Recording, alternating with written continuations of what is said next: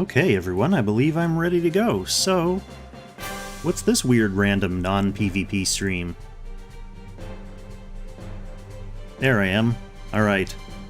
I stretched the chat box so you can say way more stuff. The reason for that is actually because my Langrisser window.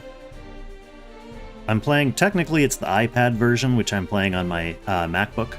So, Apple doing their Apple thing. They don't let you stretch the screen. Like, I can't actually change the size of my Langrisser screen because it thinks it's an iPad app and it's trying to make sure that everything stays... I think it's actually on Zlong. Like, they can code it up to make their window readjustable, but obviously Zlong... let's just say they're not really on top of stuff like that. So, I'm just going to... Actually, okay, first I'll talk about what this stream is going to be, and you can probably tell from the titles and stuff. But I am going to basically run Hugin and Munin again. Our servers recently merged, so we are together with Salrath and Baldea now. I've always been pretty close to the top of the leaderboards, really in contention with Kutaru and Sarah. But with more people from Baldea and Salrath, that means more competition, more people who have good scores, so it's not like I really need to fight for rewards, but I thought it was a good excuse or a good opportunity to basically rejig my scores. So when we merged, I think for Hugin and Munin I was in like 9th place? Yeah, that looks about right. I think I was around 9th. And earlier this week, I reran the fight for the first time in about a year, and I set the high score again, so it's a pretty nice run. The only problem is I didn't record it at the time because I was... for this run, I was basically taking notes, a lot of notes in a spreadsheet, like about what my rotation was going to look like, and kind of tweaking and using lots of clocks to rewind, like if something didn't work the way I wanted to, I'd rewind and check like what did more damage. So I did a lot of that, and it took like 8 hours, and I figured that probably wasn't going to be a very entertaining stream, and especially not as a VOD later, like to put it on YouTube and have people try to follow along with that. So I felt bad, though, for no Ancient Beckoning content, so I think I'm going to come in and just like run it again, using a similar rotation. We'll see if I can't like actually tweak a few things and get a better score. So I'm briefly going to mute myself so that I can at least post my link in Concord and let people know I'm going to be streaming Ancient Beckoning, and also crack my pre-stream pour here. I'm not going to pour it because it's just right in the can, so well, I'll be pouring it in my mouth throughout the stream, but I'll be back in one moment. Hello there, LW, good to see you here.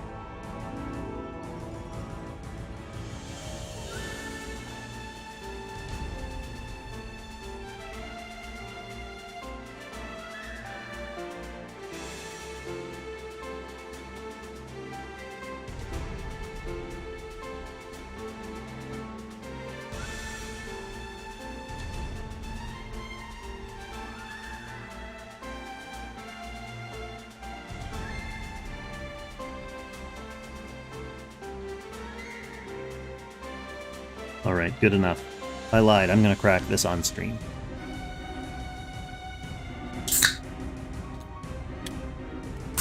Delicious. Alright. Without much ado, for the VOD I'm gonna have timestamps, so anyone who wants to join and figure this fight out can skip all this intro stuff. Okay, yeah, let's just go.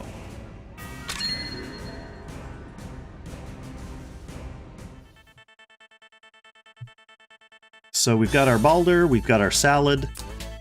We've got our Gintoki. I'm just checking their stats to make sure I didn't unequip anyone. Everyone so far looks like they probably have gear on. They have their skills, they have their troops.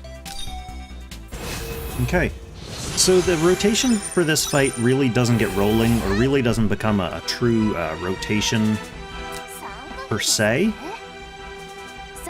until like turn 9, which is once you get all like into position and set up, and you get your Balder rotation rolling. So yeah, the first several turns, the first like 9 turns are going to be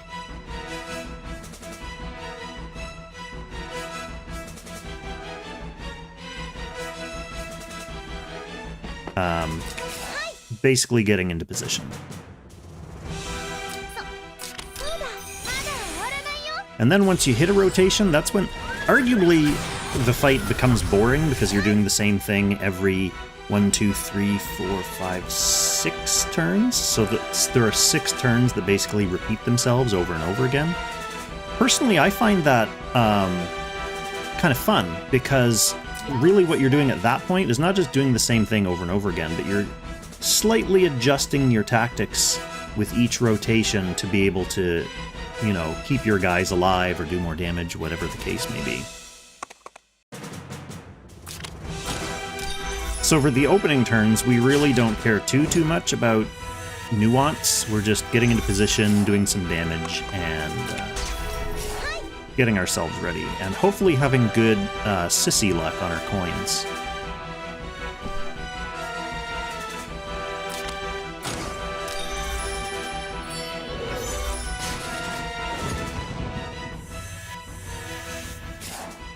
And I'm really hoping where the fact that I've already done this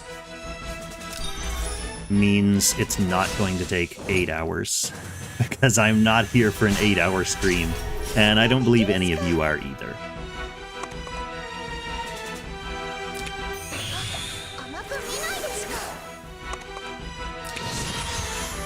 So I know this looks like an odd team, but you're really going to see where it comes together in the next few turns. Basically just finished sharding Illustrial and Akka just for this fight. I never had them built up, but I was working on them for a couple of months.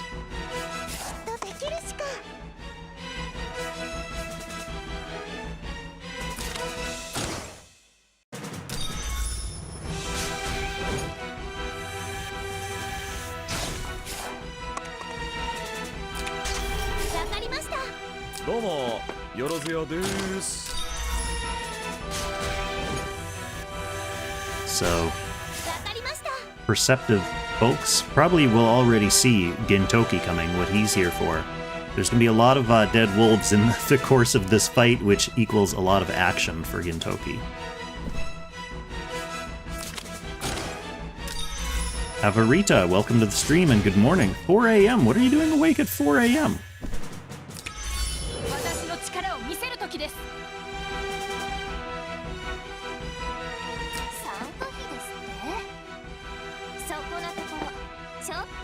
I already kind of screwed up. I don't like pulling Sissy all the way up here like this right now, but whatever. Have to do.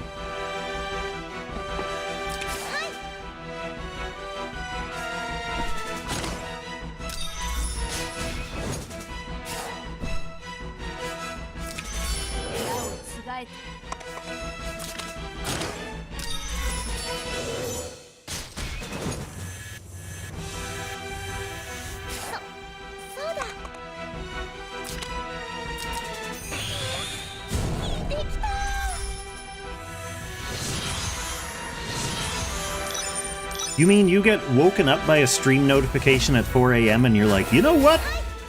Let's do it. Well, that's cool. I can't complain about that, especially when it means a Kong viewer. Okay, let's see what I'm going to do with this little weird clustered group. In later rotations, these guys' spawns become much more fixed, so you can kind of position your guys the turn before to be able to like easily deal with them the same way every turn. But these initial turns, I'm not really into that like opening position yet, so let's see what we're gonna have to do here.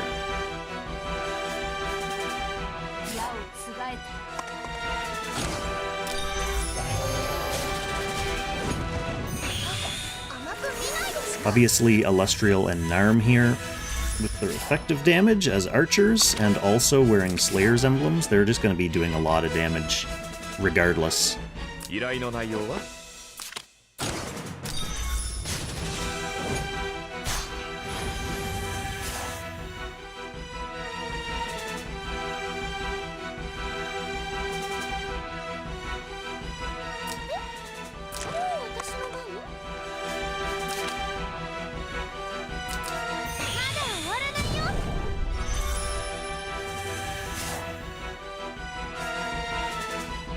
I wonder if Gintoki was supposed to kill that thing. Probably.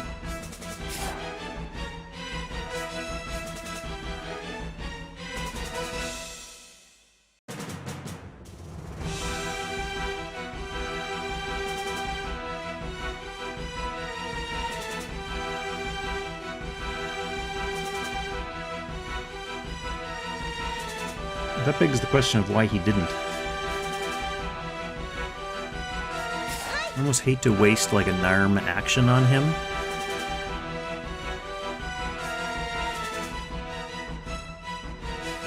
Yeah, Avarita, I mean, Ancient Beckoning is fairly notorious for people like doing it once and then never doing it again, or doing it like once a year, tops. I kind of wonder if I want to restart this fight just because, like, I'm losing probably 200,000 damage or more by Narm not being able to waste the boss. Well, the real problem isn't that I'm losing the damage, because her damage on this thing counts, but it will be less damage of, like, bringing the boss down to that, like, almost stunned range. Instead of restarting, well, I will restart. But I want to look at, like, why Gintoki didn't kill that. Let's see, what's going on here with you, Gintoki?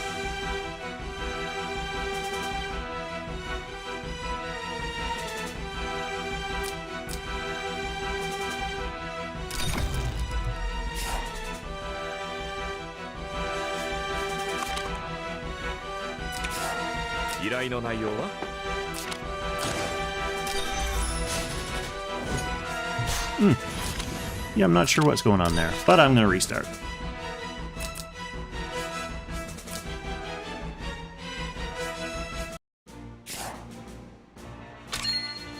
It's funny being, like, really tweaky for this, because I'm only fighting against my own top score. I'm going to check his gear, just to be safe. I did a Jormungandr rerun, and I didn't realize till after I had did the whole thing, like 8 hours, taking notes meticulously and all that, and I then realized afterwards that Tiaras had no gear on. So that was severely affecting my survivability. Okay. He's in his correct class. It looks like he has his equipment. Okay. Whatever.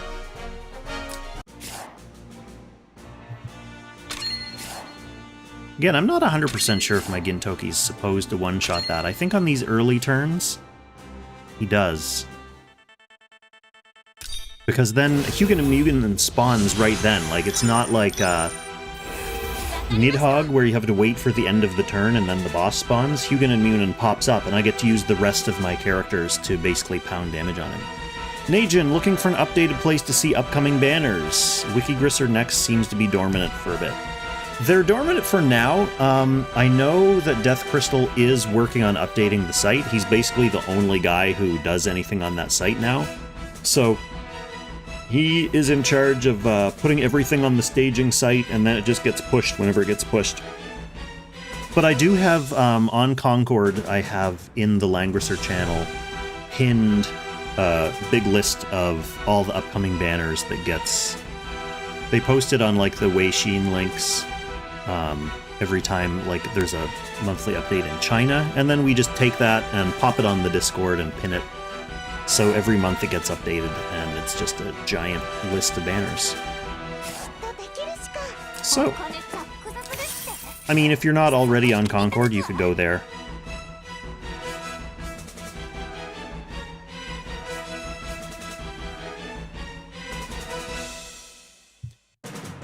Let me grab you all the link.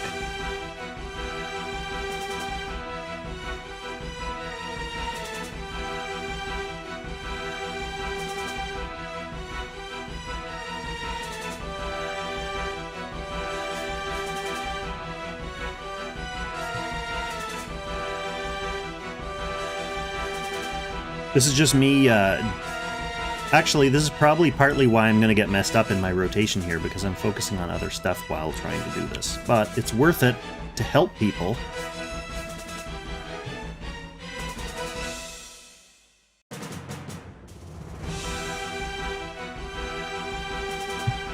Alright, where was I? I was choosing a place for this infantry to go.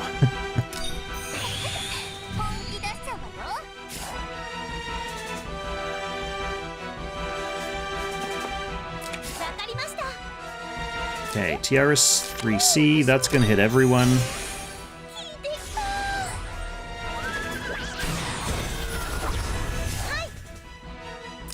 We want Illustrial.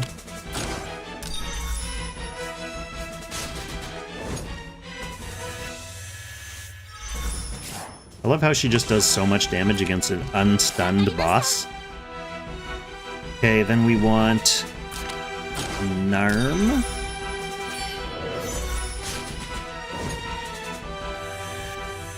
Narm is going to give King's Crown a buff to Illustrial. Love to see it.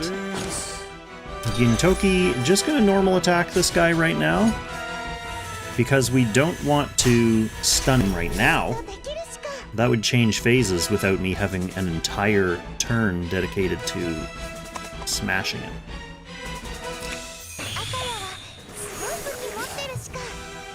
Hey, woof.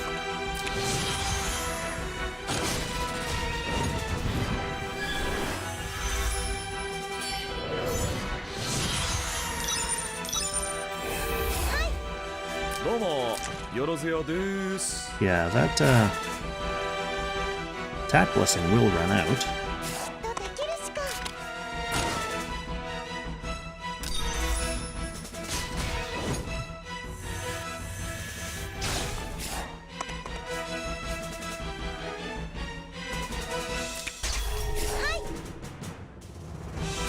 Well, that might be part of it. Maybe I randomly had one of the attack down debuffs.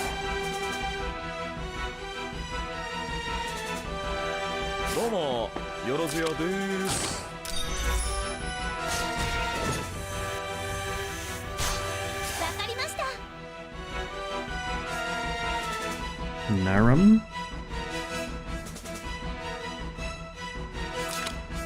Actually, this is another thing that will help Gintoki for sure. Because instead of moving away, I want to move in. That'll give Gintoki the King's Crown buff.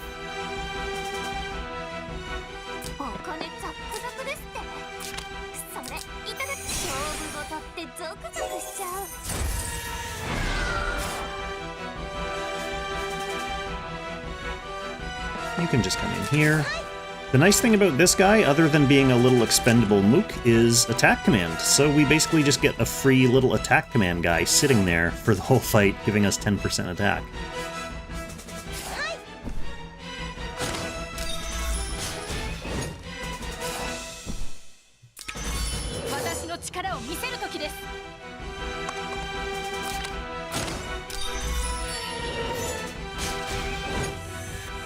Love doing over 300,000 damage in one hit like that. Alright, who am I going to AB? Probably Illustrial. What are my thoughts on the Bernhardt SP? Been a while since we got a proper dragon class. Yeah, that's fine. I mean, the dragon class is kind of a gimmick. His SP is basically just stronger Bernhardt, which is fine with me. I'm putting together, you know how much I love Gizaroth and the Transcender and the Sage of the Trees.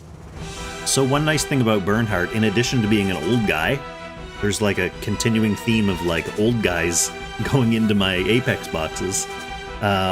He's also Mythical Realm, buffed by Mythical Realm. So I'm going to be chucking Bernhardt into that box with Giz and Transcender and Sage and those guys, and we'll see how that works. So we want to get Balder in here. Cobra, hello there. Welcome to the stream. We're just doing some ridiculous Ancient Beckoning rerunning of my own high score run. So, I mean, the climax of this stream may not be too dramatic if I end up not beating my own score, but whatever. I felt bad about doing a whole huge run and then not having any content out of it in case anyone wanted to follow along. So after this, people will at least be able to see what I did. Okay, so this was where we want Gintoki to be able to kill this guy. Yes, easy with King's Crown, easy with King's Crown. Okay, now.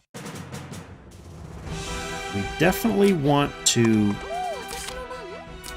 get Attack Blessing on Narm. And this is where Sissy also starts pulling her own weight by throwing Bounty on the boss.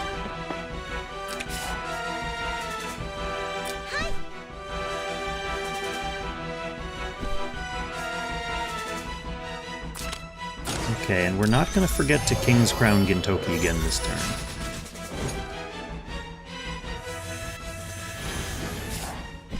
Give him that buff. Let's try to keep as many people buffed as possible.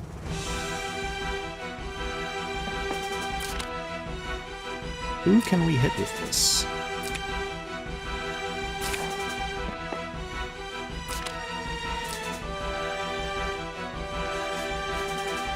Oh, I don't want to miss Illustrial. So this is only missing Sissy and the Wolf. That's fine, Sissy doesn't really need it, and the Wolf definitely doesn't need it.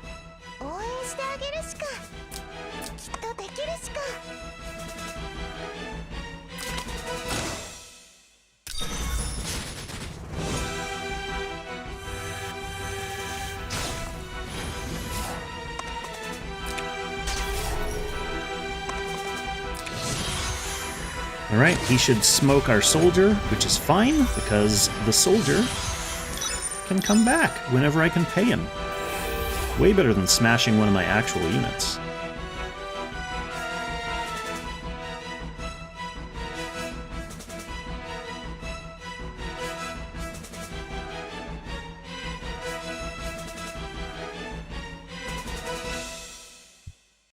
Well, yeah, I agree that with Avarita that it's pretty doubtful, mainly just because there are only 4 dragons. At least with Lightbringer's Holy buff, there's like 100 Holy units, so it kind of makes sense to like pivot to class that way, and it's a little thematic too. And I also don't see them giving us tons more dragons. That would be a little strange for them to start piling on dragons at this point. But you never know what they're gonna do, really. I can King's Crown Illustrial here. This should stun him. Yes, easily. 600,000 damage. So this is one of the turns in the rotation that you call mass pummeling turns. Because everyone has the Corona buff from Balder, and the boss is stunned. So this is one of those turns where we're doing basically maximum output. Let's see.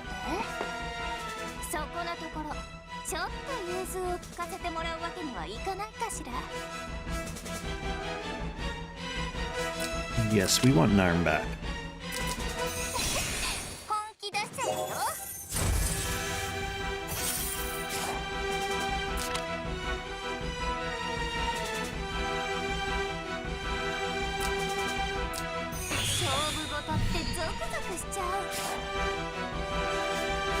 You can stay. Nice central spot.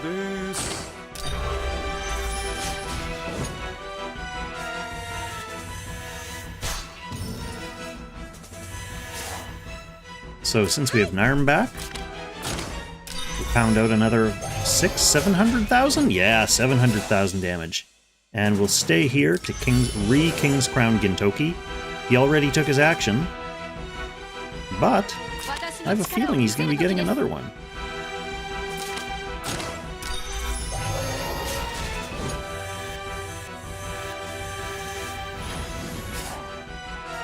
Wolf, since you are going the way of the dodo, might as well do 20 damage.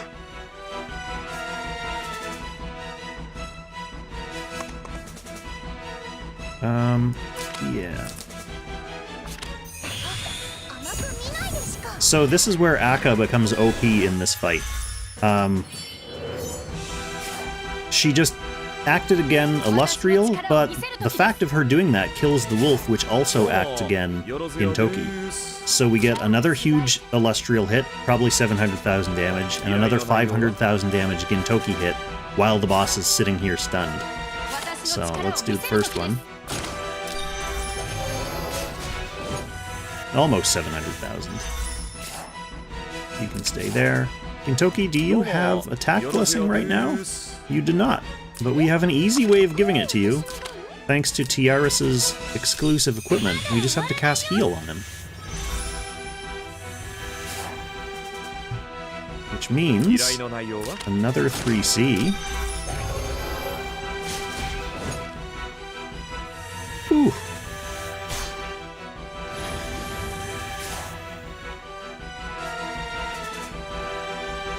You think 20 damage Pog from the wolf. Wait till you see Baldur's magical range damage. Oh, 40 plus 17 fixed. 37, 57 damage from Baldur. Bringing in the big guns. The Norse gods, they know how to party.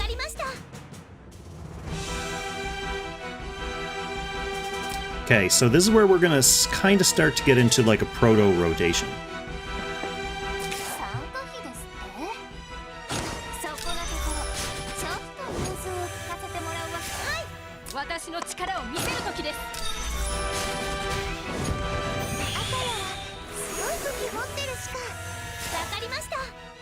And we're gonna start dealing with the split phase.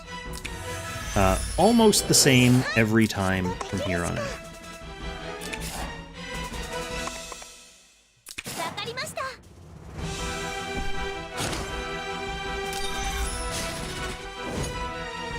We don't actually want to one-shot that anymore, because most of my team has already acted, so they're all sitting here. They wouldn't be able to throw damage at Hugin and Munin when he comes back. So we want to get him low and let him survive. And then this very enticing little soft wolf is dangling over here to the side, which should be tempting enough for this guy to head over there. Yep, smack this little wolf. And that sets me up for bringing Hugin and Munin back while I have my whole team here and ready.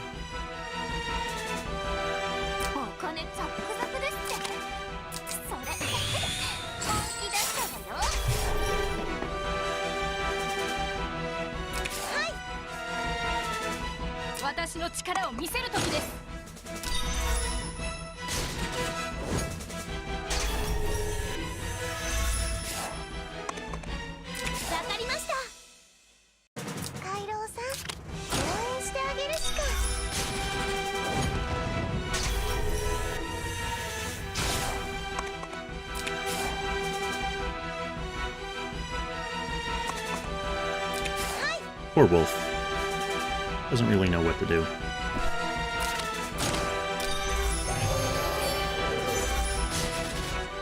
Ooh, that's some damage.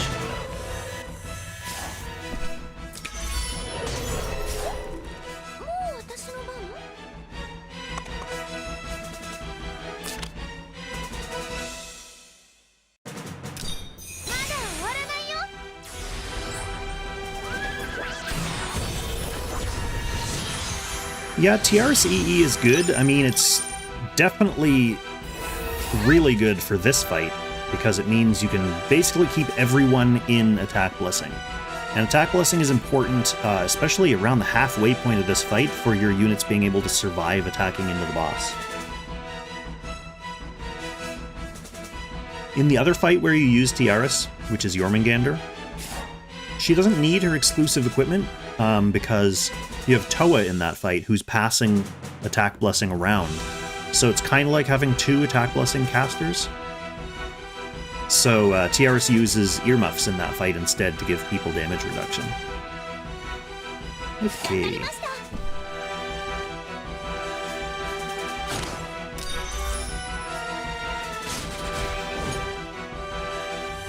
Now we get the stun thanks to a regular old attack from Narm.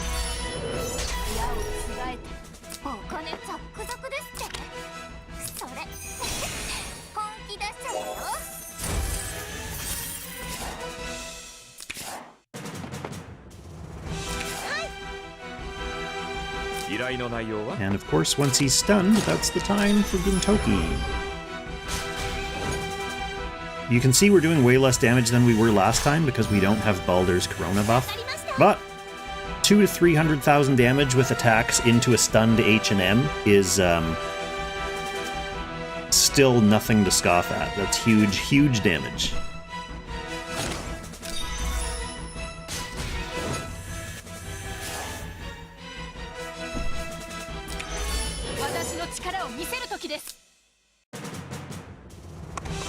Might as well get some wolf damage here. Get my 20 damage on the go.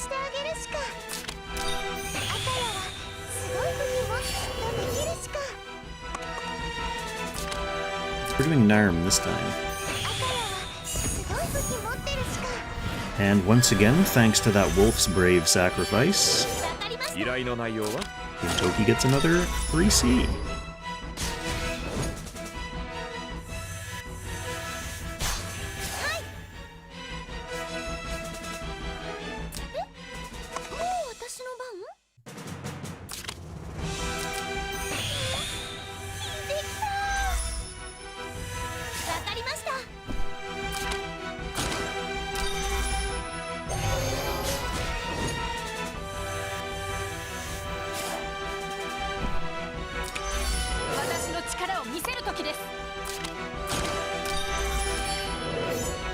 One thing I will say, after I set my high score on Hugin and Munin here, I went back and I was rolling some Slayer's emblems, just because I'm going to need another one, at least another one, maybe another two. And I got a better roll for Illustrials, so even though this is pretty much the same rotation as what I've already run, I have way more attack on this Illustrial, and then I handed her old one to Gintoki, so he has more attack as well. Theoretically, as long as I play well and I don't just keep, like, looking at the chat, I should improve my score. But realistically, I'm going to keep looking at the chat. Yeah, Luxid, when we get back to a Baldur turn, which will be next turn, from the looks of things, as I have 57 energy, after I use his Corona buff, we're doing, like, almost 1 million damage with every character on my team. It's really hilarious. Let's bounty... Who do we want to bounty? We'll bounty this guy.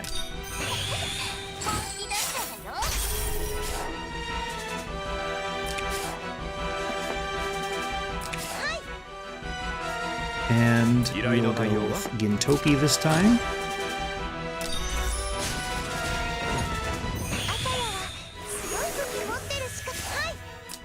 Aka's just going to go hide, and the wolf is of course going to go back to his little decoy spot.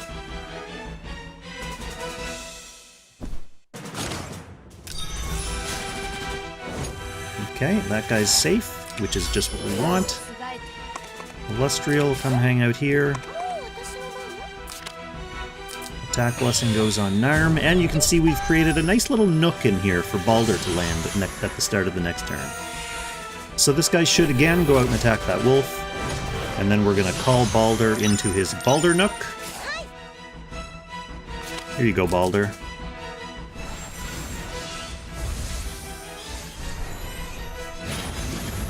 Gintoki does his job, hopefully, theoretically. Barely! His damage is so trash on those guys, like, that's gonna actually become problematic. If he's, like, barely killing them on turn 7. What turn am I on? Turn 9, okay. This is where we're gonna settle into a normal rotation. So we're gonna cast AB on her. I always, in my head, I always say... Ancient Beckoning instead of Attack Blessing, but it's actually Attack Blessing.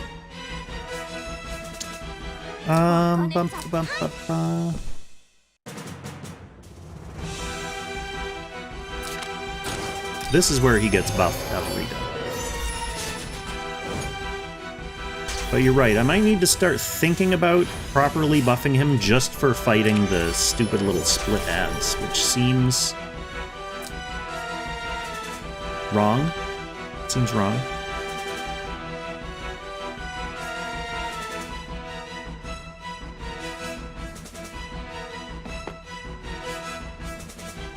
Let's see, what turn am I on here?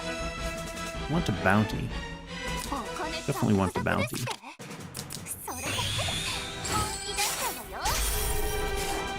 CFB, thank you for the follow. Oh yeah, it's asking me to summon a new guy, but we don't want to do that. We have our guy.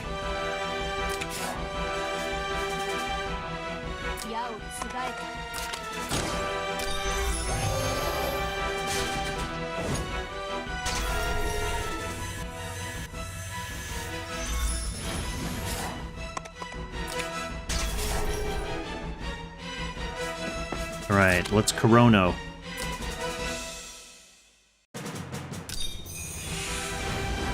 So, Corona's up, which means this shouldn't stun. We don't want it to stun. Good. Ooh, that was actually really close.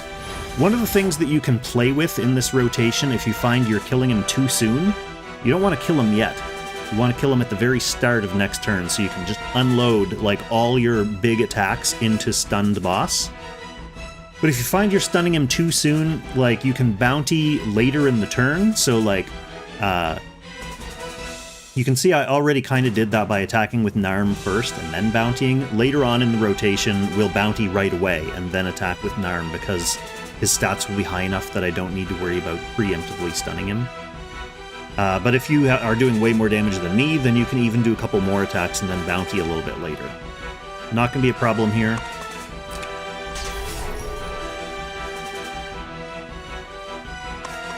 Okay, you can go hide up there. Woof. Okay, you shouldn't do anything because we're all out of range.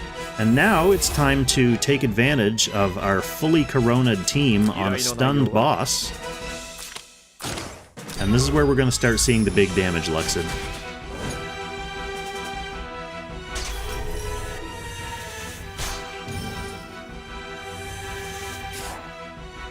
Okay, where are you, Narm? What are you gonna do? 700? Yep, love it. So you go give King's Crown to Illustrial.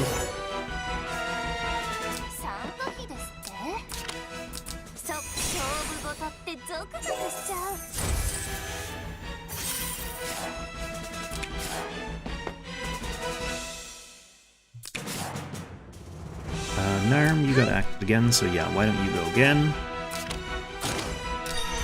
Another 700? Yep. So that's 1.5 million damage just with 2 Narm hits. So ridiculous.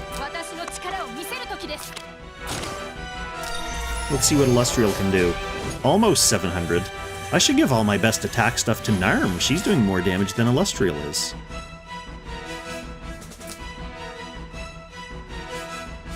Wolf, you're gonna hang out up there, and there's a reason for that. There's a reason for that.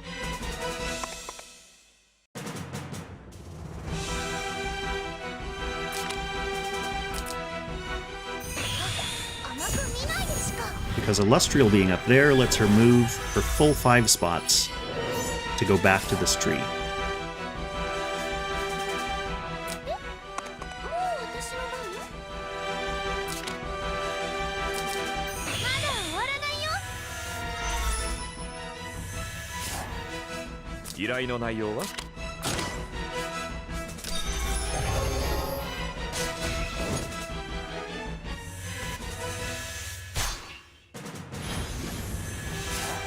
Okay, so Illustrial, you can come back. Thank you.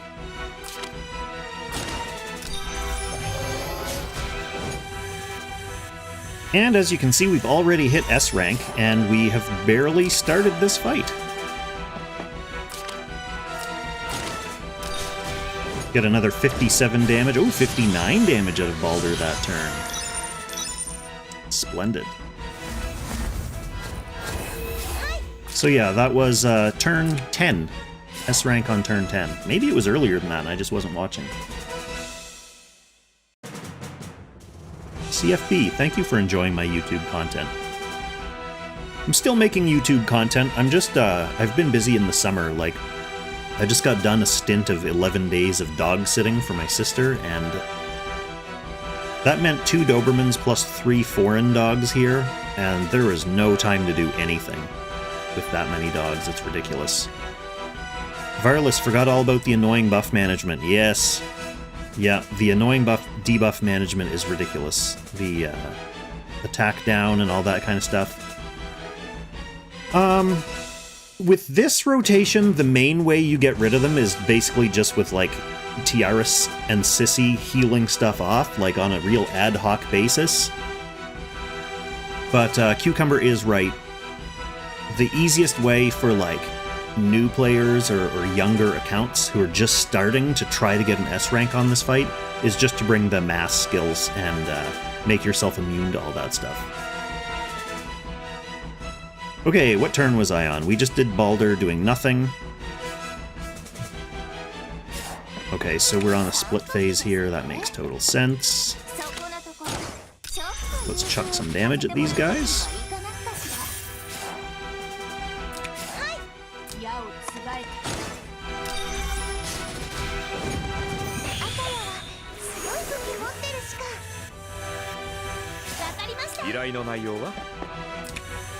Gintoki getting ready, because we know what he's doing next turn, right? We've seen this happen a couple times. This guy's gonna go over there and hit the wolf, and then Gintoki's gonna go over there and air slash him.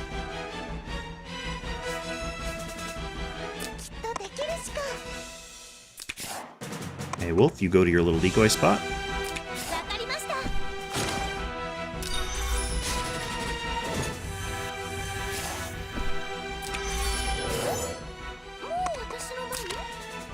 This is going to take care of the buff for Gintoki. Obviously, this is giving him a nice free Ancient Beckoning.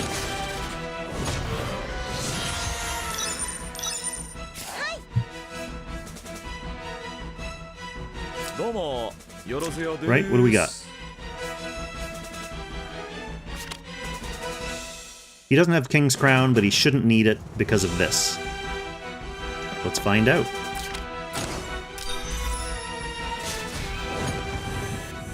That was still, like, no damage. Why is that happening? Why does that guy take no damage? Right? Gintoki with 3,000 attack and attack blessing, and he did, like, 11,000? That's suspicious. I'm suspicious. I don't recall that happening in my previous run. So I might be doing something weird that's causing that.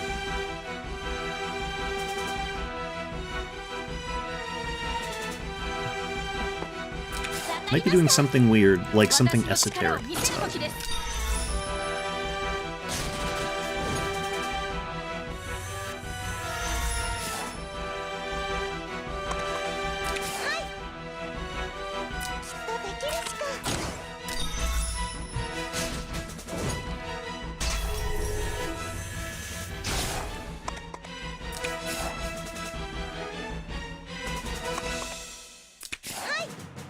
Wolf getting back into position to become a nice AA target later on.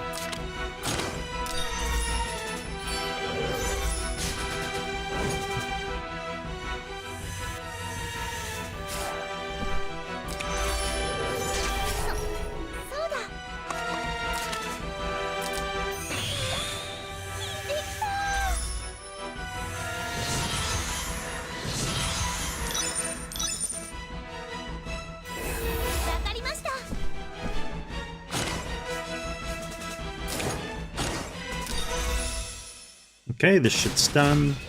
Easy.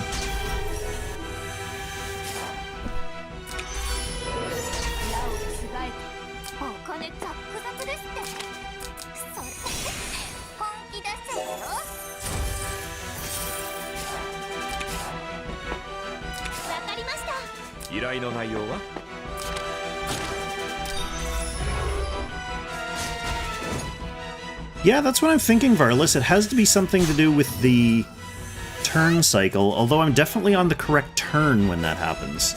So I wonder if it's something to do with, like a hit cycle. That seems kind of oddly unlikely.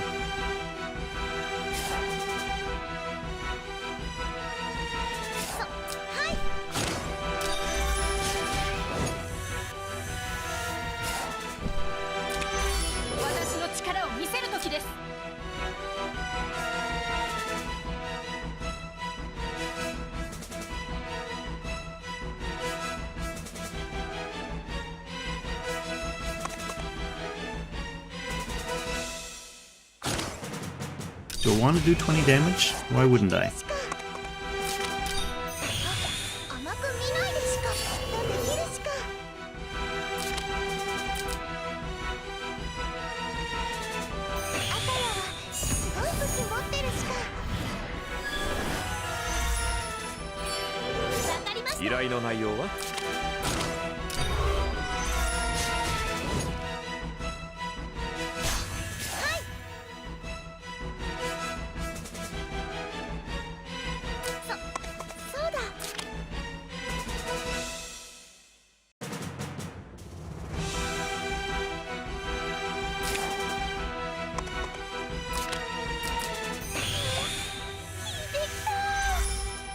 Looking for the right place to put Tiaris there so she wouldn't interfere with Gintoki getting King's Crown.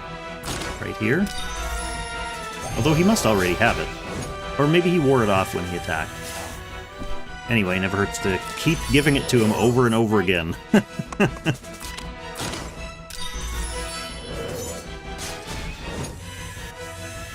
How far are we from Slayer's event? Should be not the upcoming MU cycle, which will be Roland and Prescia, but the cycle after that. So we're like 2 weeks into this current cycle with Elise and Tormil. So whenever this cycle ends, we'll have Roland and Prescia for a month, and then that's when we should be getting Slayers. But I will say, Zilong has done this a couple times, and it's very rare, but they've done it a couple times, especially around anniversary time, which is around Christmas to New Year's. Sometimes they flip the order of banners. So don't be, like, really shocked or devastated if Slayers doesn't come, like, right on the week that we're expecting it to come. It probably will, but if it doesn't, that might just mean they're, like, rejigging stuff so that they can get, like, a release order that they want for the anniversary. Alright, let's take a look at these guys and see if anything is weird with them.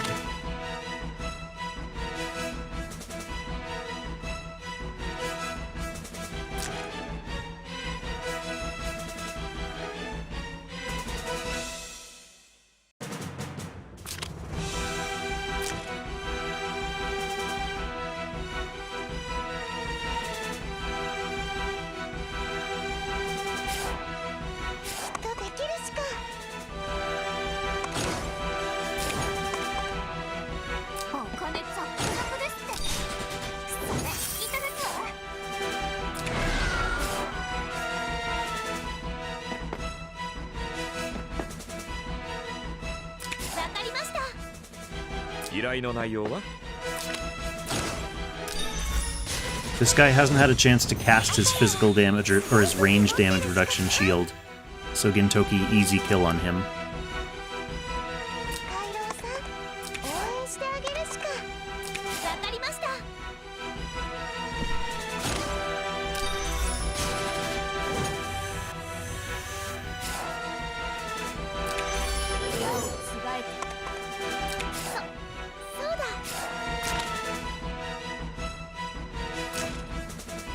And if this guy does cast his guard, it's melee damage reduction, and Gintoki's going to be air slashing it, so that shouldn't screw me over.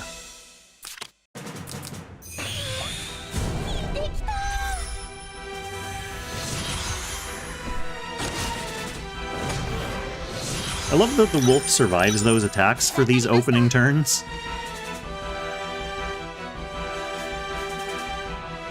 Air slash wouldn't be considered melee damage if you cast it from not melee range, but I guess, I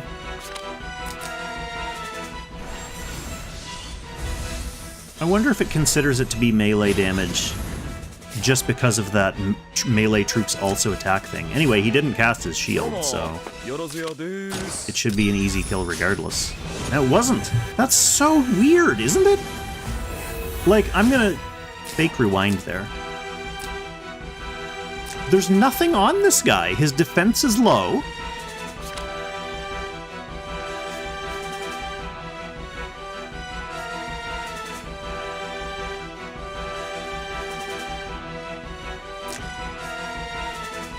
Is this a passive? It's not a passive. He has to cast it in order to get that shield, and he didn't cast it. It's not on.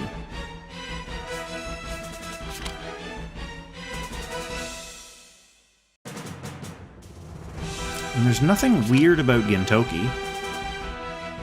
I mean, other than not being, like, attack blessing buffed. We saw that didn't matter last time, because he had attack blessing last time, and he still did, like, no damage. So that's weird. I wonder if there's like a limiter setting where you can only do like how much HP they have. Because one time he did like 11k when it had 11k, and this time he did 24, so it's not like I'm getting outstatted. Like, I'm still just killing it by how many hit points it has. I don't understand it. And it didn't affect me in my previous run, like the run where I set my high score, so... I mean, as long as it doesn't start causing real problems. Where do you want to do this from? You want to do it from here so that we can then roundabout down to Gintoki and give him King's Crown.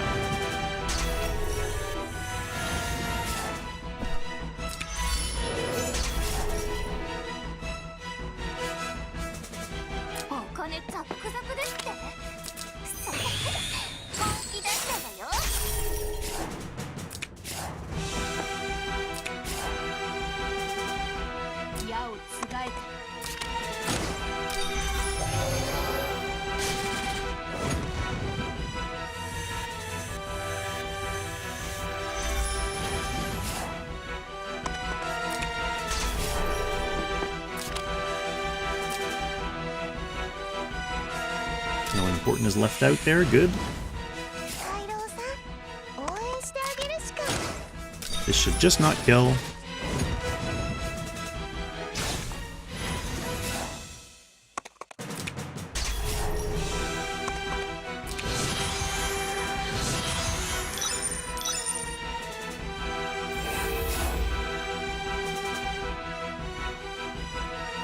See, this is why I wish I had recorded my last run, guys, because I don't remember that happening in my last run. And I feel like I would have if it was happening to me, because I would have been like, why is Gintoki doing 10,000 damage for like 8 hours? But the fact that I don't remember myself having that complaint makes me think, like,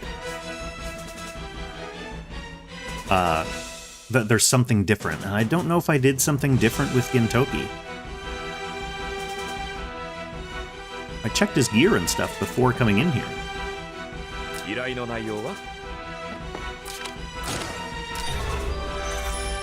He'll do like 200,000. Yeah, look, he did 450,000 damage there. So it's not like there's something wrong with his attack per se.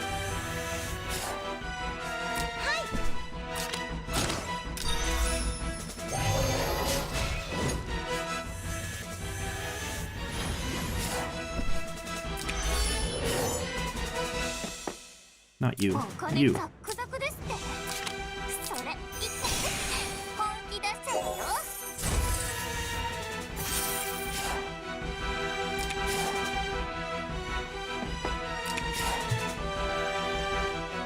Narm, do your thing again. These constant act agains are hilarious. We got Sissy acting again, Narm.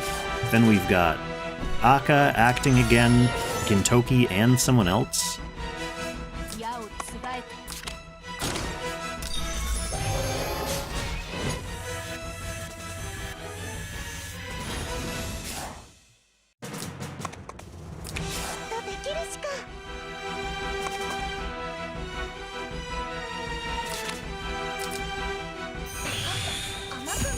I've only used Akka twice. Once was in my previous H&M run, and once is right now, because I just finished building her up specifically for this.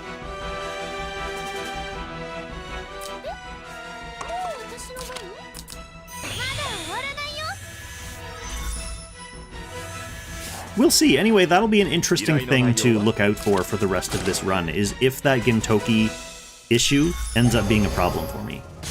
Or if it just, like, resolves itself and nothing weird happens.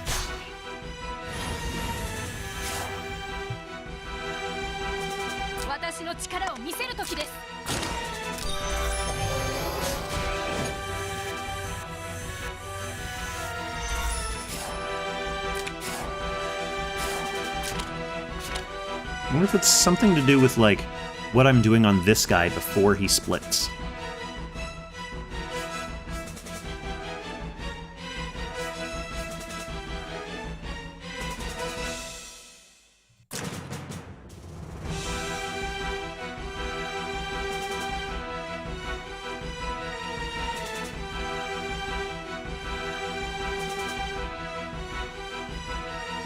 Probably not, though. These are just his attacks.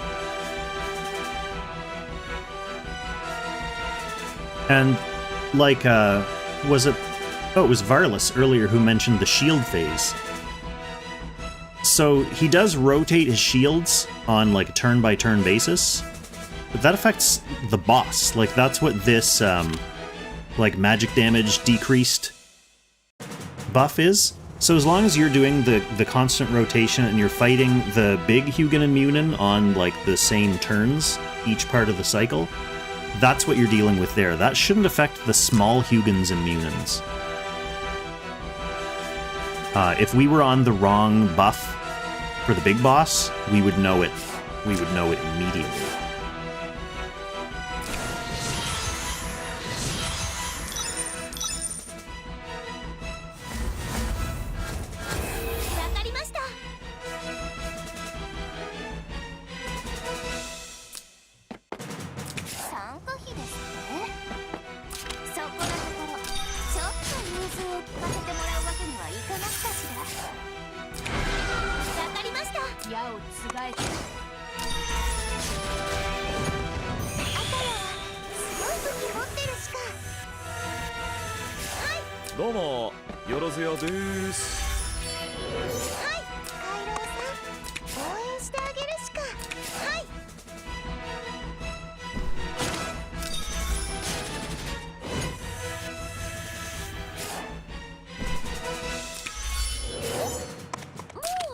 Thank you, Balder, for giving my 3C back so soon. Very nice.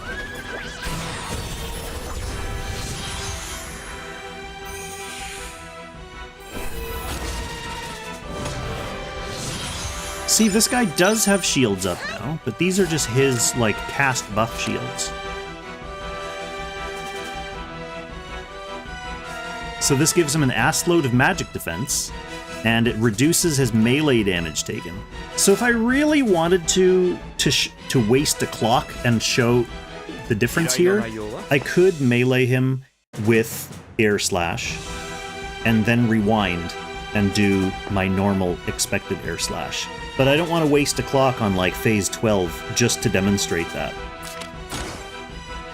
But he's got 32,000. Let's see if Gintoki does, like, exactly 32,000 damage.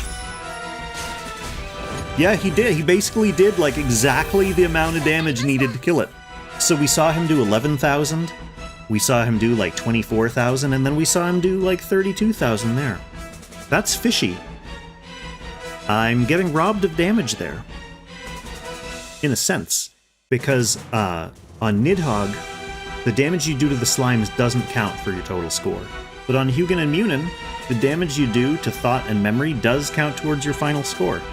So if Gintoki was hitting that thing for like 150,000 damage, that's all points, right?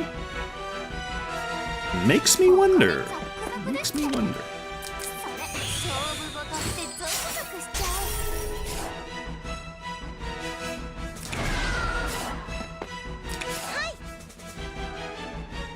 Makes me wonder. Alright, this is the turn where we are going to Go hide up north. So the boss is not tempted to hurt us. We don't want to be hurt.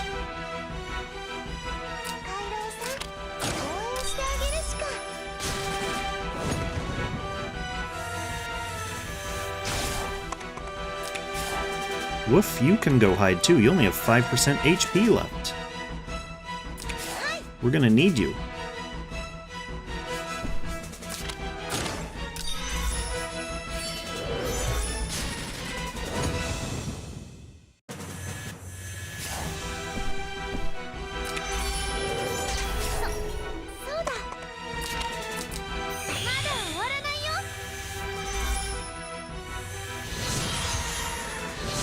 Thank you for politely standing there, Hugin and Munin. Let's begin our next turn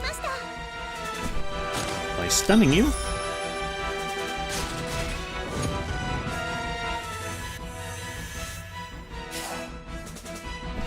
Thank you, Cucumber. Thank you for tuning in. There's no one for me to beat on the leaderboard, so however high I get, I'll have to be satisfied with that. But thank you for the well wishes, and I'll catch you next time.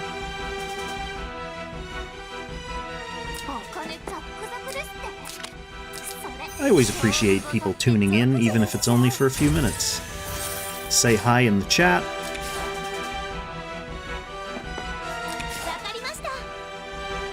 Keeps things lively. Especially on a stream where it's Ancient Beckoning, where you're doing the same thing over and over again for hours. Arguably, that's what I do in Apex Arena as well, though. I do the same thing over and over again for hours, which is losing battles.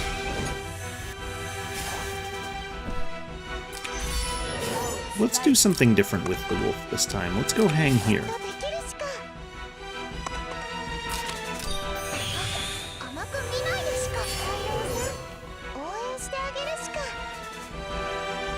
Yeah, we're doing their armor.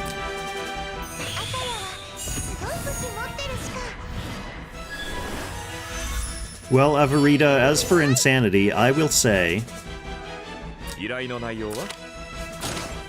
if you talked to me 2 days ago when I was doing this, probably doesn't really count since I did beat my own personal record and improved my position. But the fact that I'm running this again when I already have the first place score, yeah, that might fit the bill for the definition of insanity. Actually, I don't want to do that yet. Do I? You know why? No Ancient Beckoning buff. Let's give it to her. Let's give it to her the cheap way.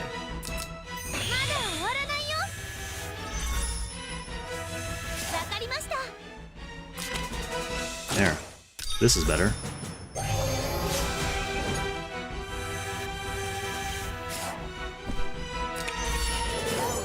And then Illustrial joins the party.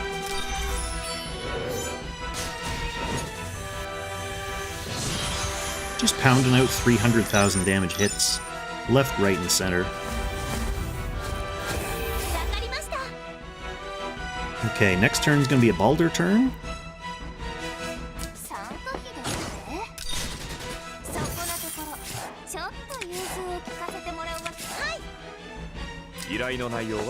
Let's see if he's limited against this guy. 46,000? No, he did 130 there, so he's not limited against that guy. That's kind of weird. So it's not a Gintoki problem.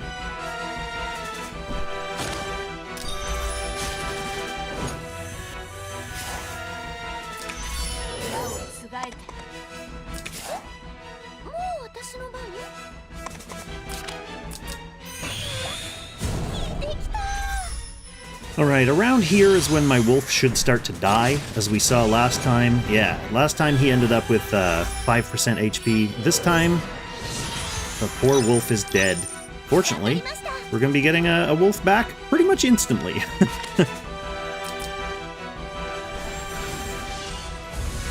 Maybe that's the problem, Avarita. Maybe that's the problem. Maybe I'm missing crits.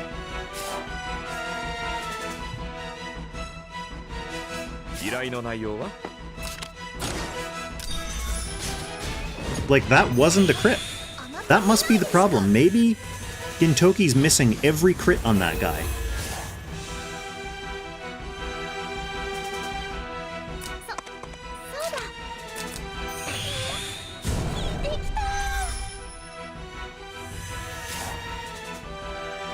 Where'd you go, Narm?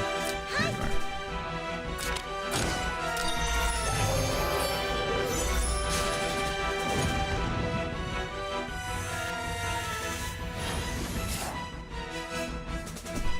are. LW, welcome back from dinner.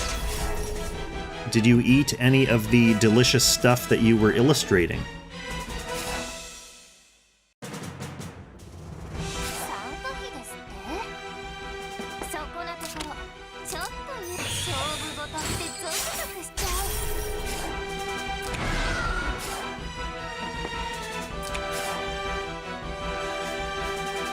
Where are you at, Illustrial? There you are.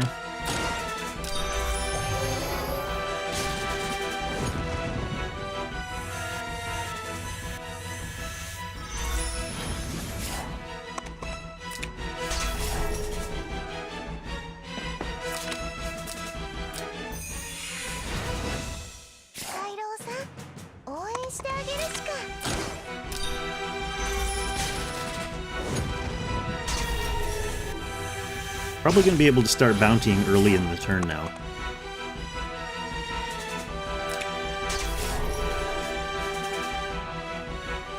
Now, I want my wolf somewhere where he's not going to get smoked here, so I guess this will have to do. Well, who's the wolf acting again this turn? Yeah, that'll do.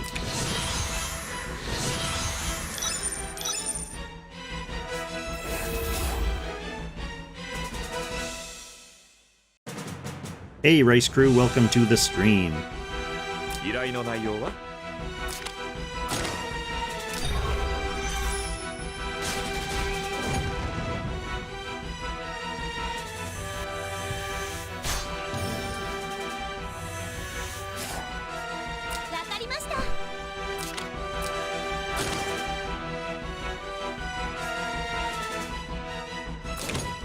Why do that? We're going to use our 3C. He's stunned and we've got Coronabout.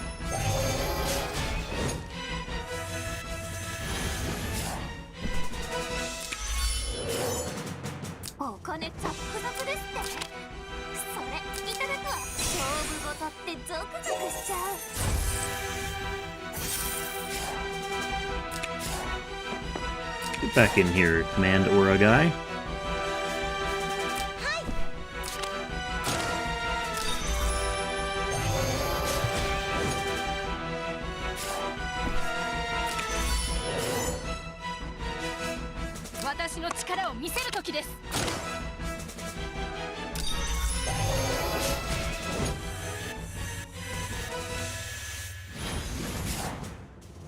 Alright, Wolf. Time to start contributing. Whoa! 47k! That Wolf can actually do some damage now. More damage than Balder was doing.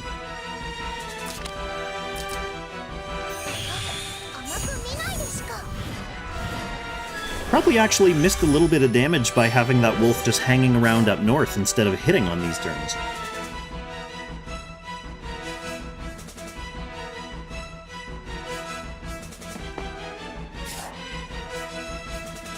Okay, what did I just do? I acted again, so we want to get some Ancient Beckoning buff on Gin. Because thanks to that Wolf's brave sacrifice, Gintoki has another 3C ready to go.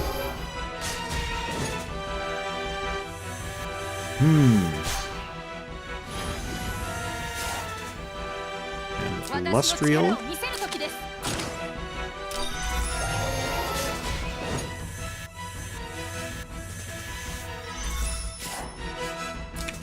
Hang tight. Balder, I'm not going to miss your damage this time. Give me that 59. Yeah.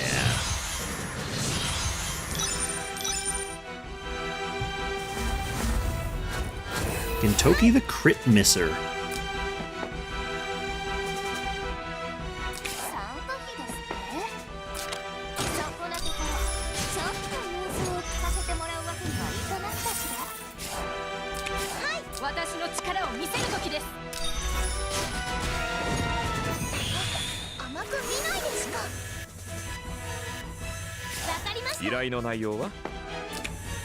To be fair, when I said that I replaced his accessory, I think I did give him an accessory that has slightly less crit rate on it than the one he used to have.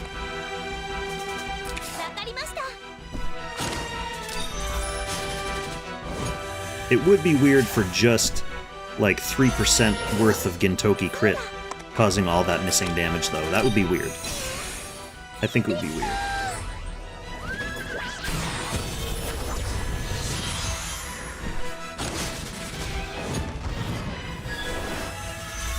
Or wolf.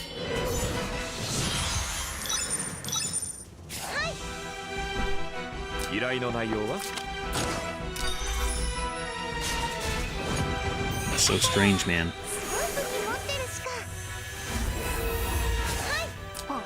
I mean, it's one thing for, yeah, it's Langrisser. The strange thing to me is that I didn't notice it yesterday. That's the strange thing to me. If that was happening for like 99 turns yesterday and I didn't notice it, I'm losing my touch. Yeah, you got it, Steve. Tiaris is still Tiarising, that's for sure.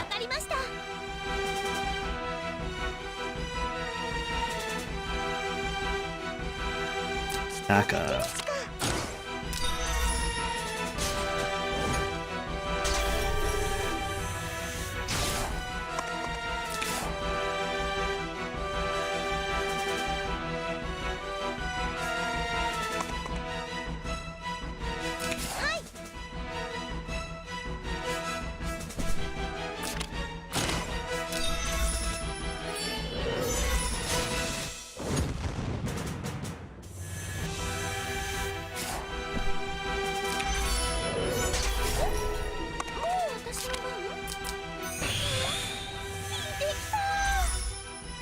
Okay.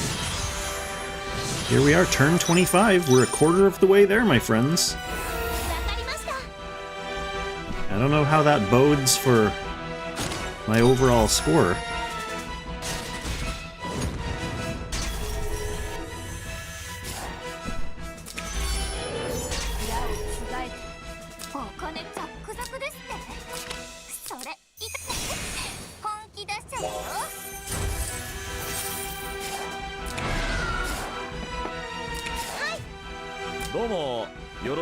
Starting to really get into a groove, though. Everyone's got their own thing to do.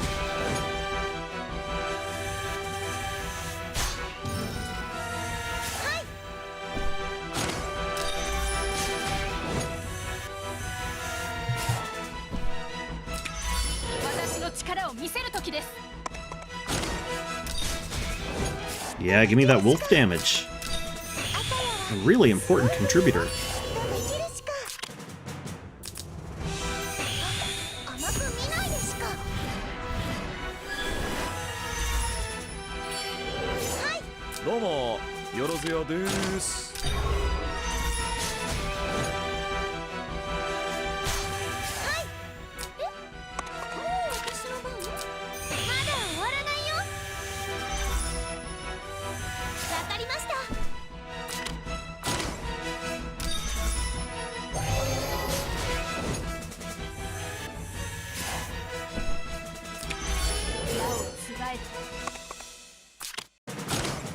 Ideally, Najin, I mean, maybe it varies from fight to fight. When I had my previous record on this fight, which was with Heimdall cheese, back when Heimdall first came out, it went to 99 turns. But my last run for this yesterday, I think I got to like turn 93 and then I died. So definitely room for improvement. And it wasn't like my bulk was lacking, that wasn't the reason I died. I died because I missed... my attack was low enough that I didn't hit a stun threshold, so I had to change my whole rotation. So that's why I was re-enchanting accessories, hoping to get some slightly improved attack power.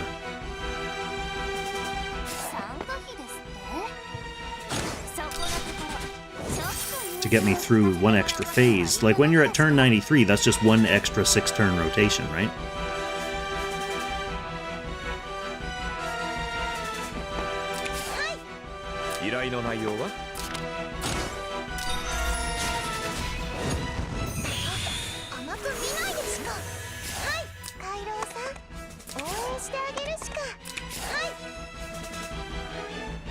Yeah, we have Balder coming next.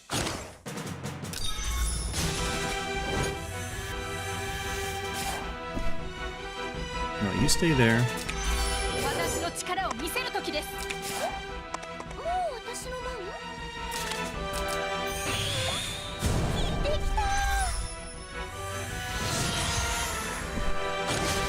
Well, you say run for 99 turns so often. The last time I did this fight before this week was a full year ago. And it's not like... I don't know. I wouldn't normally be doing this again so soon after setting my high score. But like I said, I just felt bad for, like, doing a whole ass, like, top score run of this fight with a modern meta and not having recorded it for people. So I figured, it's Friday night. Why not do another run, actually get it recorded, and that way people can watch and people can have, like, a record of how to do it if they want that. It's just fun, though. Like, it's another thing to build your units towards and then see, like, how far you can push them, if that's something that interests you. For a lot of people it doesn't, and I totally understand that.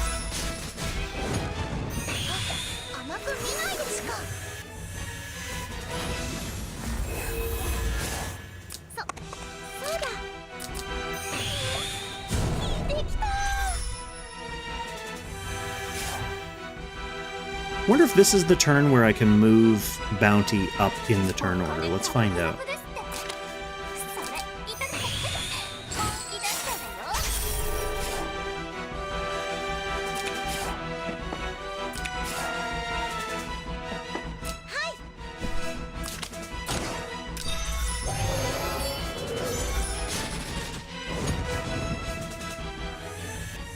Could be sketchy.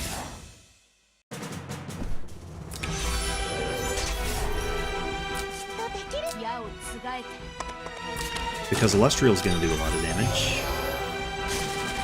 Oh no, this should be fine. We basically just need Akka not to kill it, right?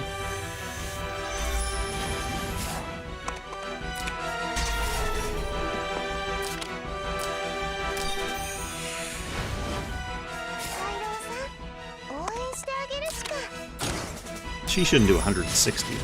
Oh, that is so close, though! Alright, so this is definitely the absolute earliest turn I could have done that.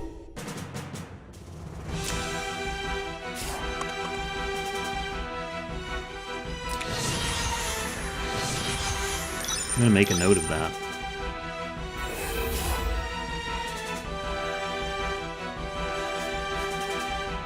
Okay.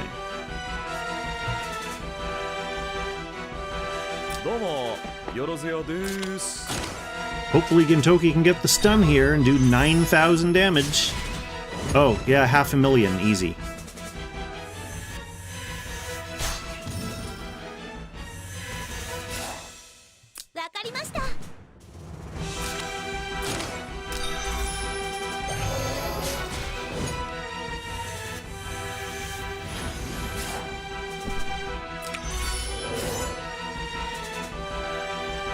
Okay, that was Narm. So one thing is very consistent whenever we use Narm, we want to get Narm back.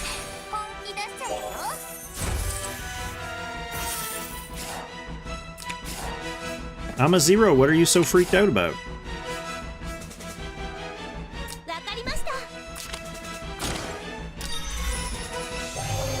What do you need to fix? Your H&M score?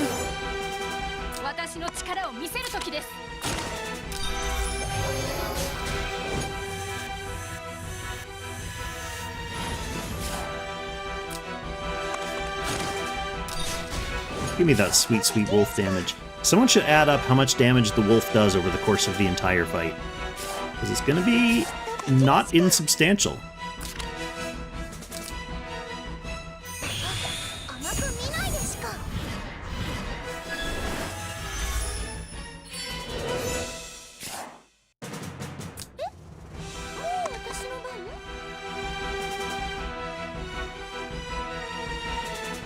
Oh, yes, that makes sense. On a 0, thank you, by the way.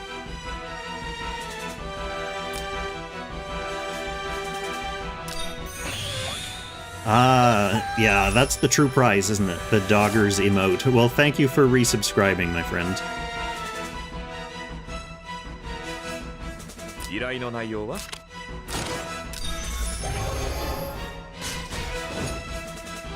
It's always good to see more Doggers in the chat.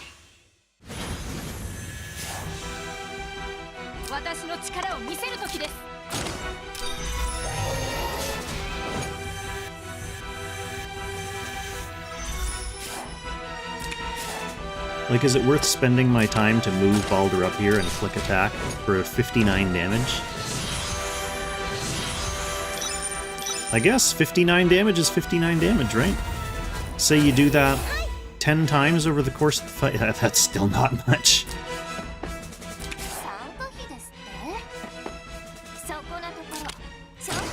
I could have attacked with her first, because she would have benefited from the attack command aura still being there, and then moved him down.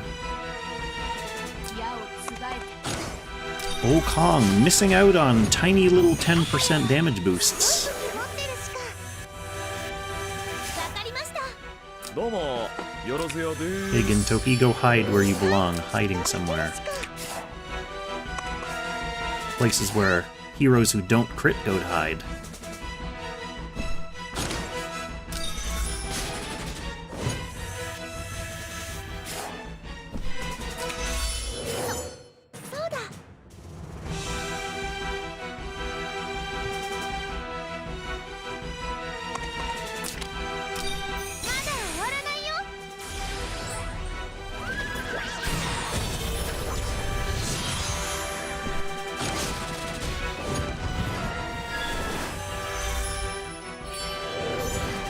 Want to raise casting to level 10. They are raising casting to level 10 in China. That's the next thing that's happening. And there are all new casting levels that you have to fight to get new casting mats. It's not just grinding more of the same old mats. There's new rare mats.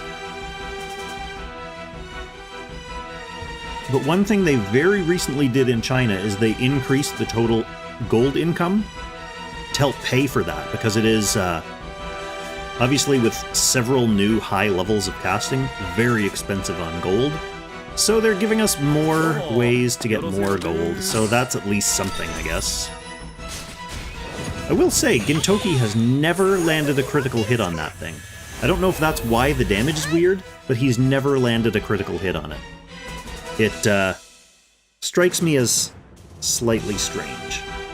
Does Akka have a casting skill now? Yes, she does. Yes, she does. It gives her plus 10% damage when Wolf dies, which, if you've been following this fight, happens very frequently.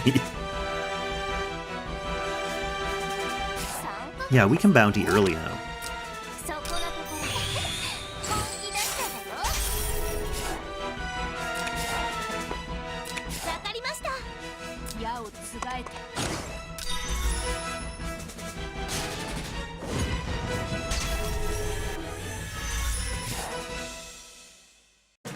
Back to your tree.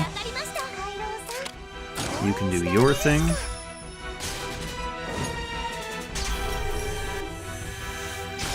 Escape to the west. Wolf.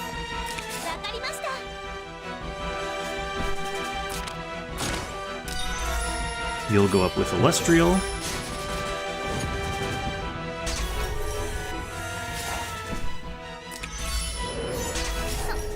We'll go heal Narm up.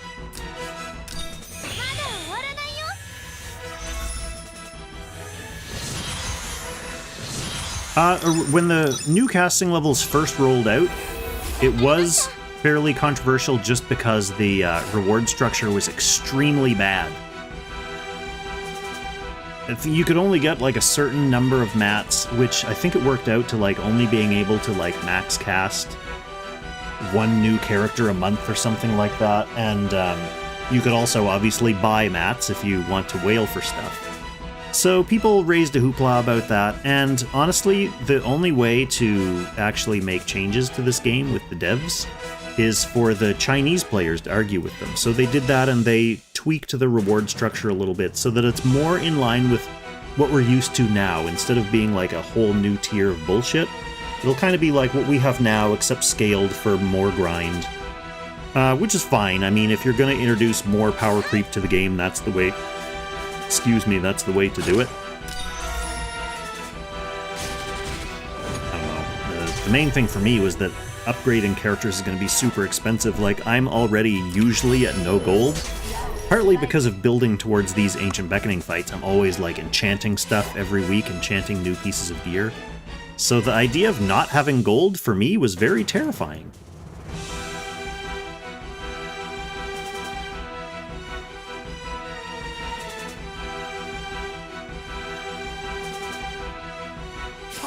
But they've recently fixed that. So the real interesting thing will be to see if, like, the patches that they apply to the global version will follow this same, like, delayed... Like, now that they know it's a problem, obviously, when it comes to global, if they were a good proactive company, they would just give us the fixed version when the new casting levels launch. But we're talking about Xelon Games here. So I have a feeling what'll happen is it'll launch in its broken state, and then, like, weeks later, we'll get the same patch that the Chinese server got. That's what I predict will happen. But I'd be happy to be proven wrong on that.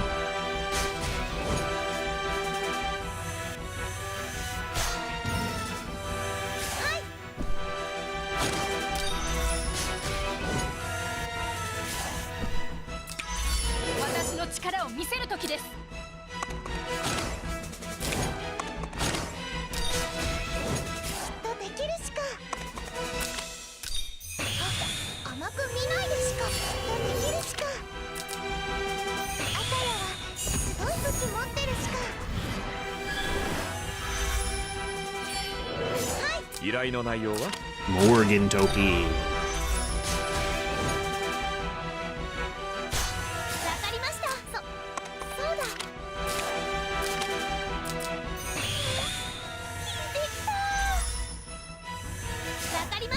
More Narm.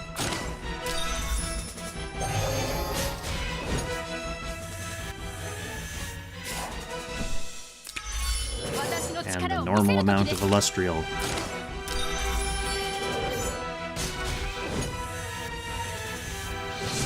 The normal amount of Illustrial is a pretty good amount. Alright, Cobra, thanks for stopping in. Thanks for cheering me on for the first 37 million points. Hopefully I will beat my own record. It would be pretty funny if I record this whole thing and I, like, come just in below my record by, like, a couple 100,000. Thanks to Gintoki not critting.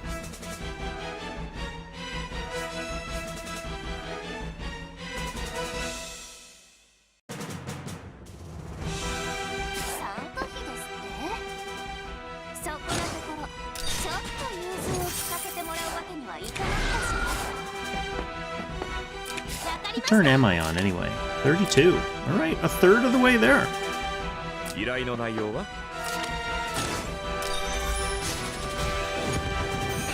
Beautiful damage. Keep it up, my friend. Wolf, to your position.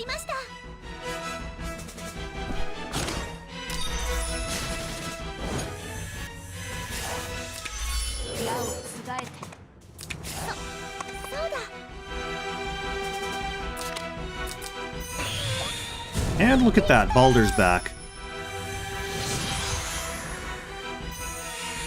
We don't have to wait for him. I'm certainly not still in the tournament. But it depends on who's still here in the chat. I saw Luxid chatting earlier. He's definitely still in the tournament.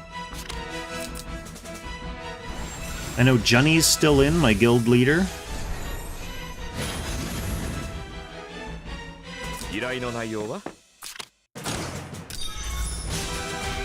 Hey, we got a crit! Did you see that? 126,000 damage. So that's 100% the problem. Was missing crits. It was just like capping his damage right at what hit points it had. If he was getting crits. Okay, that actually might screw me.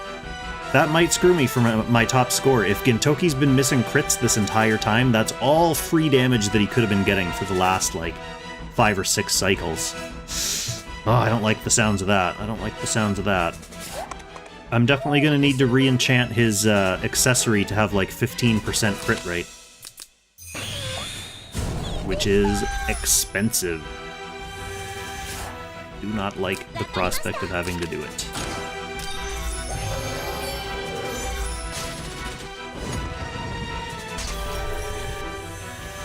Oh, I should have bountied there.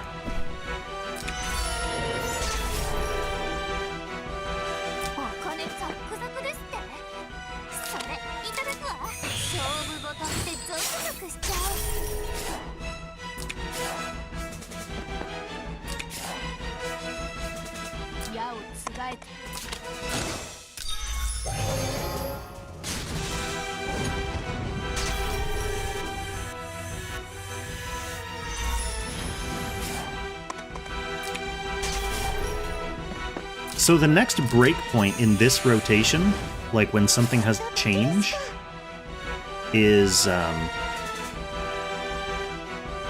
when Akka comes up to do this. See how much damage she's taking there? That's fine. She has Rough Sea enchant. When she starts getting counter-killed by Hugin and Munin when you try to attack, that's when we have to adjust the rotation a little bit again. So we'll basically have her not attacking. When the time comes, we are not close to that time quite yet.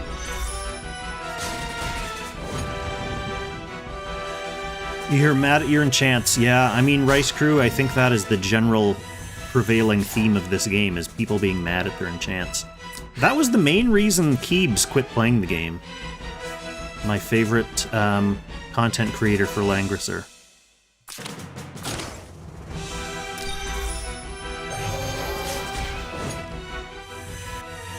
Arguably the main reason was that he had to focus more of his time and attention on college. But he also did mention in his video that he was super frustrated and pissed off with rolling enchants every week and not getting any improvement, which, to be fair, super sucky. I definitely feel that.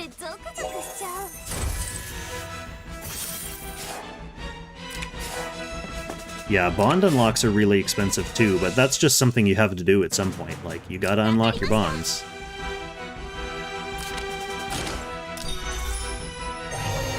At least with bond unlocks, you know you're getting guaranteed stat increases. It's like, you unlock the bonds, and then it's done. Your character's upgraded. With enchants, it's like, time to spend 10 million gold and hope that anything changes. Sometimes it doesn't.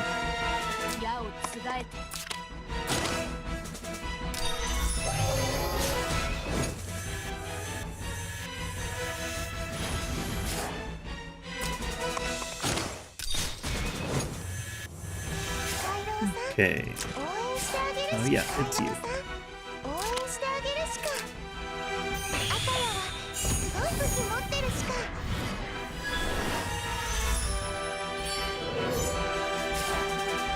That is a hurt Akka.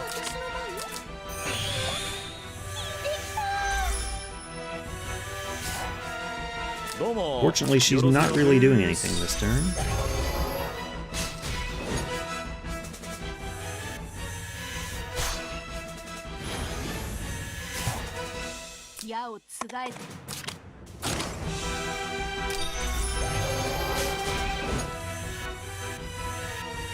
Okay, so we are back up to about what my score was originally before I beat it with this rotation. I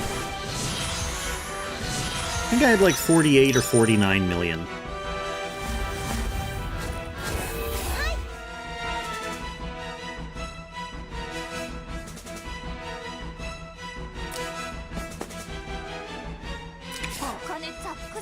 Oh, I did it again. I should have cast Holy Word before moving him down. It's just total force of habit to see him there and want him gone. So that's probably another like 10,000 damage off the top that I could have had.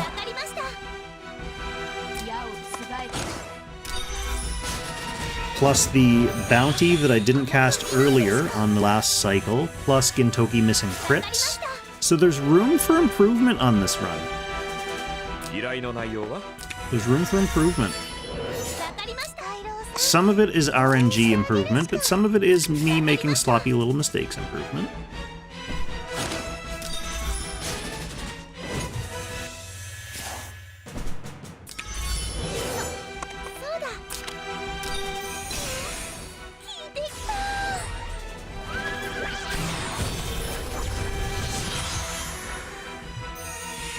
Hey Gintoki, it's your time to shine. Let us see.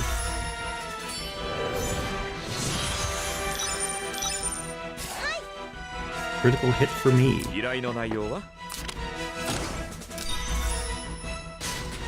No. Ooh!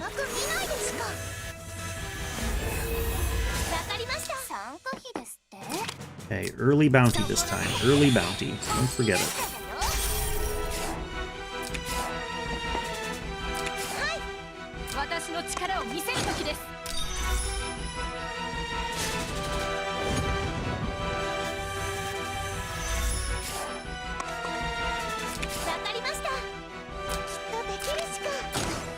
Akka doesn't need to worry about getting counter-killed on this turn because she has attack blessing from Tiaras using her 3C last turn.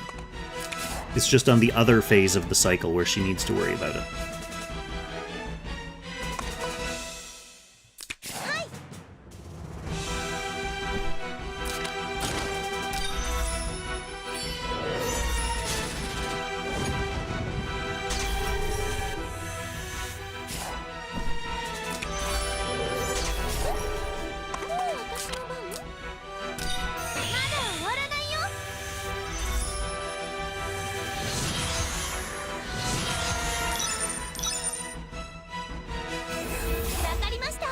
Okay, Narm should finish him.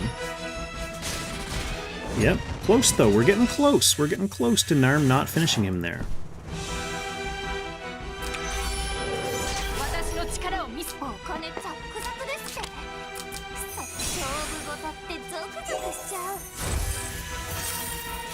Six months worth of summons trying to pull Bozil. Oh, you know what? It's so sad that they haven't rerun the free Bozil event.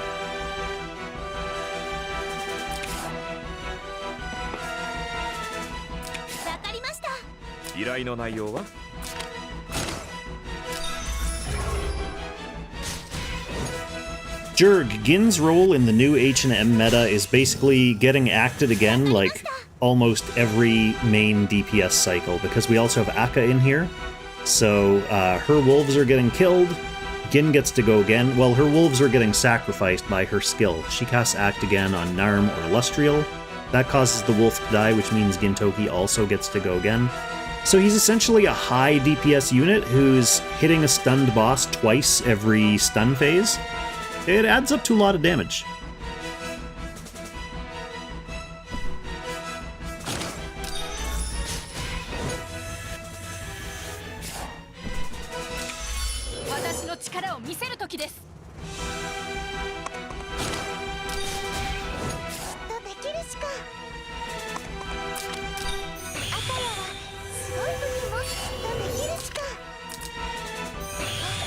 So here, for example, we just cast AA on Narm, sacrifice that wolf, and we get Gintoki back with his 3C ready to go. Boom. It's once per turn.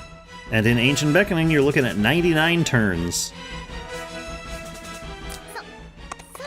Obviously, not all 99 of those turns are on stunned boss.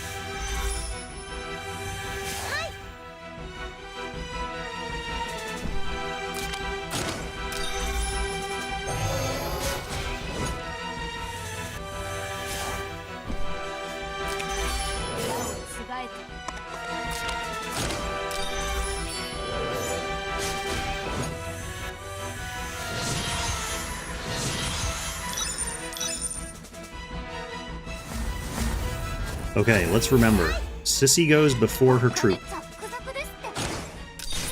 Give me that extra damage, troop.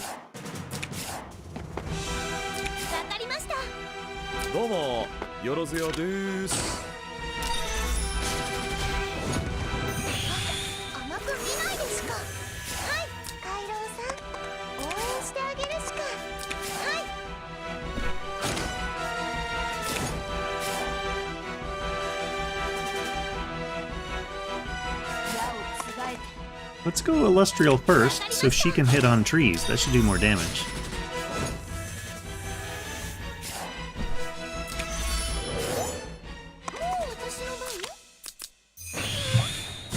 Okay, we have our Balder Nook created.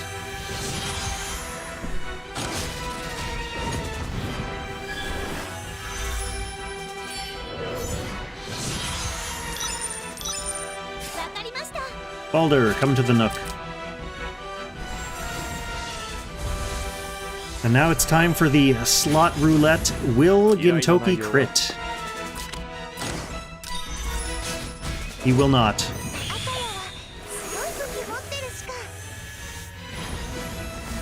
Indeed, he will not.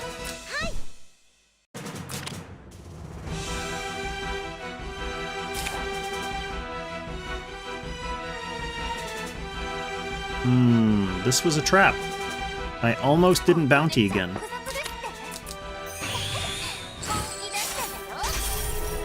He did once, Emma. He did crit once. That's the only reason why we know it's a thing.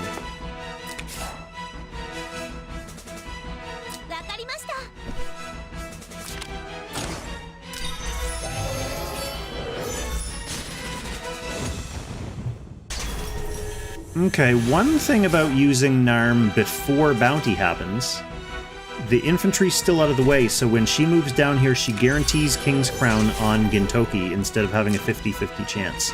See, that time, I gave it to the infantry instead of Gin, which means the bounty is actually costing me like 5 or 10% damage on Gin's attack only. But it gave me extra damage on... Whoa, my game just crashed. Bon? Hopefully my stream didn't crash.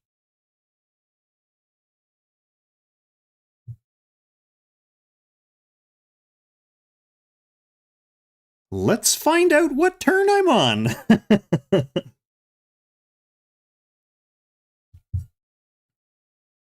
Wow, Langrisser quit unexpectedly. Yes, I would say it was fairly unexpected for me as well.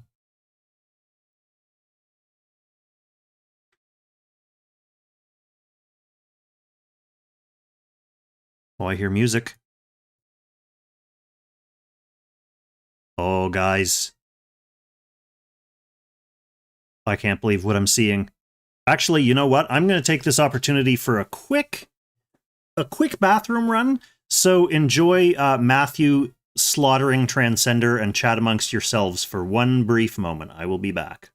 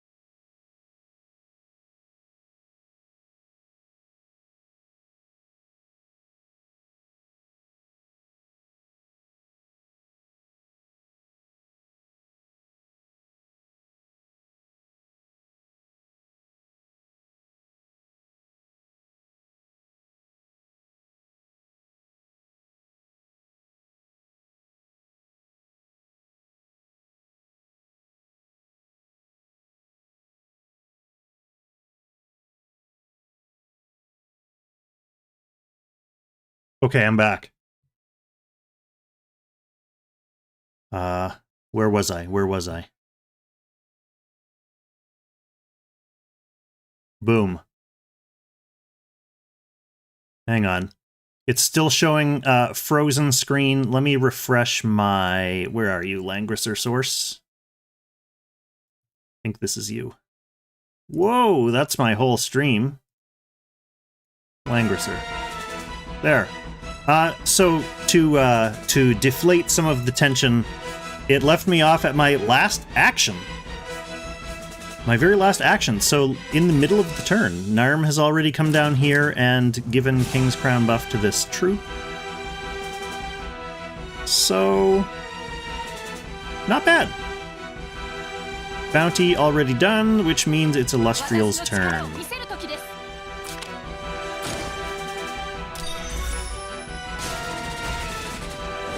Whoa, Illustrial. Taken some damage. Oh, that's why. I'm supposed to attack blessing her first. I definitely want to rewind to give her attack blessing.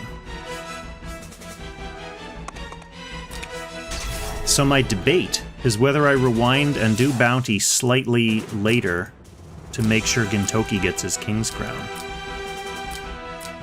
Since I have to rewind anyway, might as well, right? Since I have to rewind anyway...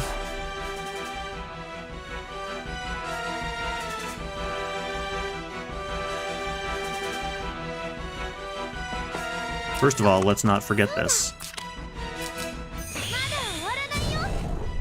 Now, the debate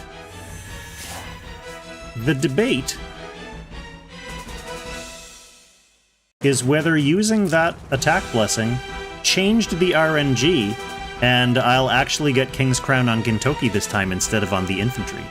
What do you think? Do I risk it again? A second time in a row, risk it? What does this give me?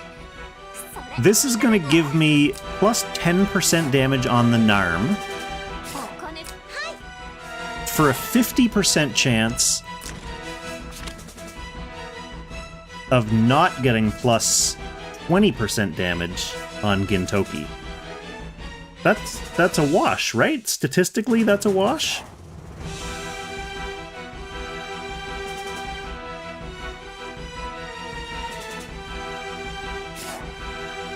I could also just put the infantry guy somewhere else. Like, I could put him down here. But then he's not in position to be able to buff Gintoki. I'm going to risk it again because I like the idea of doing more damage. You know what? I'm trying to beat the top score on the server. So you gotta... Sometimes you gotta take a risk. Sometimes you gotta take a risk.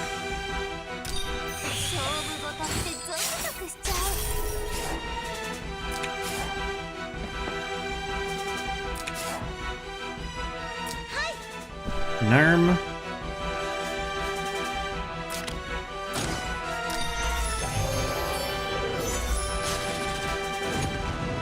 The RNG in this game is predetermined on like an action-by-action basis or turn-by-turn basis. Look, see? So if you change an action or do actions out of order, then you can get different RNG. But if I rewinded, like if I went back to the last turn and I did every single action in the exact same order, I would get the same RNG that I had. But that time it actually worked out for me, so this is excellent.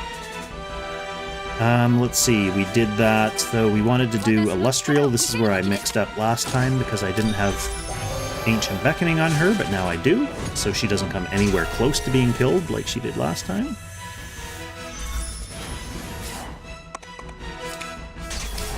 Yeah, you have to change some decision, you have to change some action order. So the reason why that was different, Najin, is because I didn't cast Attack Blessing before I rewound. This time I did cast Attack Blessing. This wolf is annoying, though, because I want him... I mean, I guess it doesn't matter where Balder goes, as long as I can hit everyone I want to with Corono.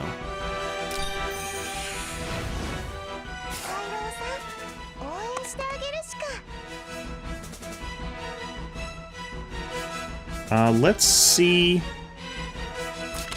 if Akka's gonna survive this. Yeah, okay, she's still fine. She's still fine for a few turns.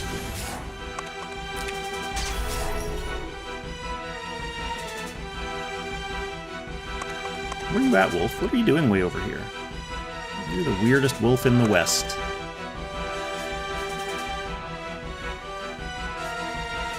You can go hang out way over here.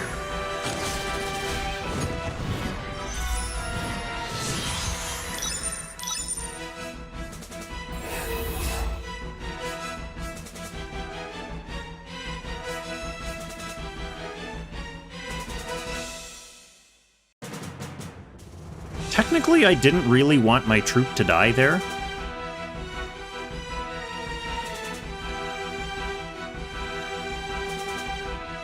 But that's not worth a rewind, since this guy is dead anyway. And it was just a troop. I can get him back. I definitely have enough coins to get him back.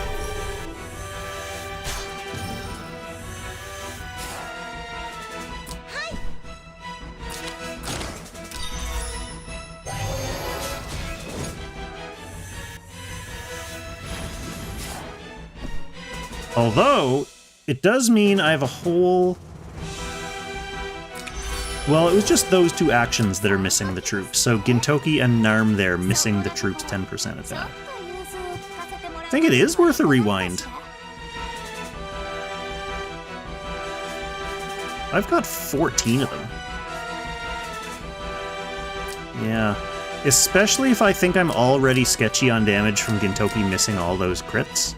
I just find a different place for the infantrymen to go. I can put them up. I was putting them up here before. I don't know why I didn't do it that turn.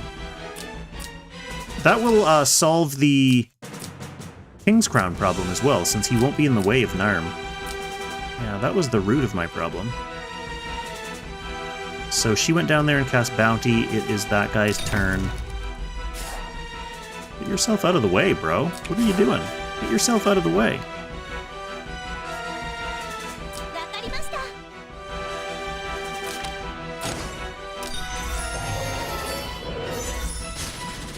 Oh, Aparita noticed the new beanie. Yes, thank you. I was feeling a little too, like, overall gray for this studio environment, so I needed to change it up a little bit. Usually I'm wearing, like, a bright orange or a bright yellow shirt or something like that. So the other gray beanie looks pretty good, but gray on gray, a little too bland. A little too bland, especially for bland, repetitive H&M content like this. Don't want to risk it. Putting everyone to sleep.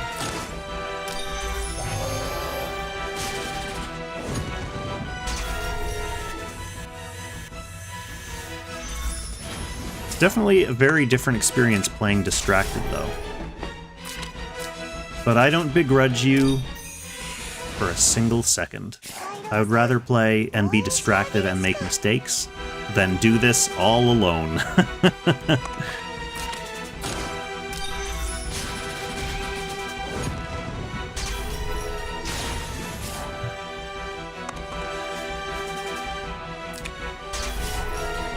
Okay, Strange Wolf.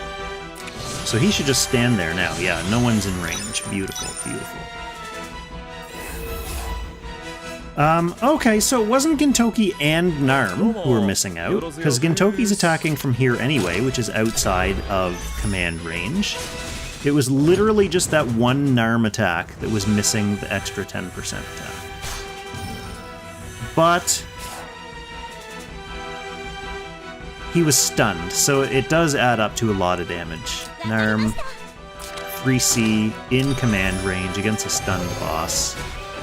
Yeah, that's a beautiful amount of damage.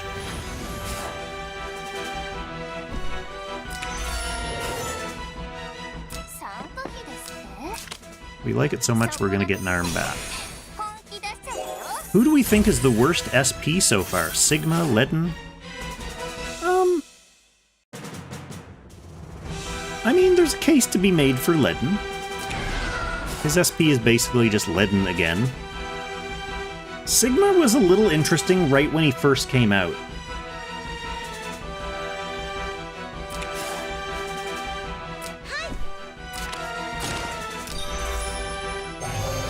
Because he had that different, like, he had that... I don't know. Maybe, yeah, maybe he sucks. I mean, he sucks now, obviously. But that was, like, before we got Werner.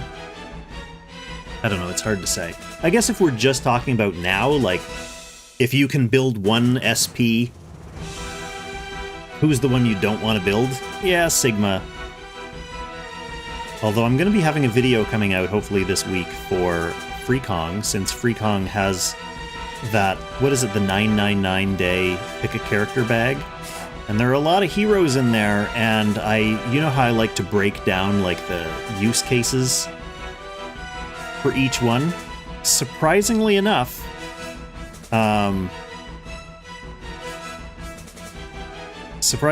Sigma has some compelling use cases for the Freekong account.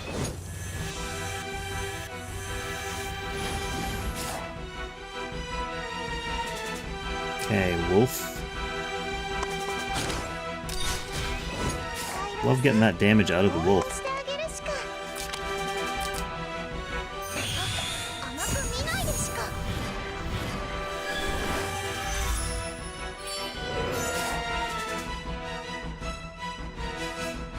And we will get the buff back on our poor sucky Gintoki.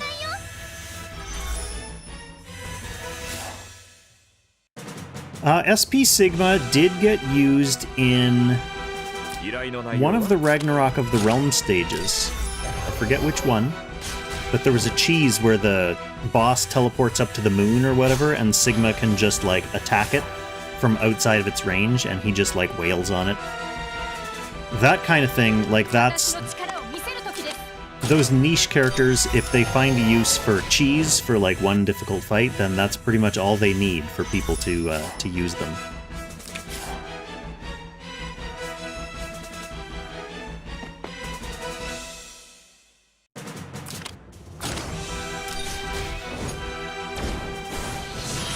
They should be releasing free SPs again, because the SPs that were free were the ones that aren't SSR characters. So, like, the SR characters, their stones were rewarded through events.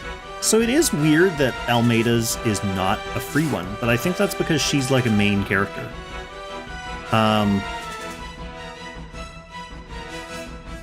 Is Imelda's rework making her SP? I don't believe so. It may, but from the sounds of what they were talking about, they're doing something different with those characters. Like, they didn't run the poll as a vote on who you want to get an SP class. They ran it as, like, who do you want to get, like, reworked.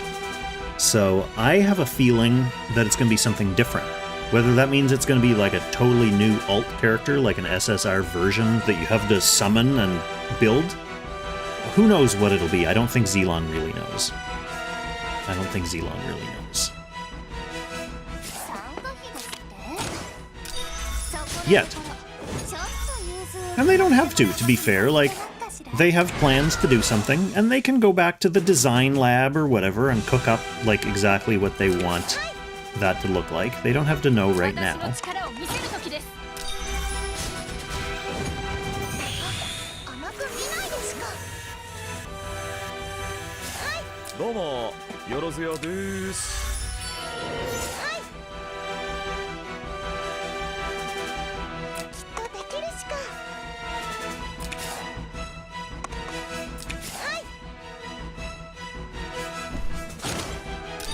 I did check my Gintoki's class before running this, didn't I? Pretty sure I did. When I was checking his gear, I think I checked his class as well.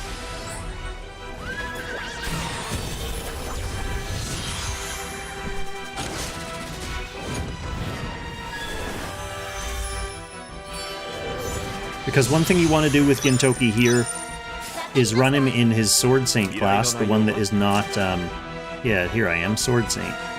The one that's not primarily used for PvP, just because it has more skill. So he has more chance of critting that guy, which he never does. That's because of my accessory enchant. That's totally on me.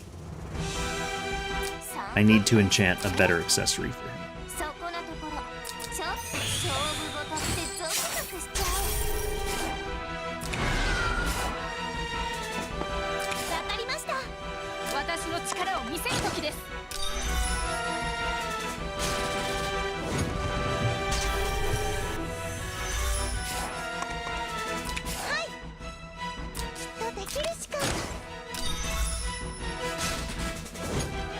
Yeah, SP burn, definitely going to be awesome.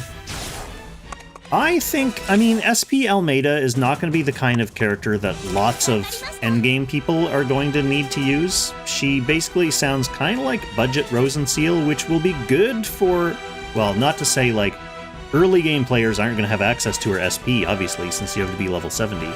But for, I don't know, people who don't have Rosenseal, like Freekong, there shouldn't be a lot of those people, just to be clear.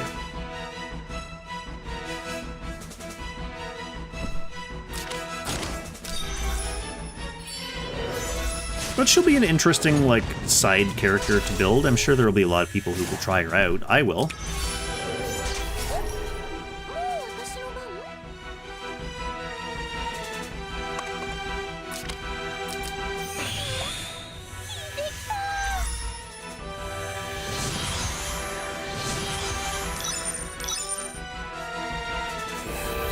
I know, it's strange that there would be people without Rosenseal, but I'm sure they're out there. Narm. How are you going to stun this with a normal attack?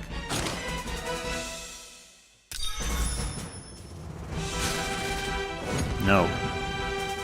So this is the turn where Narm misses stuns. That's okay, that's not the end of the world since I'm just going to be hitting it with Gintoki anyway. All it means is that Gintoki doesn't get the extra stun damage.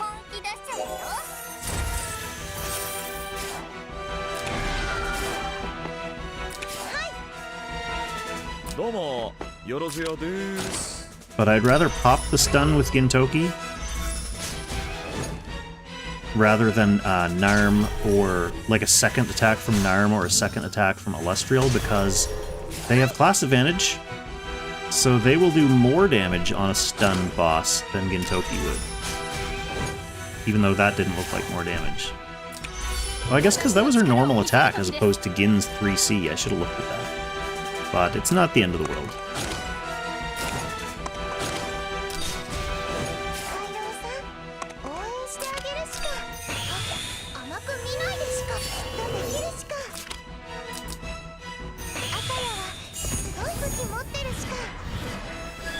Definitely not worth a reset this time.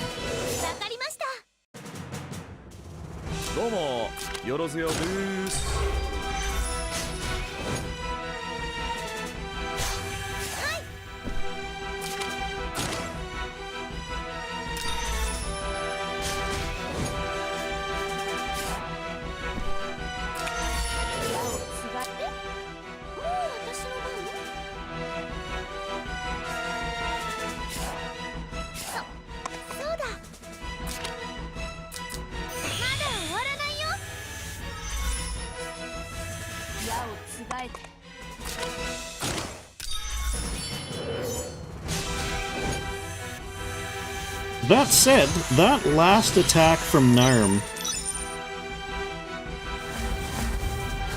may not have been attack buffed. Let's just go look. I'm not going to commit to this rewind.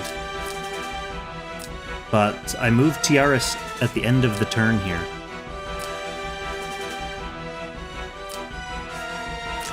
No attack blessing. I should rewind for attack blessing there. That's big.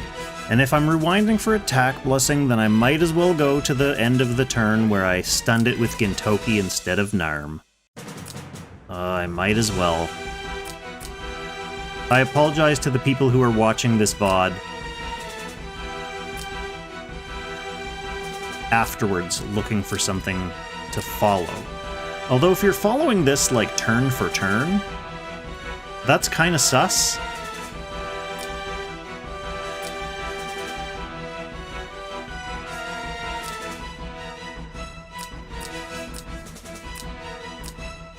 Because that would mean that if you've been keeping up with my rotation, that would mean you have characters and heroes that are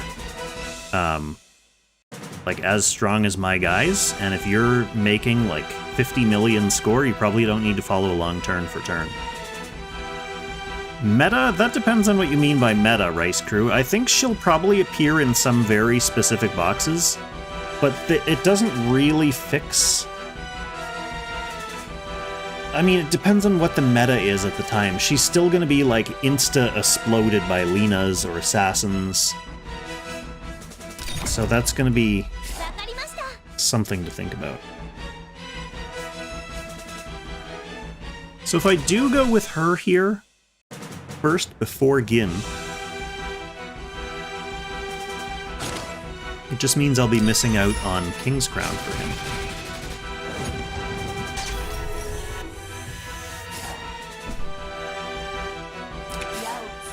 But he gets to do big stun damage here, instead of her weak stun damage. So I believe it more than counterbalances what I lost. So then we can still act again.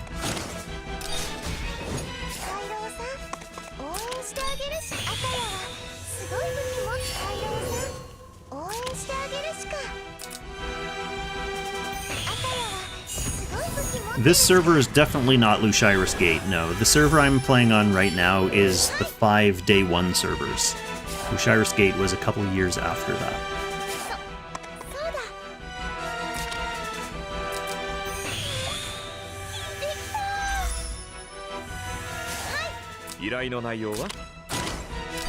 I mean, I have Freekong on Lushiris Gate, maybe that's what you're thinking of. But this is definitely not the Freekong account.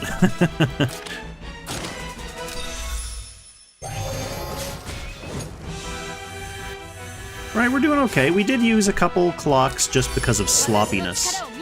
But we still have a lot of clocks, whale clocks, left in reserve for if we need them.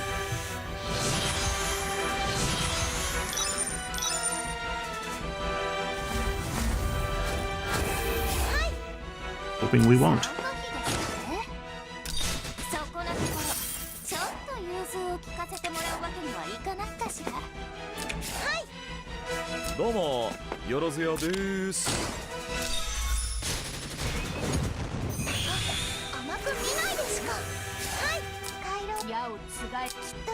Come on, Akka. Come on, Wolf. Come on, Illustrial.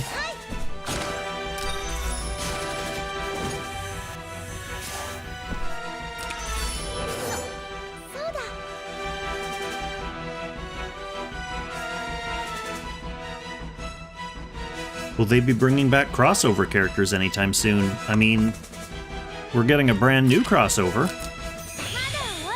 But as far as rerunning crossovers, Rice Crew, that is always up to their discretion, which seems to be, lately, not really happening.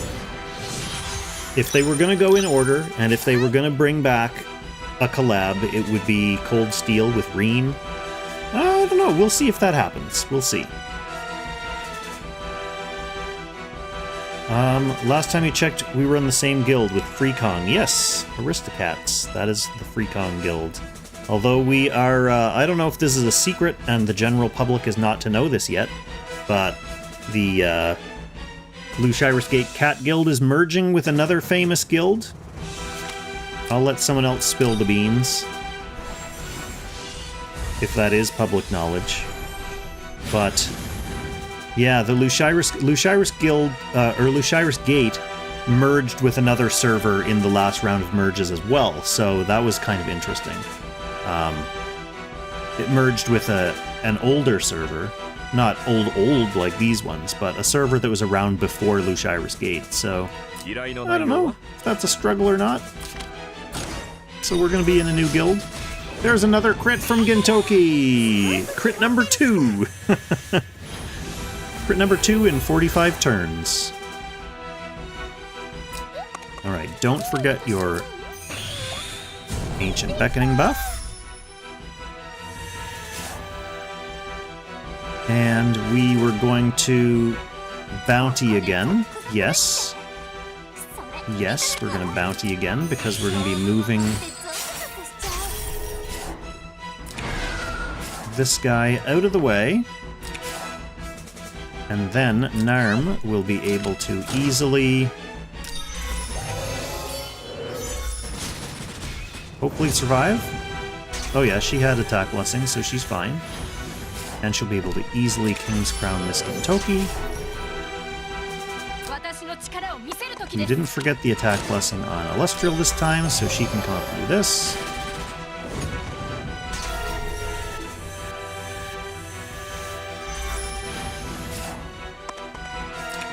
Okay, the wolf is not in the way of my Corona blessing this time, so there we have it.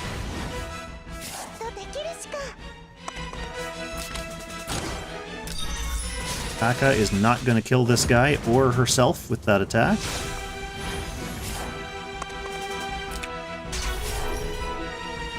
And the wolf is just going to be a safe wolf.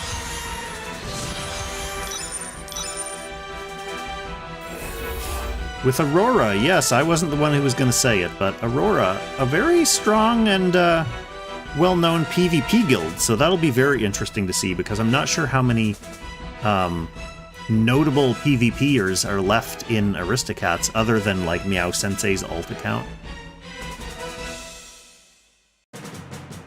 Okay, we are gonna get the stun with Gintoki this time.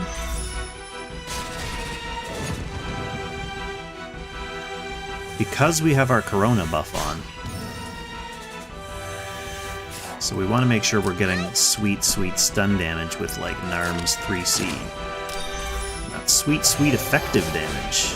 Still doing over 600,000 damage this many phases into the game.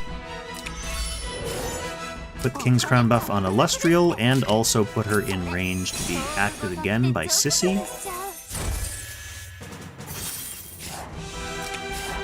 Our little command Aura bot is going to come down and join us.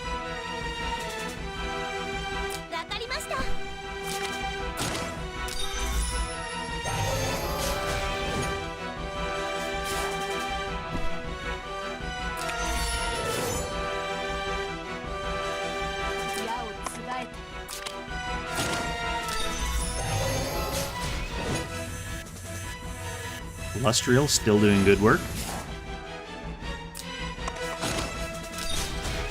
Wolf still doing good work. Love you, Wolf.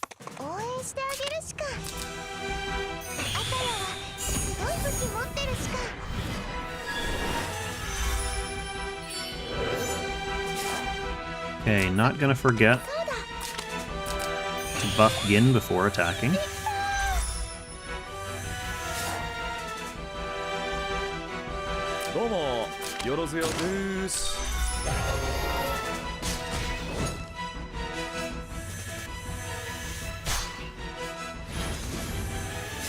Okay, the extra action on Elestrial. Reset is in 40 minutes, and I don't think that will affect my salad. If it did, that would be extremely sad.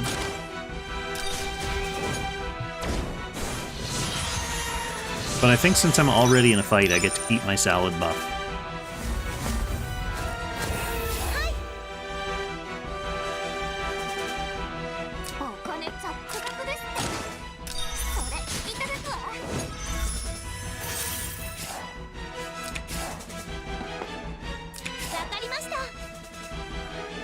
Elestrial, you can still take care of this guy easily.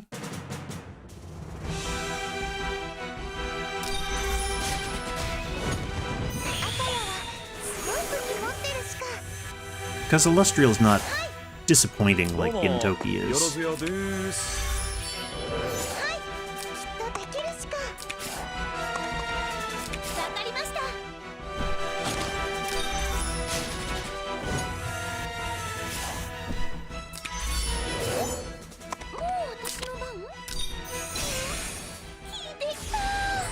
Okay, folks, we're almost halfway through.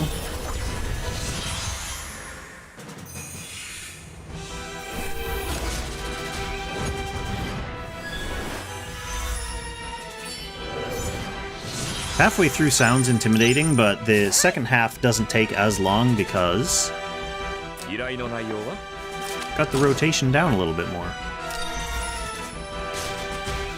There's another crit from Gintoki. That's back-to-back crits now. Gintoki starting to do his job. Maybe starting to make up for All that missed damage earlier.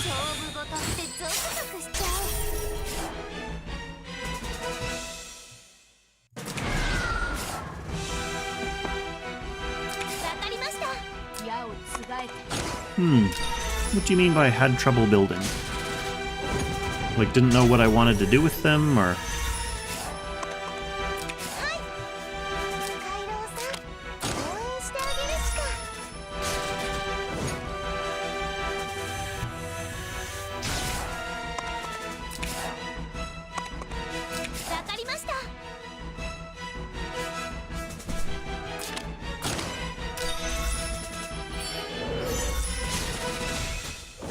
Oh yeah, I never even thought of guild names. Like, I knew people ran into their usernames being, like, clashed in merges, but I never even thought of that happening for guilds. I suppose that makes sense, though.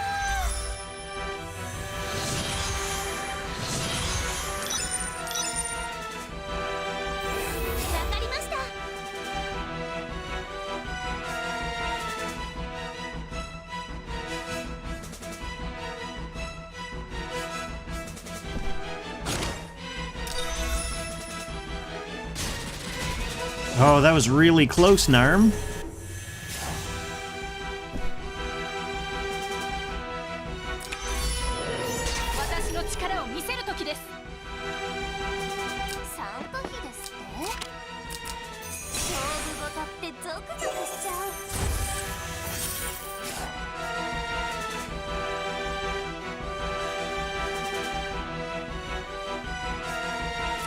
I have a choice to make. 依頼の内容は？わかりました。依頼の内容は？わかりました。 Like, it's just a normal skill for her, so it definitely does less damage. It did like 80,000 less damage, but it means no King's Crown for him for his Act Again turn.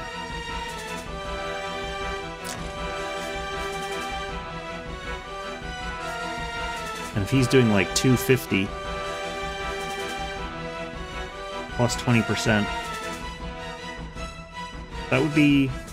he gains less than what I lose by having... yeah, so I think I gotta go with Narm first again.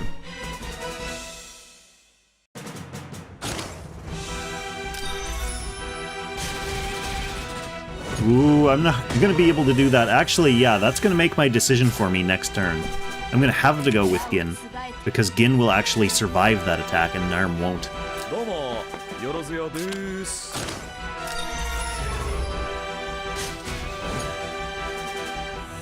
So that was me being greedy for like 30,000 damage, and it could have cost me.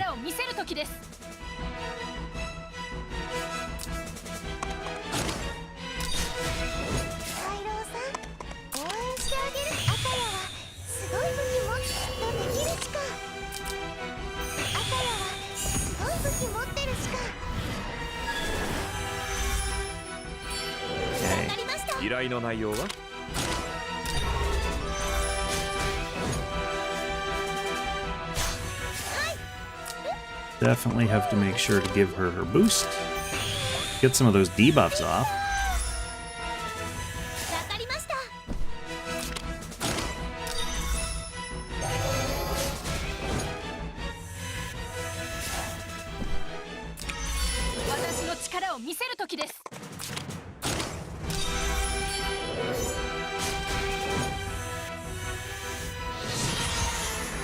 Okay, here we are, turn 50. We are officially on the other side of this.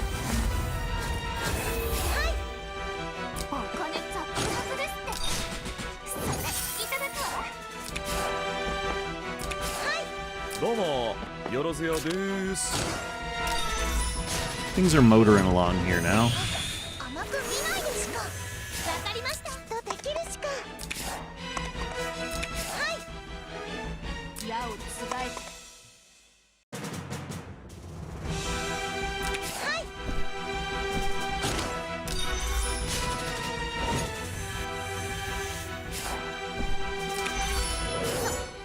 I love the fact that non-SP Narm is still super OP for this fight.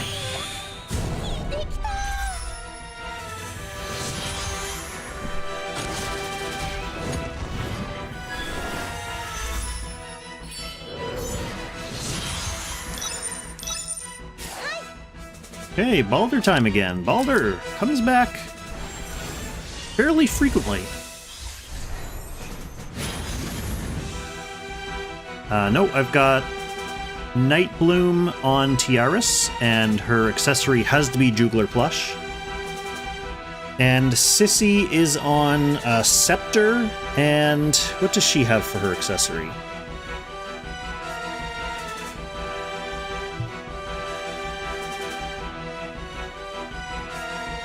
Probably... I mean, I can look at my spreadsheet. I totally forget what she has.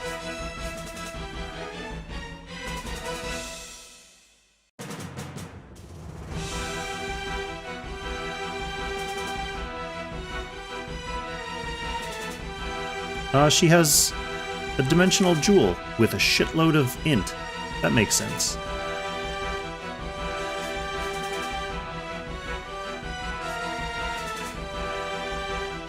Alvarni, late to the face reveal. Yes, I've done many a stream now. Well, I shouldn't say many. It's not like I'm streaming 3 times a week or anything. But earlier in the summer, I did a bunch of Final Fantasy streams like this. So here I am, just doing my thing, being a normal Kong. But welcome to the stream anyway. Alright, hey, that's 3 crits in a row from Gintoki, finally. He's making up for lost time here.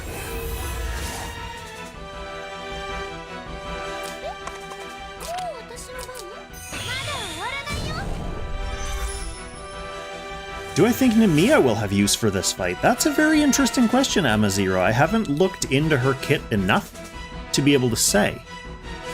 I assume she's on faction. Like, if she's on faction, then it's something that we'll have to think about, isn't it?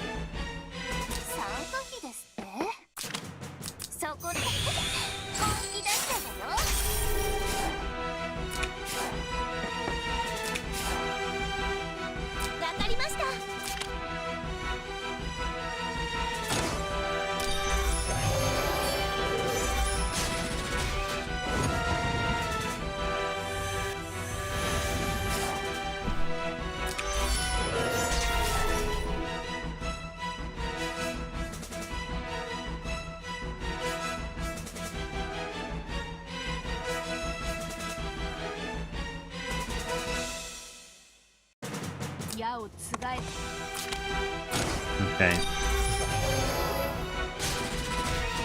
Just getting my brain back into where we are in the rotation here. And we'll see how Sissy holds up. Because we're starting to get just close enough to where Sissy's gonna start dying in this rotation. Not Sissy, Akka. They're the same person, they both do the same thing in this fight. Okay. Next time we get to this point in the cycle is when Akka dies. Noted.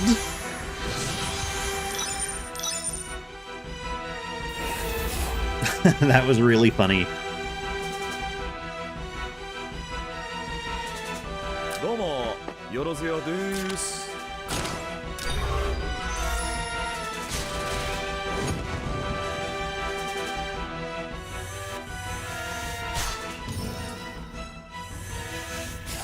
Okay, we got a stun, now we got a Narm. A nicely, freshly juiced Attack Blessing Corona'd Narm. Still doing over 600,000 damage. Love to see it. Hanging in there, Narm. Oh, we don't go there yet, because you need to get Act again from Sissy. So, come down here.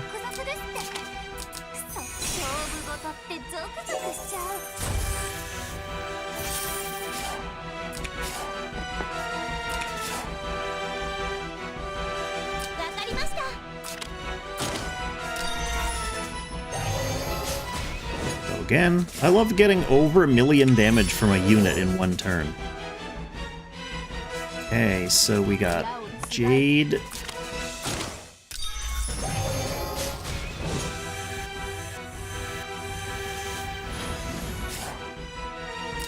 And we got a Wolf. Still contributing. Thank you, Mr. Wolf.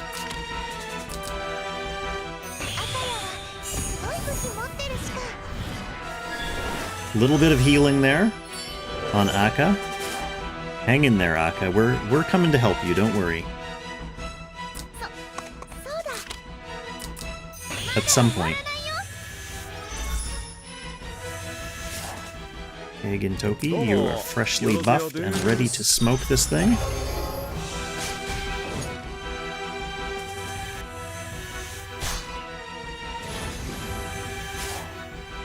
And we've got Jade again.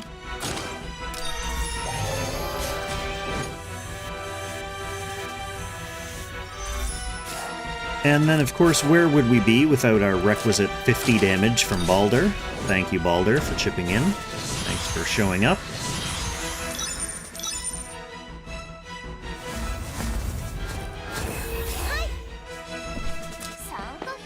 Okay, let's get some holy wordage. Help heal up our Akka. There you go. Nice. 88%. Better than 3%.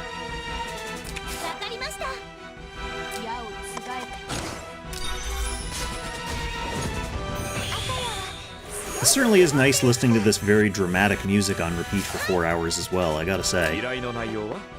I'm feeling pretty pumped.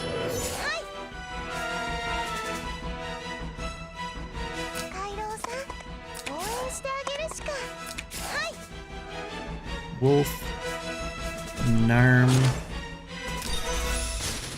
3C.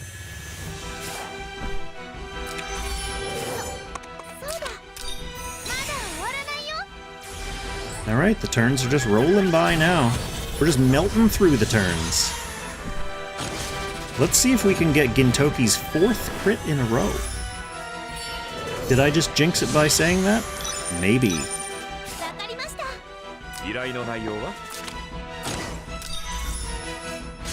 Nope.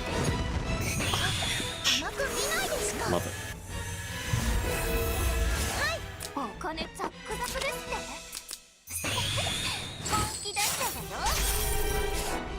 Normally bounty lasts forever, like it doesn't wear off, but unfortunately Hugin and Munin cheats by dying and then respawning every couple turns, and it takes away all my sweet, sweet debuffs that I put on. Big mean old cheater. That's why we're here beating the tar out of him.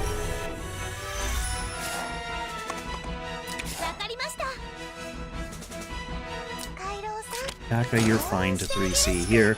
Even though you almost died last time, you've got attack blessing this time, so you're taking way less damage.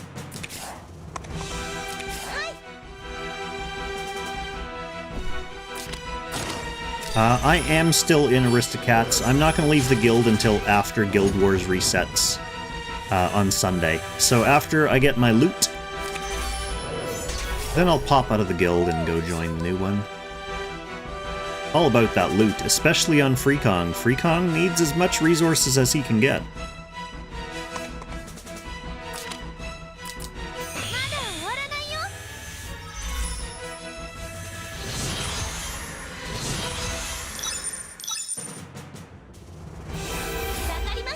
Okay, so once again we have one of these turns where Narm's not going to be able to kill this.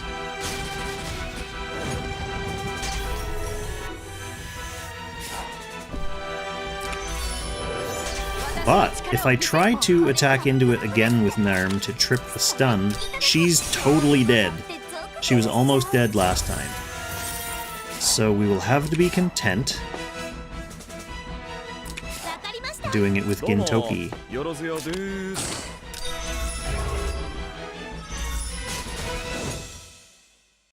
And that's okay, I'm content.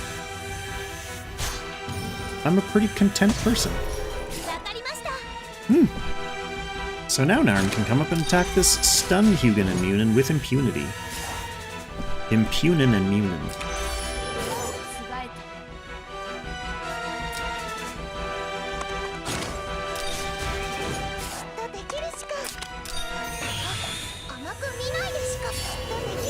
Get our Narm back.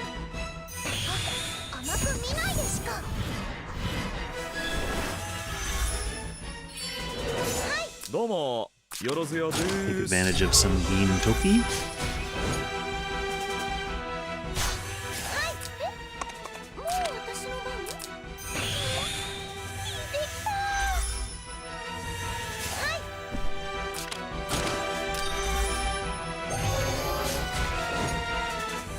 Alright, friends, we're getting there, we're getting there.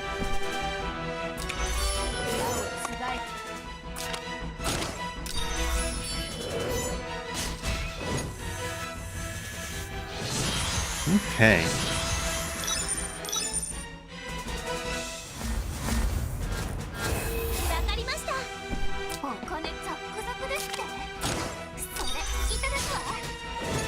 Ooh, that wasn't a lot of damage.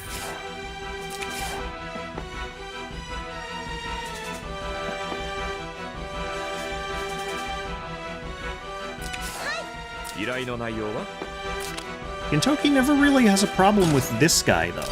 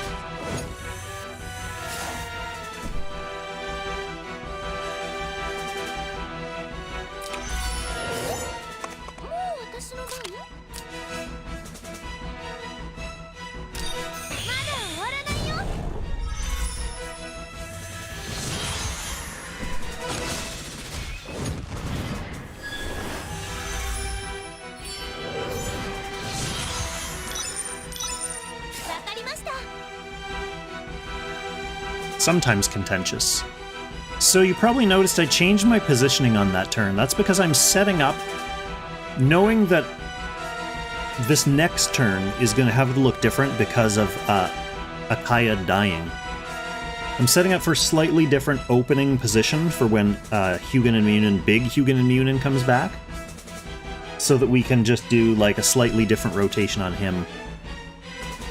But this is Balder time. Balder's going into his traditional Balder Nook. I did kind of F up, like I should have put Sissy down here, so Tiaris would be here, but I don't think that's going to make a difference.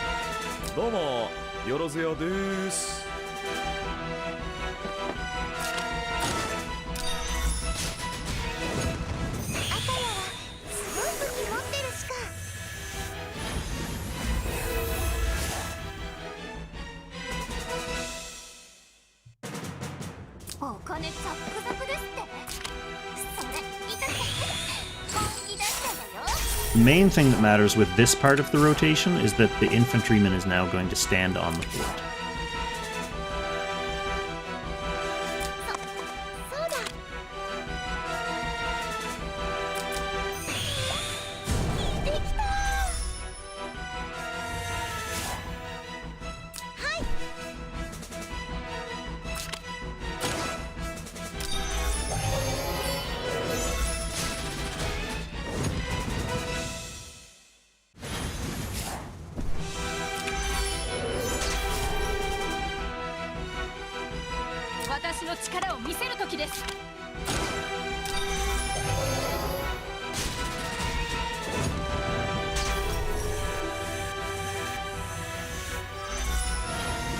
We also need to make sure there are not 3 people still in the danger zone at the end of this turn, or he'll do his huge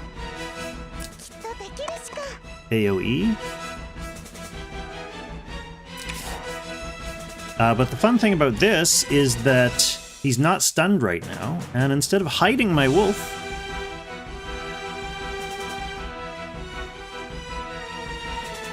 the wolf is going to bravely make a sacrifice of the wolf.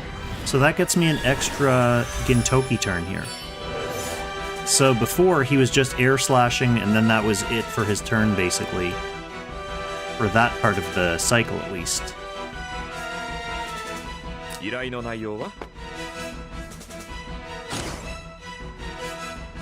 This shouldn't stun. I don't think Gintoki does enough damage for this to stun. I don't want it to. Okay, close. But good.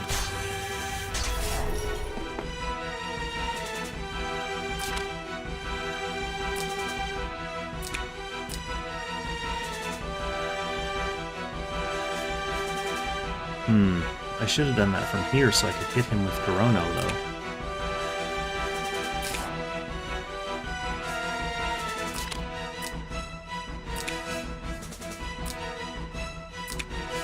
Because I don't want to miss Illustrial, but I don't want to miss Gintoki.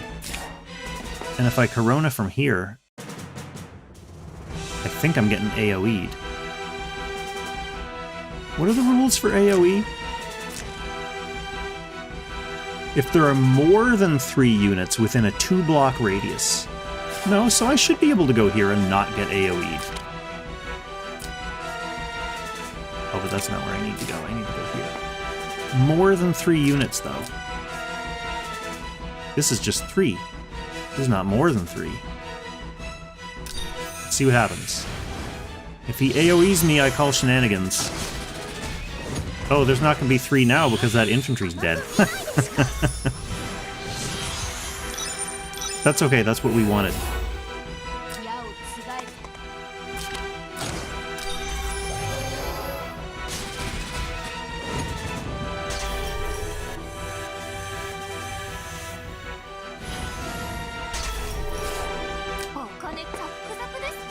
Okay, so now we're going to be using her to act again Illustrial. Illustrial's the one who's going to be popping him on these phases now.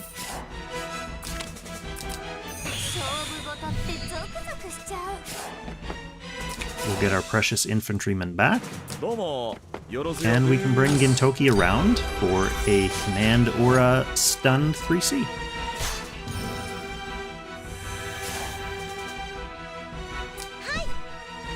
Extremely injured Narm.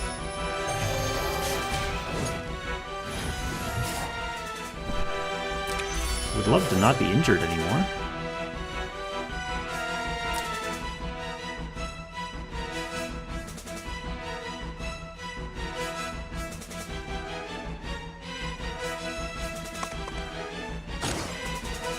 Oh, this is going to start doing nothing. These poor wolves. 6 damage from the wolf now. Oh, Allah.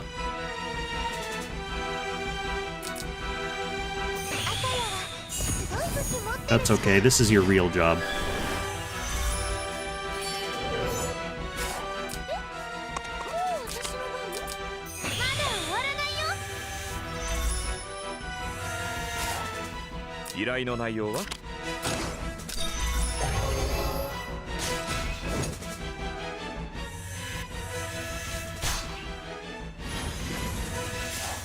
Okay, Narm, repeat last action. This time you will get healed because you have Tiaris's Healing Light. There, that's so much better. And Illustrial, remember when we used Act Again on you way at the start of the turn? This is why.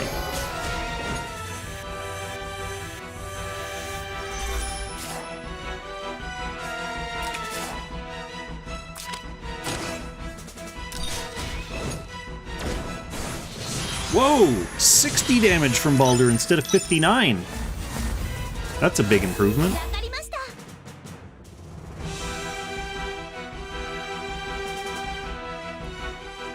Yeah, Creighton, fighting for that placement. I'm trying to beat the #1 guy. Trying to beat the #1 guy into submission.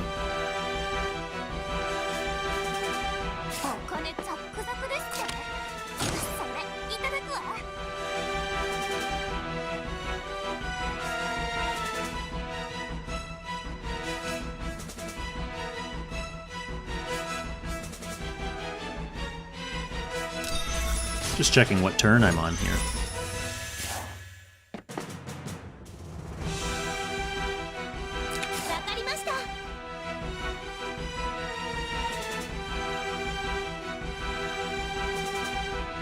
Okay, Illustrial used to auto that guy from where Tiaris is standing, but there's a Tiaris there currently, so she'll have to auto him from here. Barely a kill. We're gonna have to start bountying that guy soon, I think. Okay, Akka over here. Wolf to his little suicide place. Gintoki.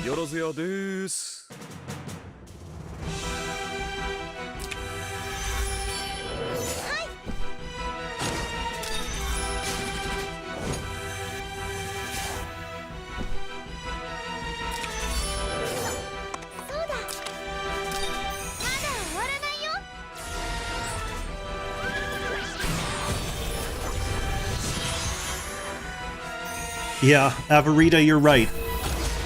Mathematically speaking, whoever's in number 1 right now, at the end of this run, is most likely to still be number 1.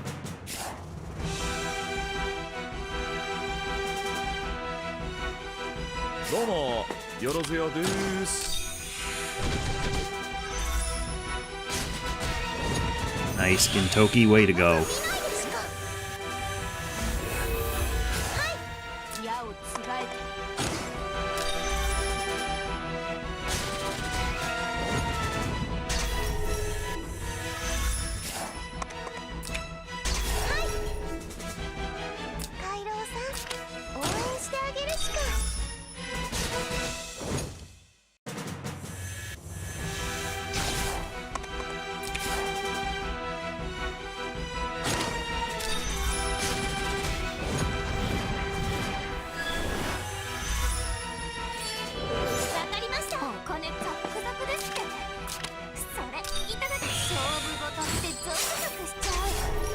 Brave infantryman to the fort. You know what's gonna happen to you soon.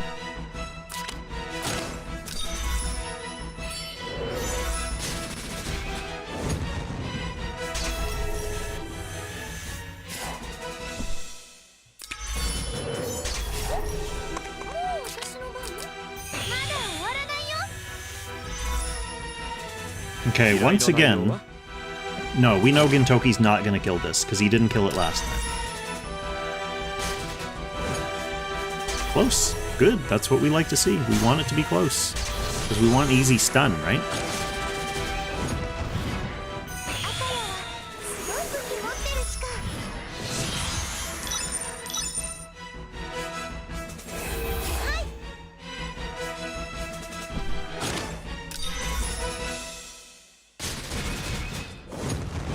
Not worrying about Narm like we did before, because she had attack blessing that time. Ooh, yes, she gave King's Crown buff to the right person there, too. Thank you, Aaron Jeebus.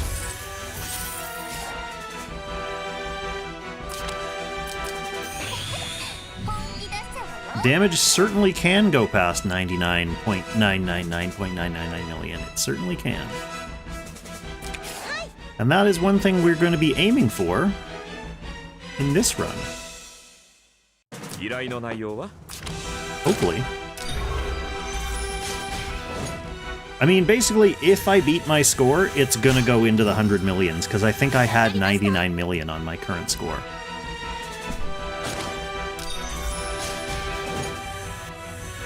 But the scores for Fenrir with AO, there are people who have 400 and 500 million points for Fenrir now. It is absolutely bananas.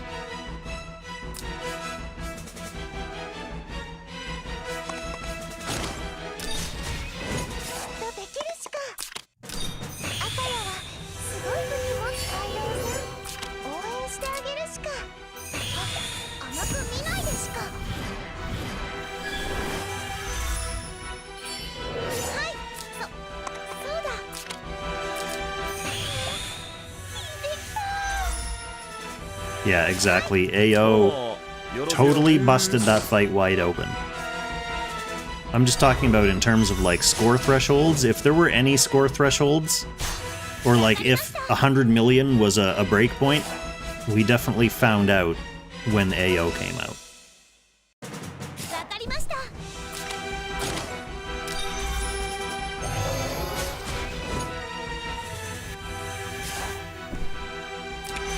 Who do I have left? Illustrial.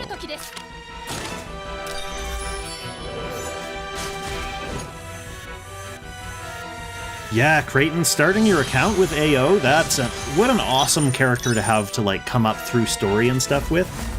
She's so interesting, like, her, other than being, like, a crazy bananas DPS unit, her utility, like, with the swap and teleport, like, she just does so many interesting things.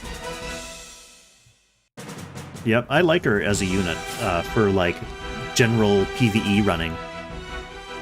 Obviously, for Apex and stuff like this, goes without saying. What were you gonna do? You were going to Paste this guy again.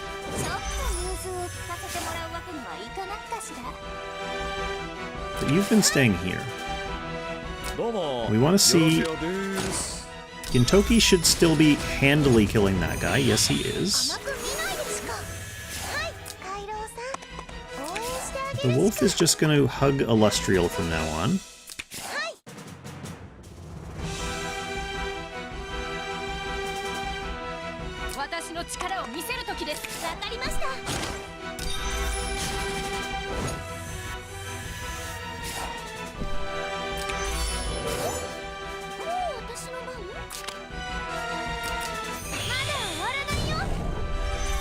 I can't believe it's time again. But it is Balder time.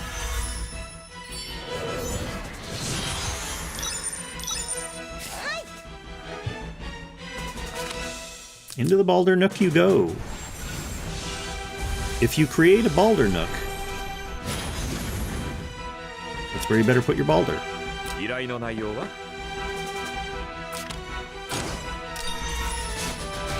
Alright, Gintoki's gotten over his crit shyness against that right Raven, so I don't know what that was all about earlier in the fight. It was certainly weird.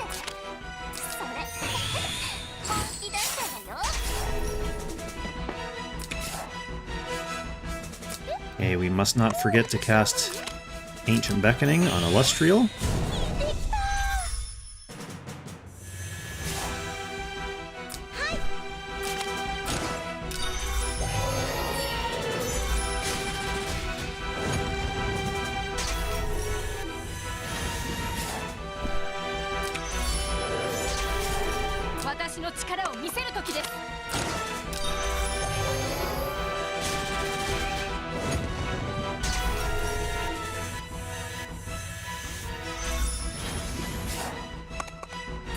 Get out of town.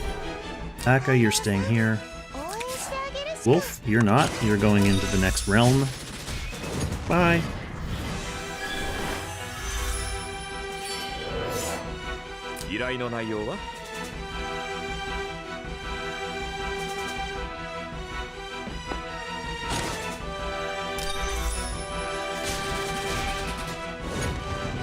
Gintoki, that looks like it hurt.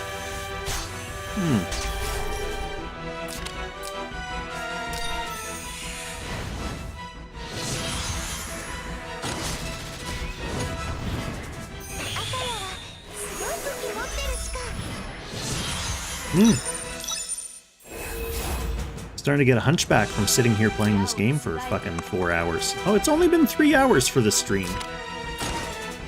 That's not bad. This is going much faster than it did when I was slowly piecing through turn by turn and taking notes.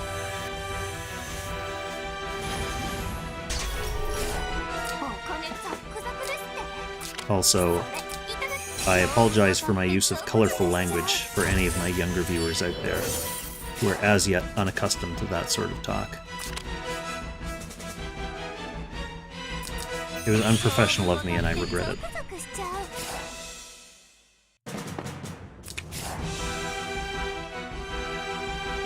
Okay, Gintoki, come around.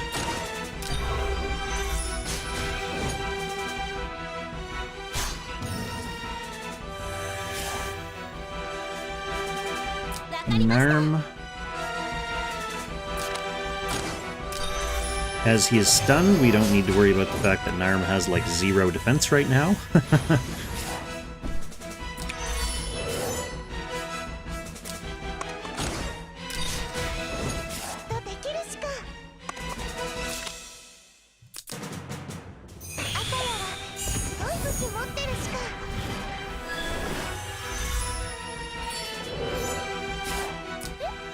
Chucking some more attack blessings around.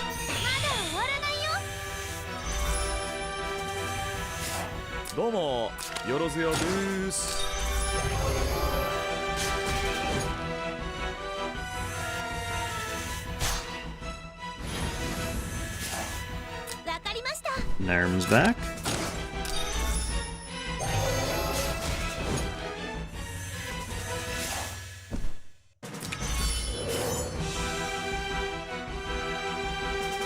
Who's still alive? Illustrial.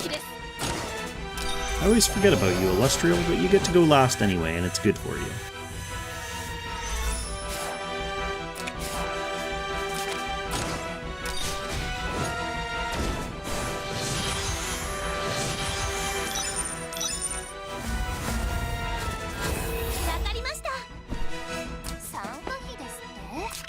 Alright, we'll see how many turns of this kind of rotation we have left in us.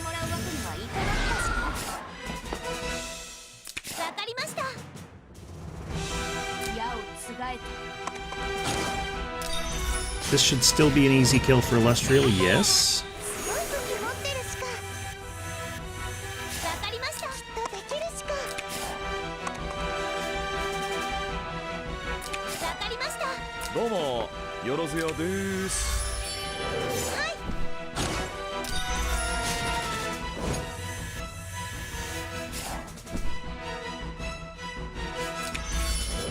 I really wish after a run like this, it would show you one of those like stat breakdowns like it does. You know how after PvP fights, is it only PvP that does it? Where it shows you the characters you used and who did the most healing, who did the most damage, who took the most damage, that kind of thing. That would be really entertaining to see after a fight like this. Like, it would actually be really useful too, because like if then you'd find out if Narm was by far doing way more damage than like Illustrial, you would know, okay, Narm's my heavy hitter between these two, like, strong DPS. I'll give all my good attack stuff to Narm to, like, really milk out that much more attack. That would be useful.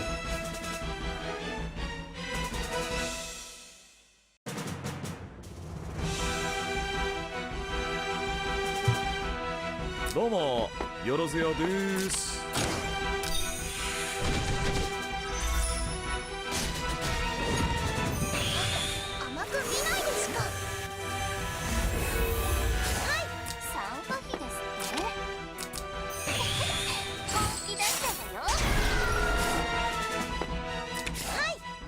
Infantry assuming the position.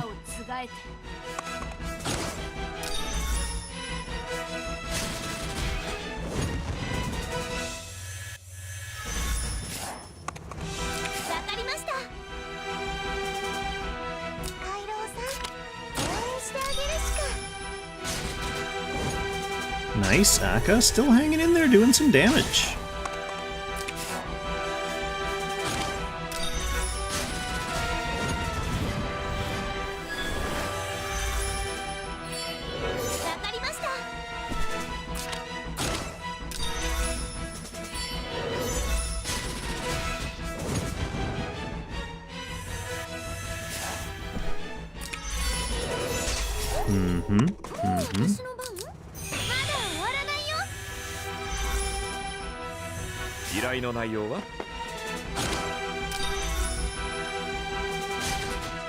Ooh, nice tight 3%.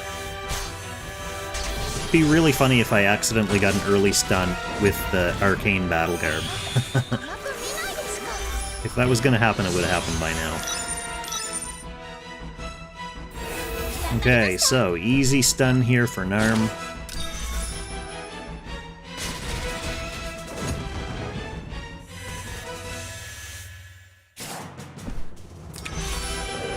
Damn, didn't get the right RNG on my King's Crown that time.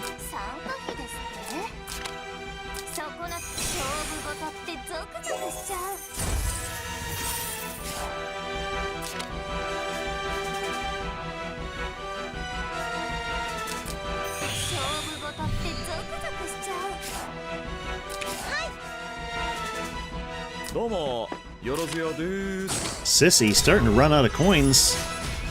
Gonna have to get some good luck with hat coins.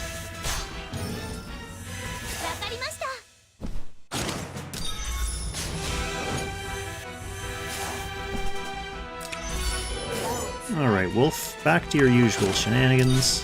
Thank you for that 6 damage, my friend.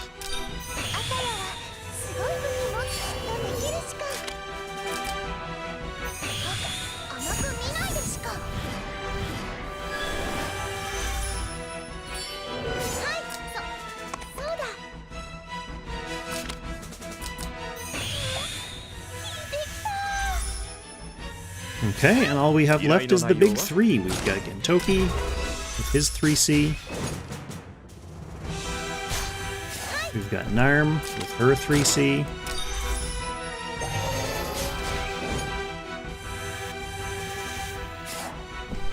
And we've got Illustrial with whatever this is. This is not her 3C. But it's an attack skill. Illustrial, still coming in clutch. 300,000 damage. Yeah, enchantments are so interesting, like the enchantment economy and the way it's treated. It's like such a sore spot for so many players. And they haven't really shown any interest in modifying the system at all.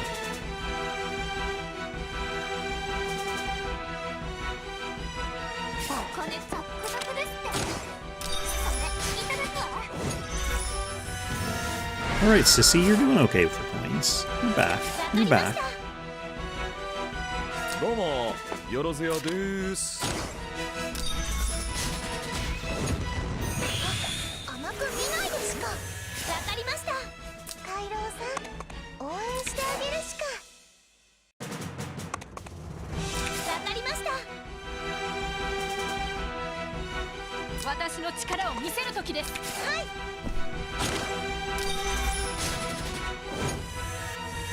Yeah, Avarita, I mean, that's definitely the reason that they have not shown any interest in changing the system at all. It's one of the things that makes them money.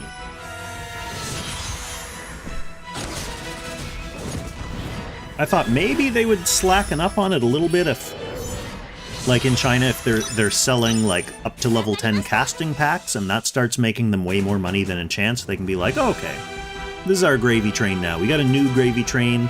We can like ease up on the enchants a little bit to kind of make people feel undeservedly a little bit more satisfied.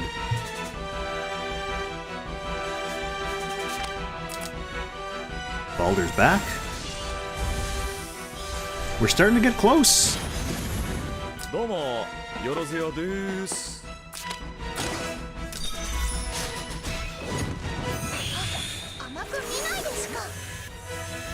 I don't buy enchants. I don't spend a lot of money on this.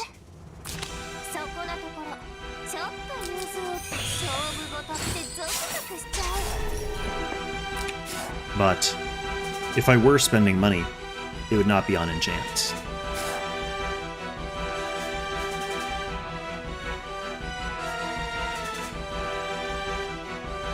I've not tried with Elwyn instead yet, no, but that's definitely on my list of things to do for next cycle.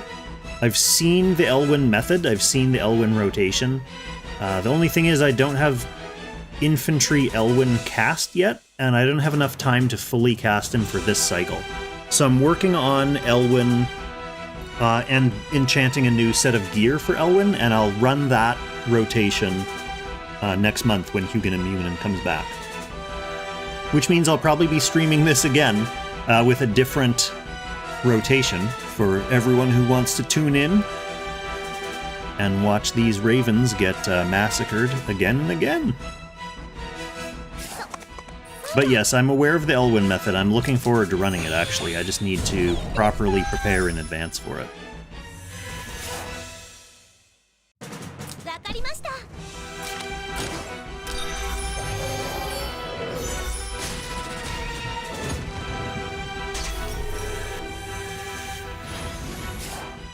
Oddly enough, like as much as I like PvP, my focus for building and account maintenance for the past couple months has really been on building and developing characters for these Ancient Beckoning runs, and it's just starting to come to fruition now. It's just starting to come to fruition. Like I said, my Akka and my Illustrial both just hit 6 stars like 3 days ago.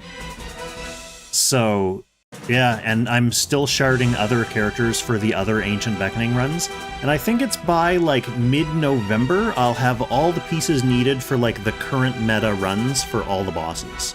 So between now and, like, probably November 25th or somewhere around there, you'll see me stream reruns of all the bosses, Probably some of them multiple times, like Hugin and Munin, for example. When I slot Elwyn in, I'll be running it again.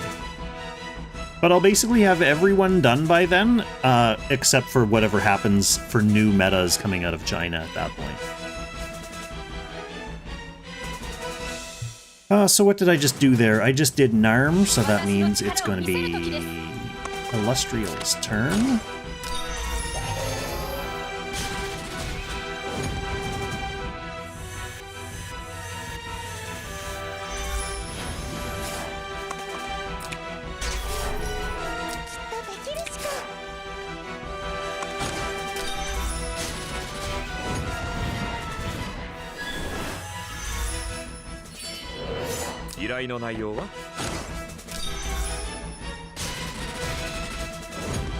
Okay, I think I'm at a point with Gintoki there now where, like, that was not close enough to a kill. I think I might be able to start using Air Slash with him instead of just normal attacks.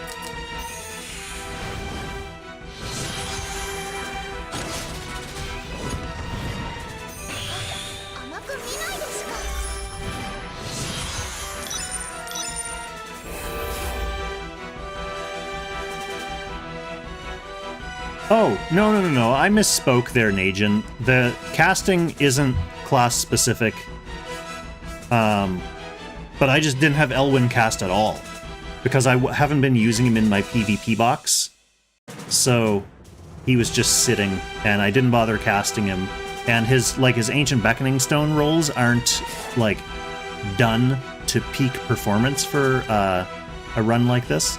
So I need to re-roll those, and I just need to, like, start casting him, period.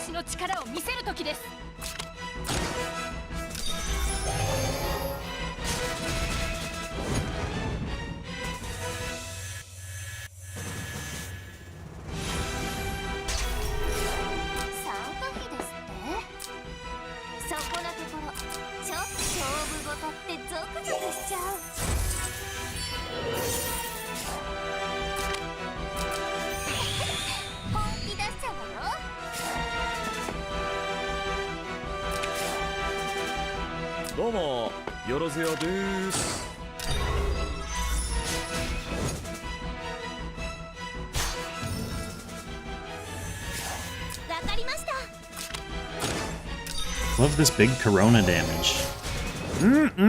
Still doing over 500,000 on, like, turn 70-something.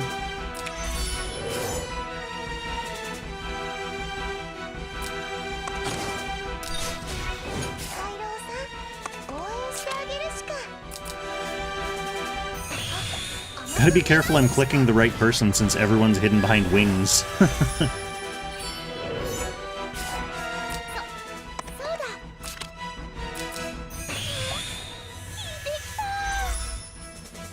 Okay, so, like last time, we've got the big 3 left.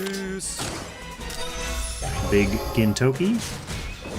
There's 500,000.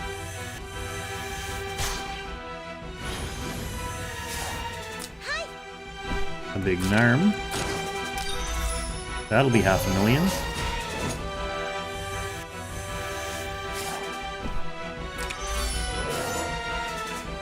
And a big Illustrial. Easy 500,000.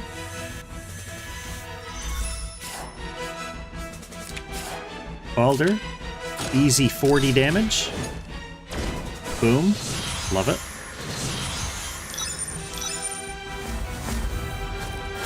Okay. Good lord.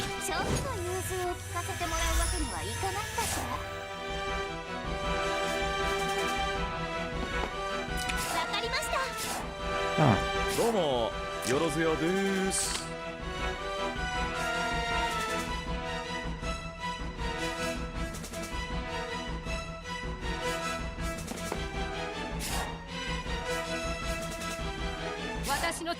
Do I still have my salad buffs? Is that what this is? That's the salad? Because it's after reset. So the salad must stay on you until you're done fighting. I sure hope so, anyway. That would be quite the ripoff if you start your Ancient Beckoning run within like 5 hours of reset, you don't get your full bonus, but I think you do.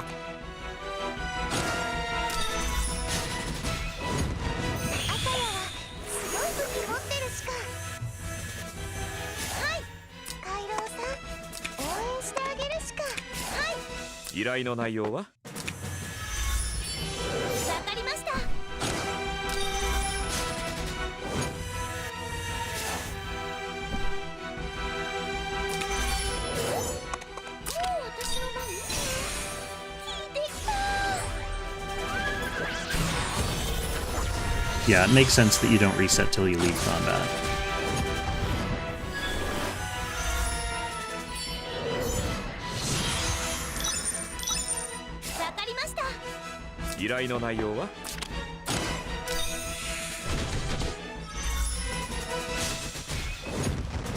Kintoki has been so much more reliable since like turn 50.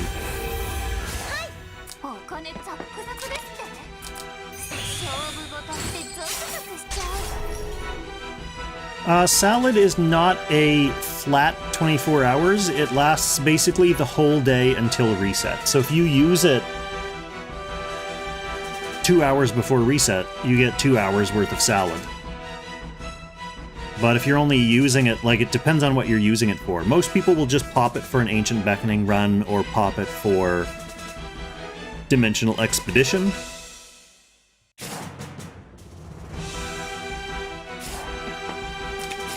So you probably don't need it for 24 hours in those cases.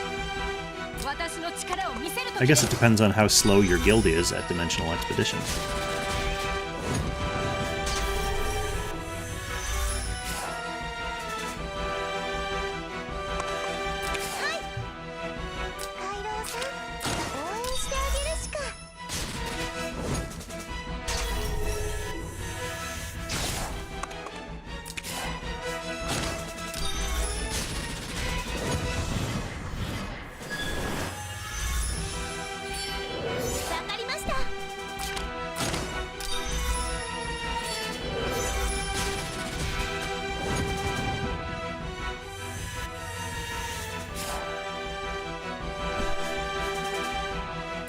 That's a funny question, Creighton. Normally, I never hear this music because 99% of the time I play with my game sound off.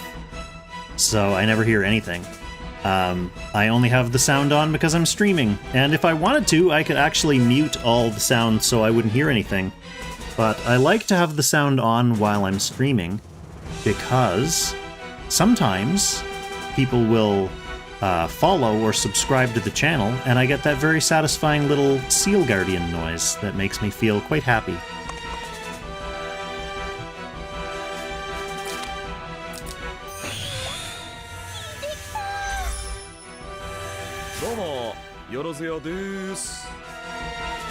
Okay, so someone said, oh, I don't have air slash anyway, so I guess that's on the other side of the cycle.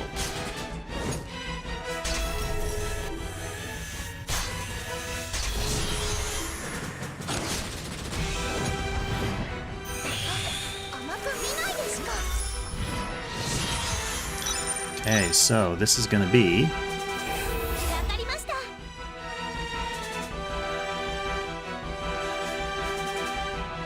Oh, and by the way, thank you for that very timely follow, Archer. Happy to have you on the channel. Very easy stun with Narm. Nice, got the King's Crown buff on Illustrial, that's exactly what we wanted.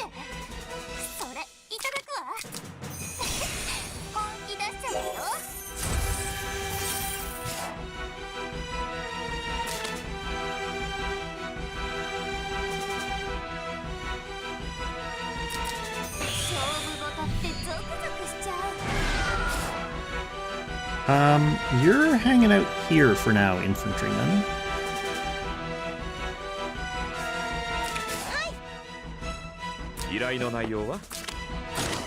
We don't really need to worry about too much on turns like this in the rotation, because the boss is just sitting there anyway, stunned.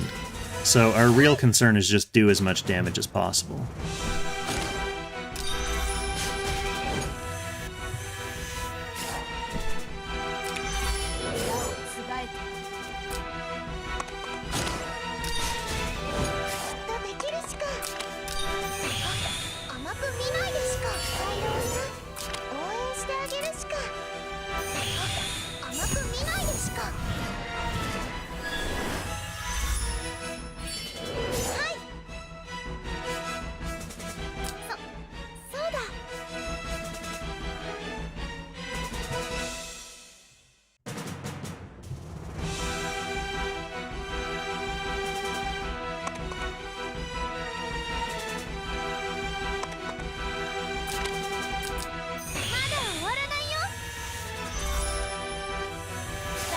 どうもよろずやです。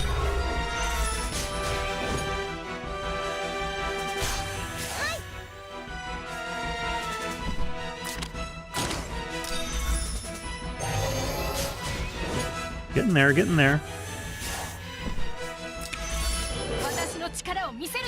Unfortunately, I mean, I talked about how I took meticulous notes in my run yesterday.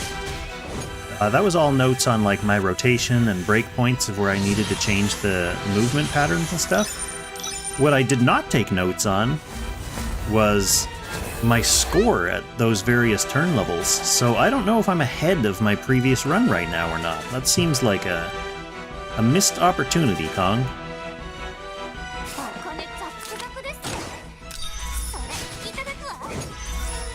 Could have had a better idea of how I was doing. I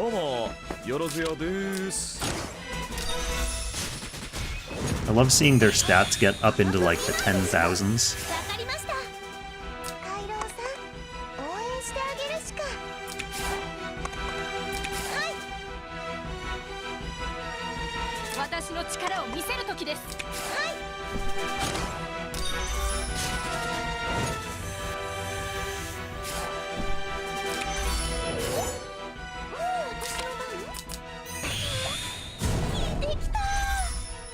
Oh my gosh, I can't believe it's time for Balder again so soon.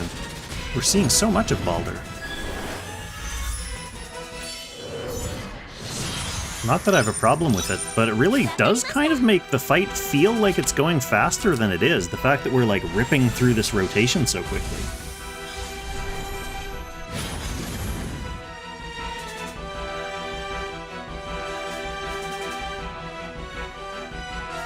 Exactly, Archer. I was having that problem early, like for the first 40 turns of the fight. It was so annoying. I mean, it didn't cause any, like, breakpoint problems in terms of the rotation not working anymore, but it did cost me a lot of damage early on.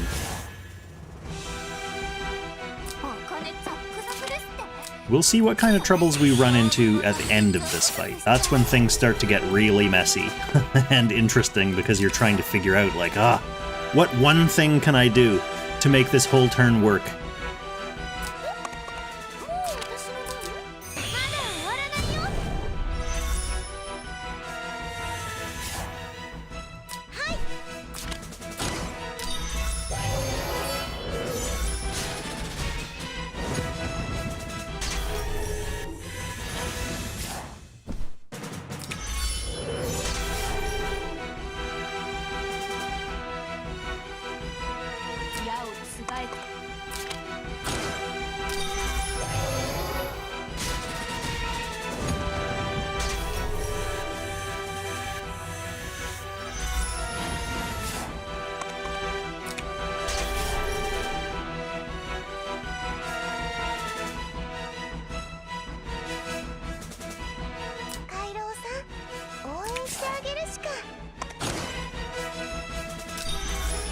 Okay, Avarita, I think it's time. I think we can get away with Gintoki using Air Slash this turn.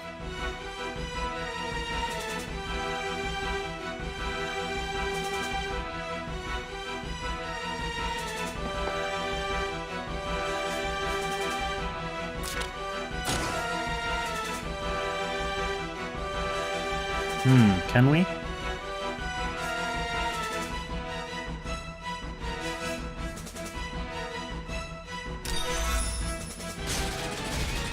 Yes, we can. Good.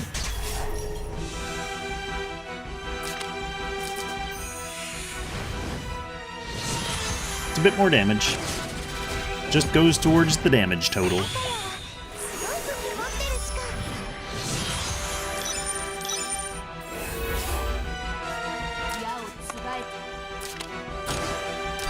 Makes it a bit easier of a stun. Not like Illustrial's having any trouble with that.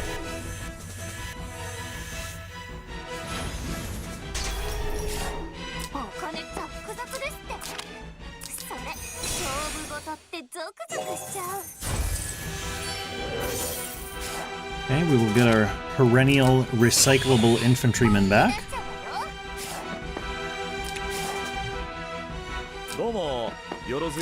Poor guy, the original infantryman lasted for like 50 turns, and now this is the old like 2-turn infantryman. We keep having to hire new ones.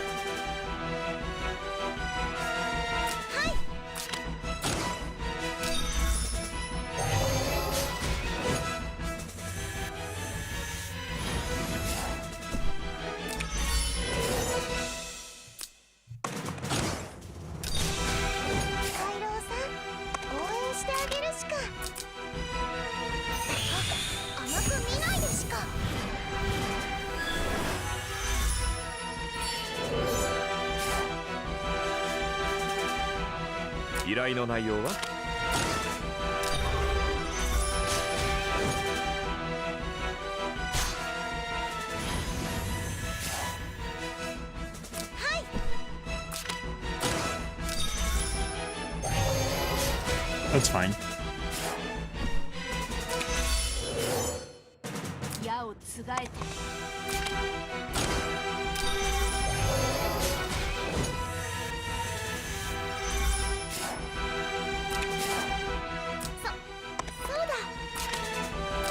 Get a little bit more healing light spread around here.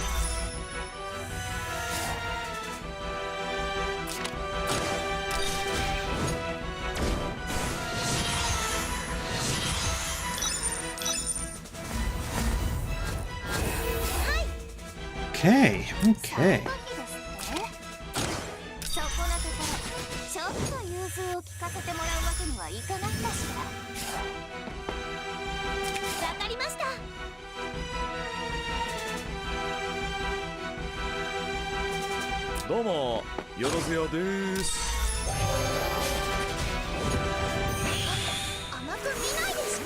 Did not actually think that would kill, to be perfectly honest. I was counting on having to hit it with 2 people, which would have given me a little bit of extra damage.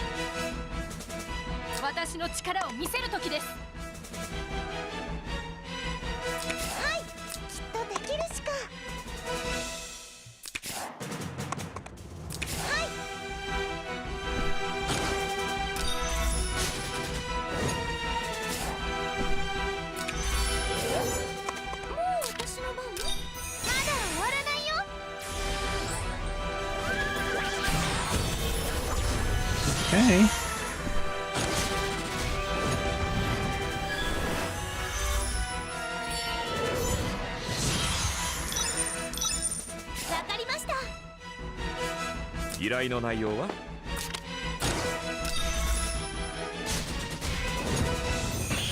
Nice kill, Gintoki.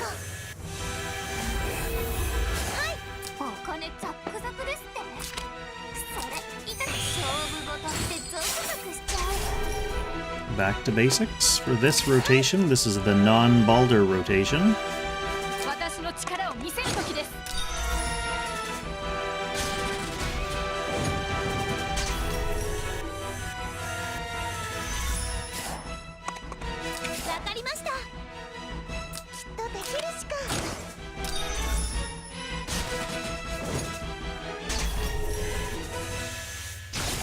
I don't know.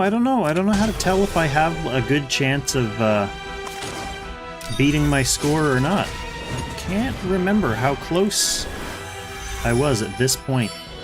Like, things are going to start breaking down soon. Let's not kid ourselves. We're on almost turn 80. Things are going to start breaking down.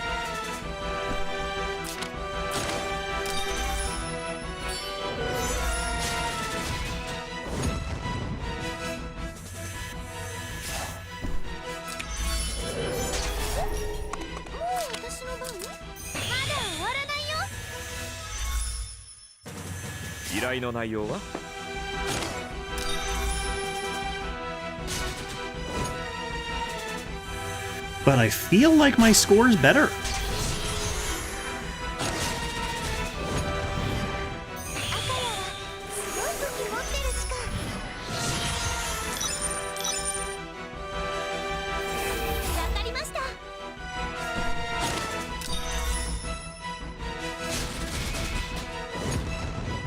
I think there comes a point where that attack doesn't kill,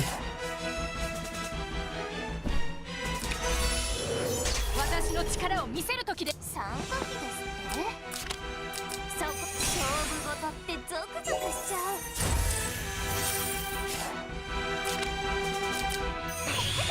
本気出しちゃうわよわかりましたどうもよろずよです So this is fairly unsatisfying looking damage on this stun because we're all not buffed by Balder. Start to miss the Balder turns.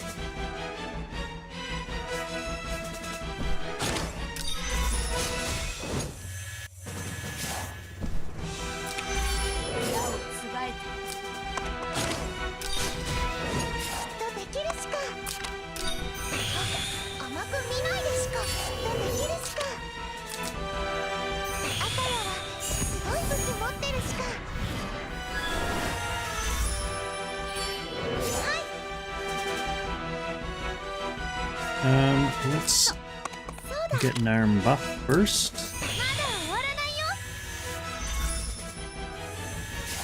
Then we'll unload the big three.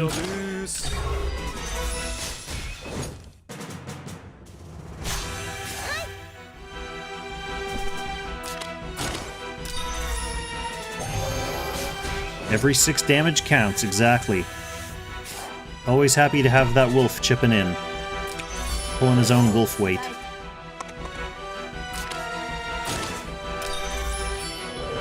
That's why I don't make fun of our powerful Norse god of light, Balder, for doing 50 damage with his super attack. 50 damage. It helps.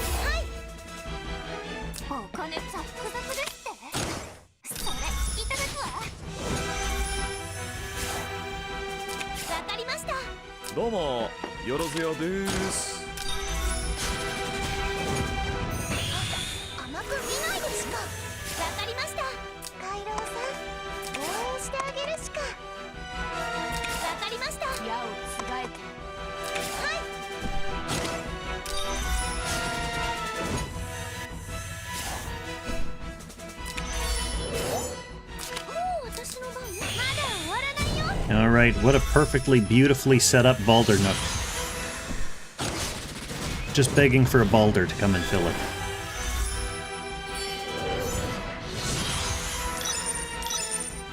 Fortunately, I have a Balder right here.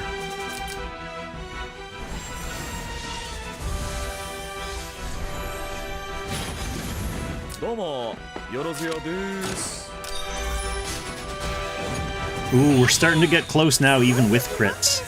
Starting to get close now on that one.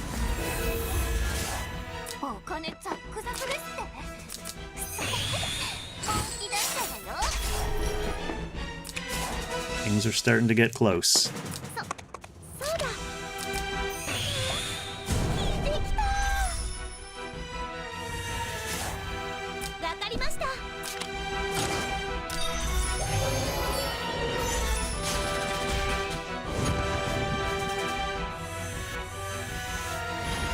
Hang in there, Narm. Okay, we'll get our recently buffed Elestrial up to the forest here. She should be alright.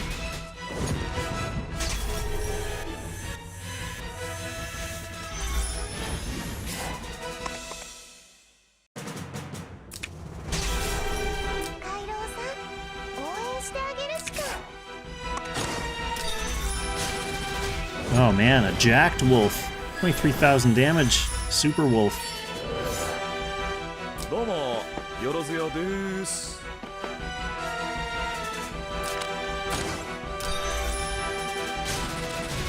Whoa, Gintoki!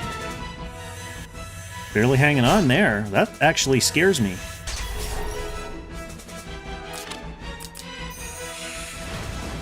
Barely hanging on there. That scares me.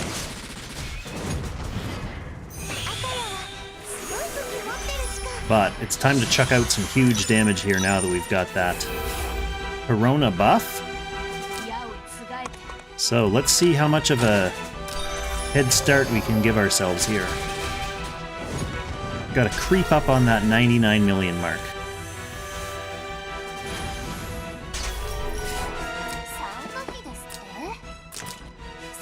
Oh. 事ってゾクゾクしちゃう。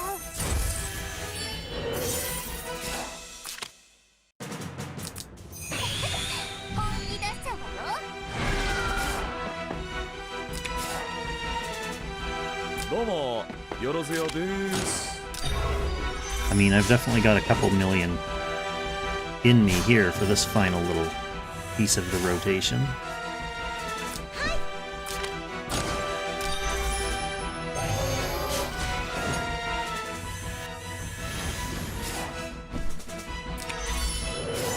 But I don't know. Might not be enough gas left in the tank.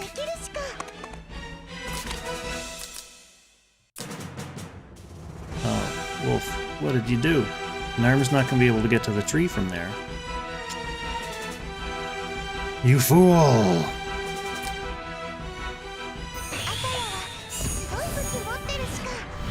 Well, is it worth a reset? I mean, I'm already on like turn 85, and I have 12 resets. I think that's worth it.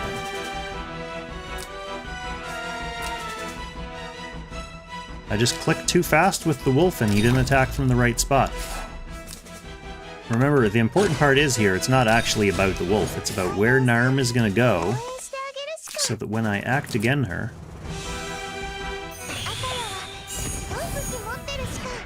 she can go to the place where she needs to go. どうもよろずよです。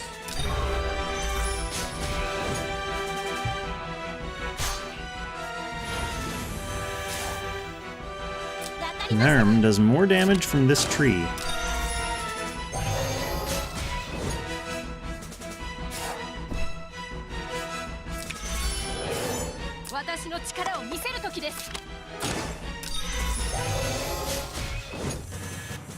Okay, 92! 92!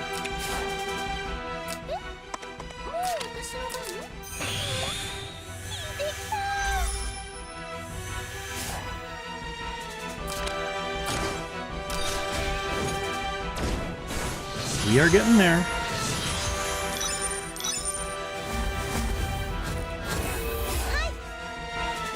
Oh.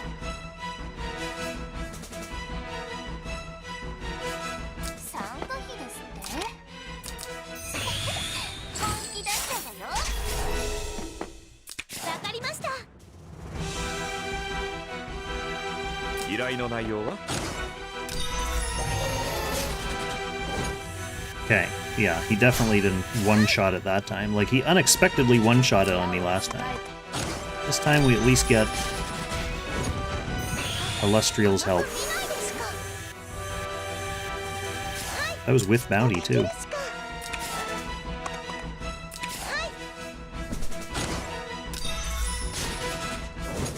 And Narm's gonna be able to start using skills on that thing, as long as she has skills up. She probably never will. She's always blasting her skills on the big boy.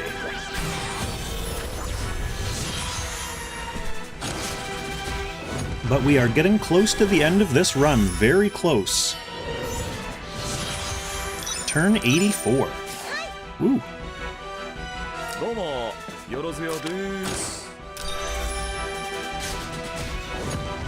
Okay, Gintoki still holding down the fort for me.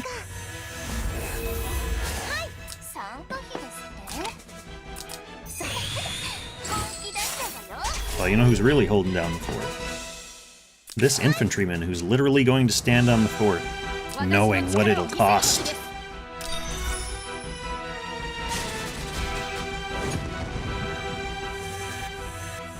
His life.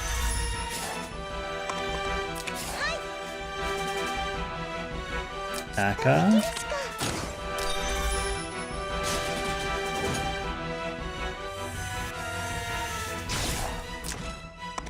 Wolf, you can attack from anywhere on this turn because you're expected to die here. It was wrong last time because the boss was already stunned, so the wolf's job wasn't to die, the wolf's job was to have magical stuff cast on it.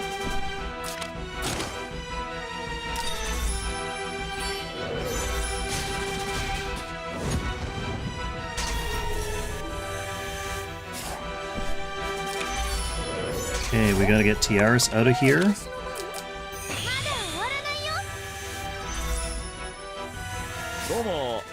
And Gintoki back into here.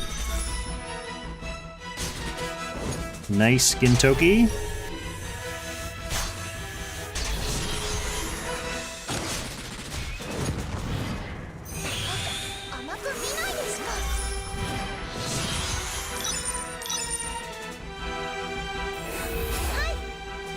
Okay, okay.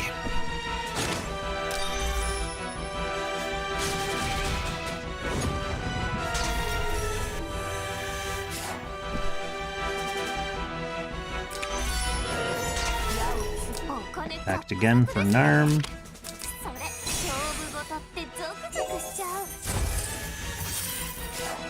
The glorious and brilliant return of Sword Boy.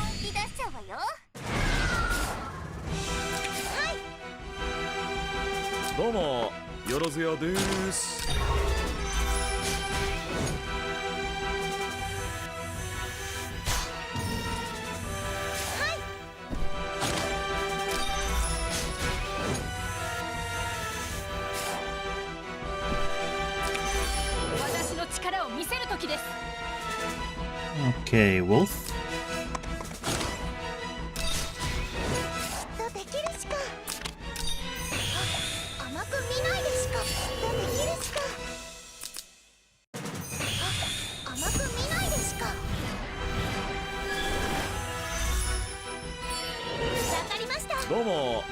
Hugin is back. Well, that's respectable damage for this late in the fight.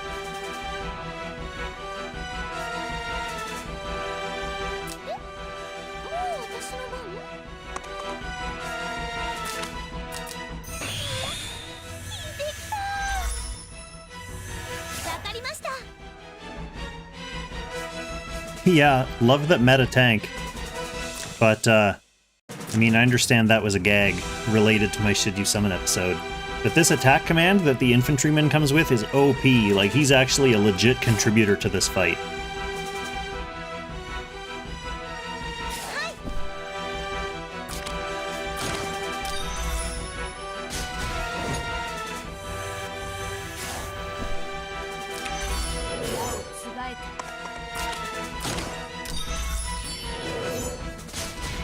Okay, 94 million. This is looking decent. I don't want to jinx things, but if we get to another Balder phase, then we should be looking pretty decent.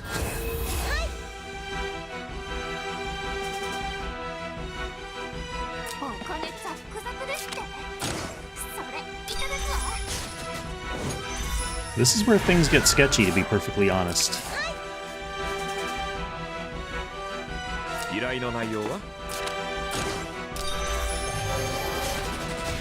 Okay, we got him.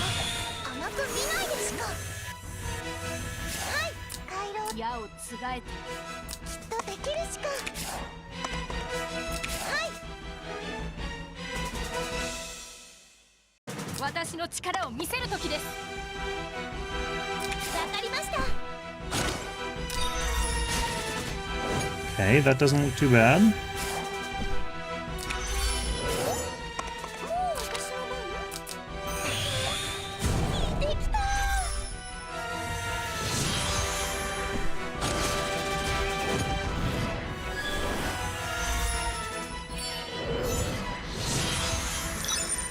All right. On my record-setting attempt,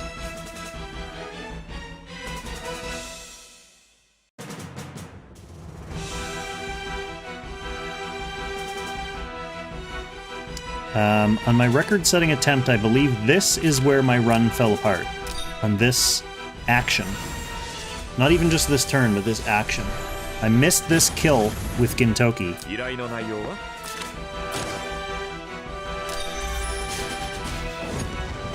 And that was so close. But I got it. Which sets me up for another, hopefully safe rotation because of that.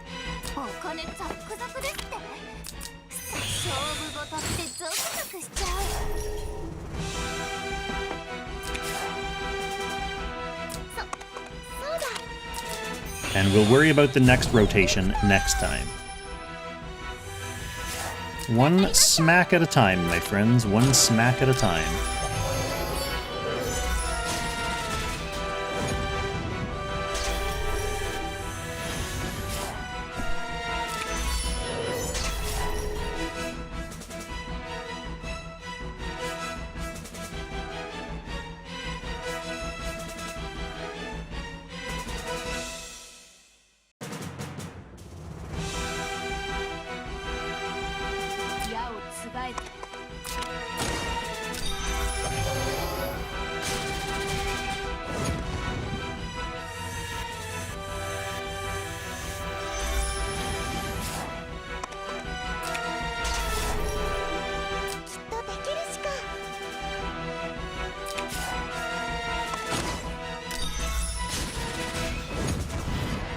Okay, now, Gintoki almost died last time I tried this, didn't he? Huh, so we may have to reset this. This may be...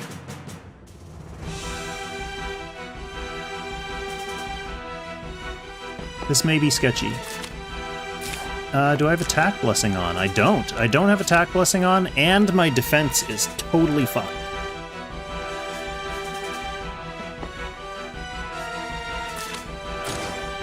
So 99% chance I get counter-killed on this move.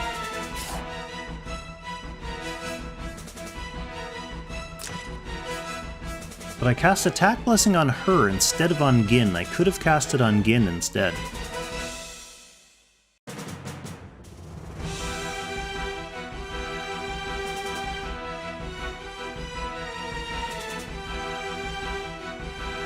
When's the next time I have a chance to cast something like that on Gin? Next turn. Next turn with Tiaras. I mean, I guess I try it. Although, I mean, I only survived with 5,000 hit points last time, so I'm sure I'm dying here, but this is what resets are for. Oh, barely hang on! Why did I live that? Okay, I'm glad I did it.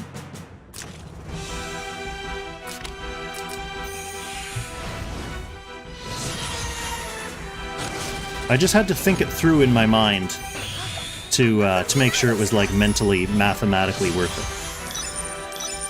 it. Alright, well, we're gonna get some big damage on this turn because this is our Corona turn, so... Let's see if I can catch up to the leaderboard leader. Leader of the leaderboard.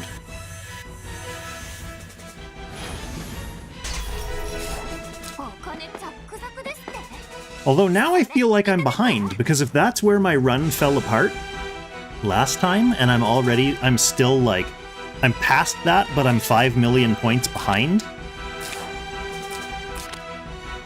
That's interesting. Interesting.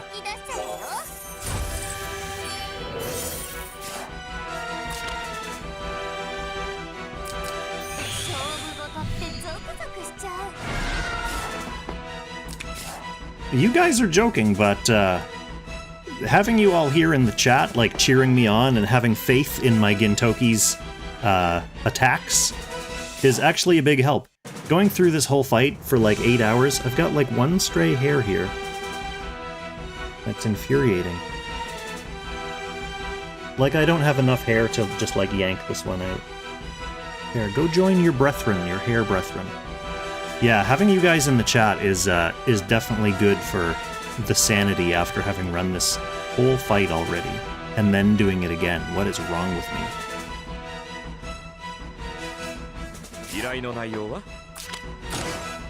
Alright, let's try to get it.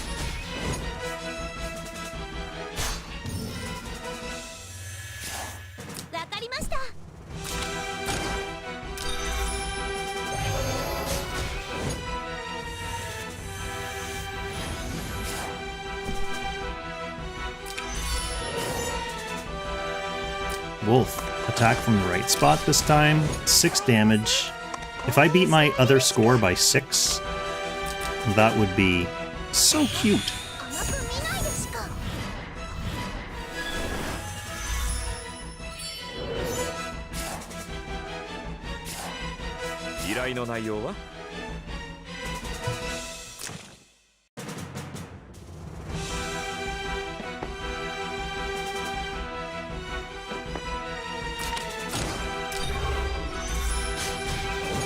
Ooh, that's nice damage for no attack blessing.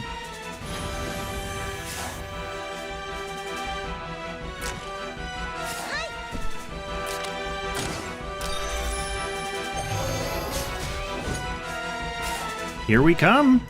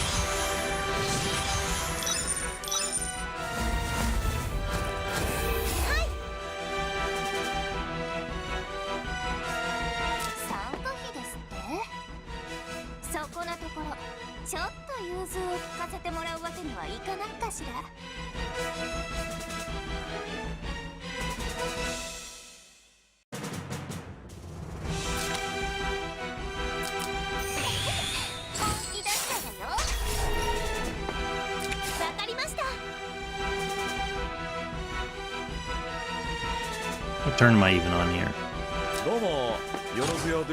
I think this is one of the double smack.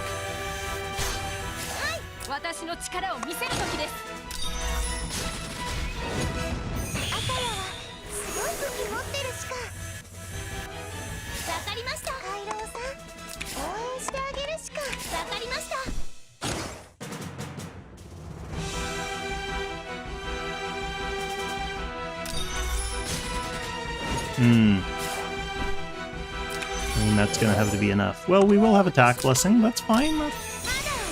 It's probably a decent turn.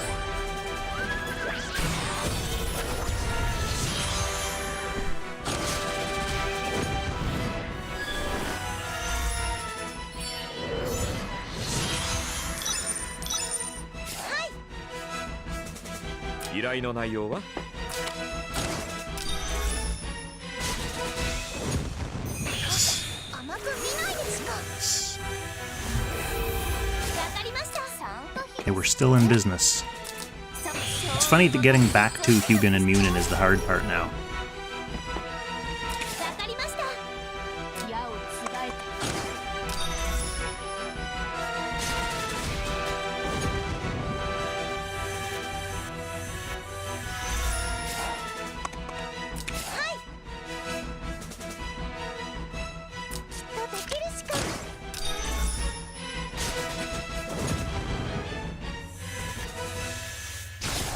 We're so close.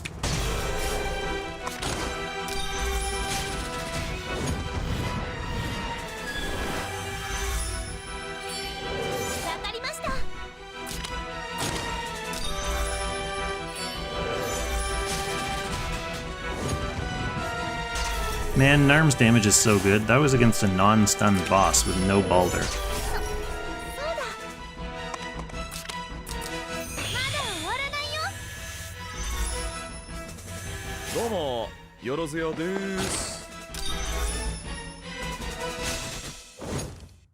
Beautiful.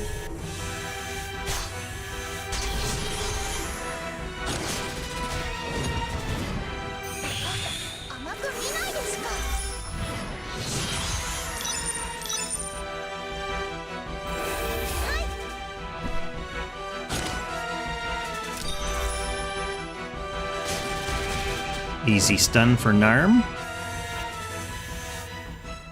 Hit Illustrial. Nice.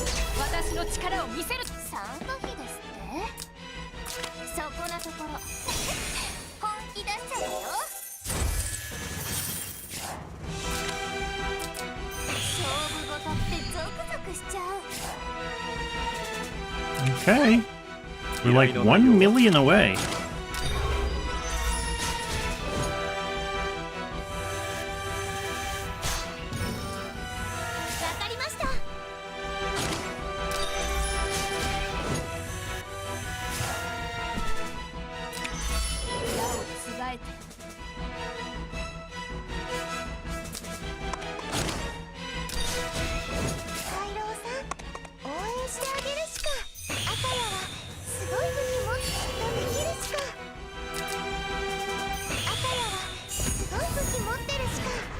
Getting back to H&M for another Balder phase to close this fight out will be huge. 依頼の内容は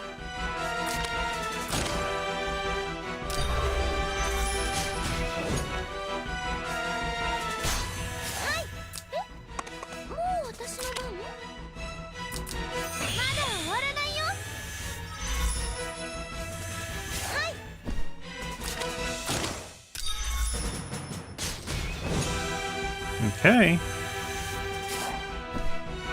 I mean, I think even if I'm gonna die, this has to beat my high score. Because I'll just, like, throw damage.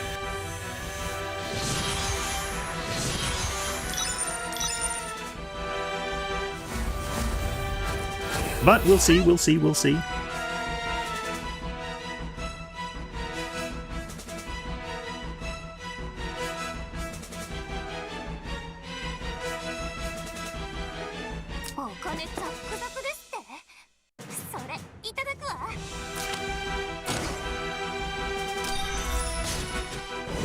I don't know if I like that. どうもよろずやです Ooh, that was fine. It was really close, but it worked. わかりました。できるしか。わかりました。私の力を見せる時です。わかりました。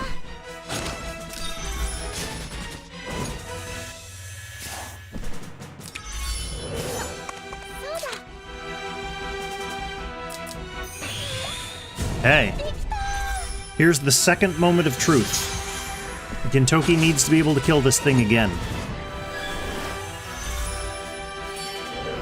We got it by the skin of our teeth last time.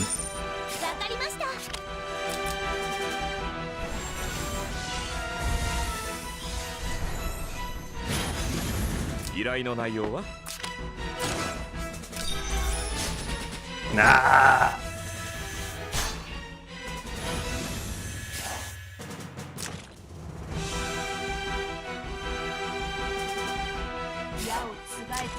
Unfortunate.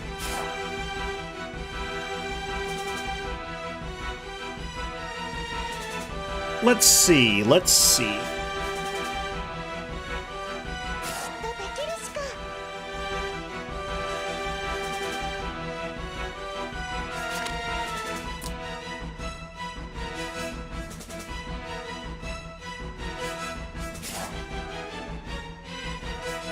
Okay, Gintoki needs to hit that hill.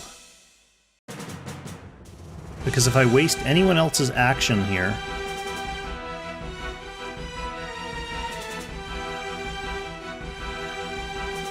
Narm, Illustrial... The only other person who's not doing anything would be Akka, but she can't reach that and still be safe at the end of next turn. So I have to figure out a way for Gintoki to kill that. Which means, probably instead of casting Attack Blessing on Narm here,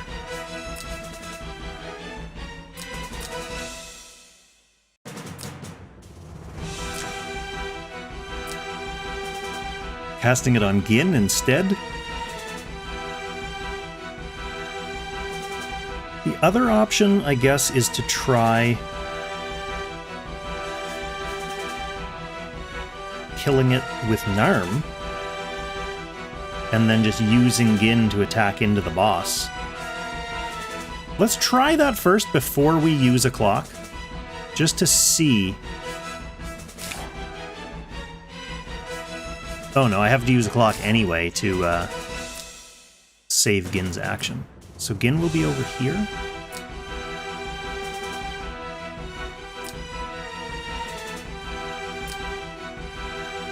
Where's Narm? Narm's here, so she can attack from there.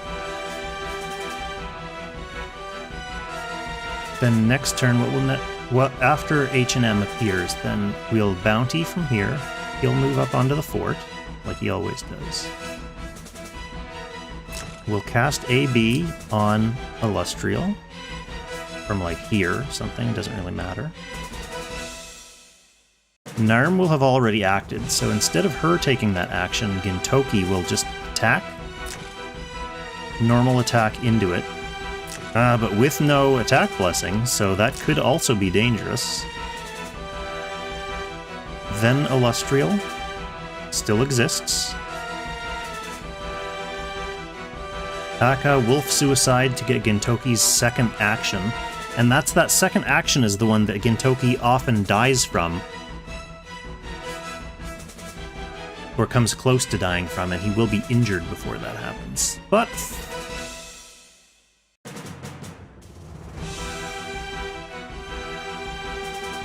fuck it. Let's just see if that plays out in my head the way I thought it would.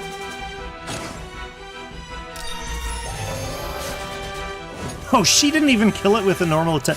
To be fair, that was greedy. I could have used her skill.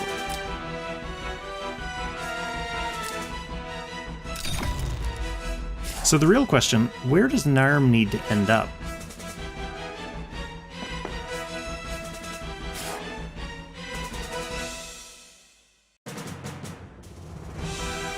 She kind of wants to be where that infantryman is.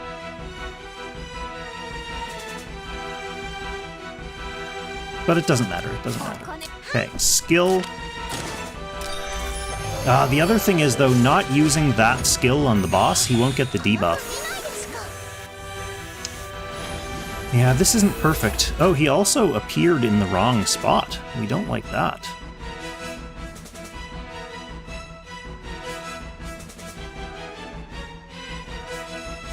Very interesting.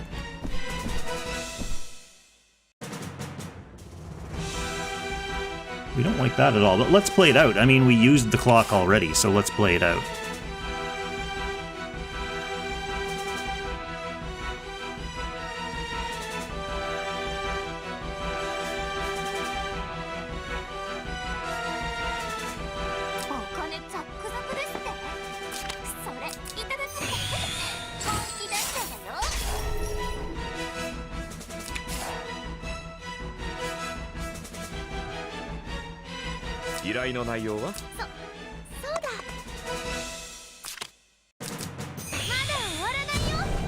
I don't really like this accommodation, though.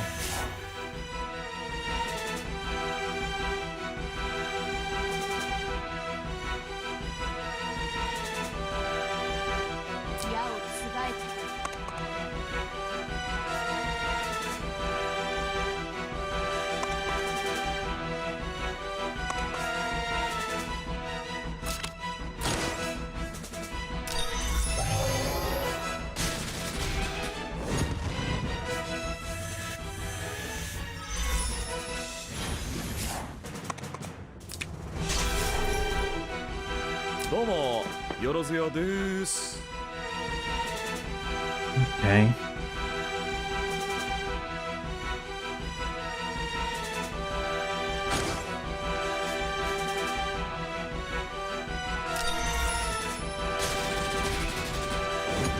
Yeah, Gin's not going to be able to follow up with another attack.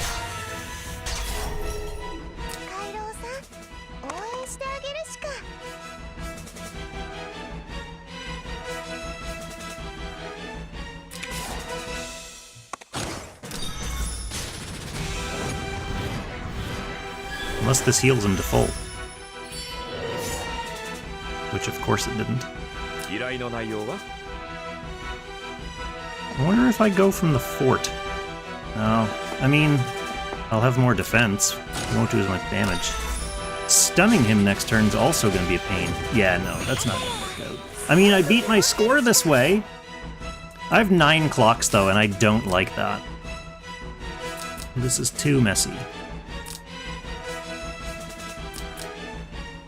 So we need to go back to Gin missing the kill on small stuff.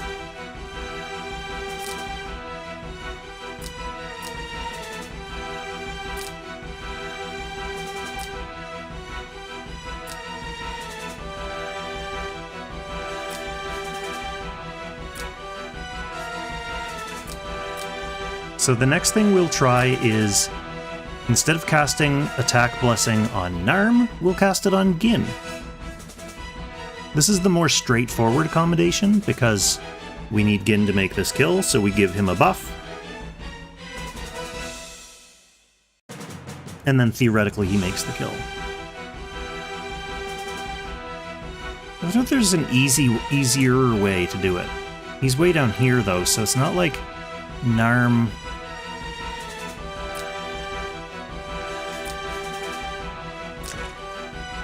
Yeah, like it's not like Narm can go give him King's Crown.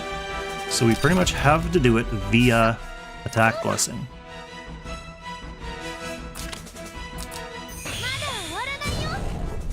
Let's see if this makes a difference.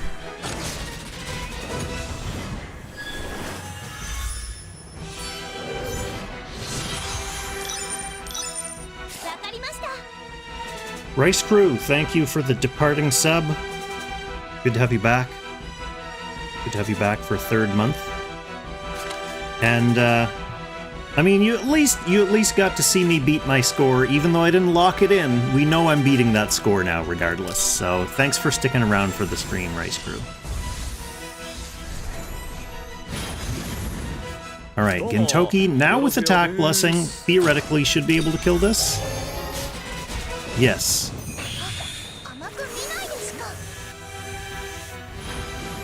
That did cost me something, though. It did cost me something.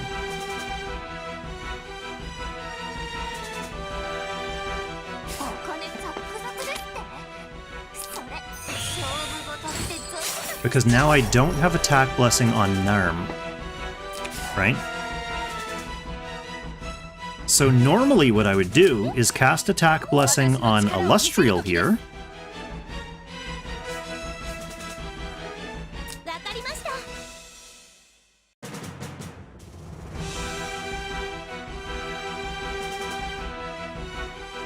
But then, when Narm goes to use this on him, she'll definitely die. Do we use one of our clocks to find out if she'll definitely die? Or do we think we're thinking she's definitely gonna die? She's on terrain. She doesn't have any of those nasty defense down debuffs. Why don't we use a clock? And just see if she lives? I mean, it's so sloppy, but this is part of what, like, running Ancient Beckoning to gather research for future runs.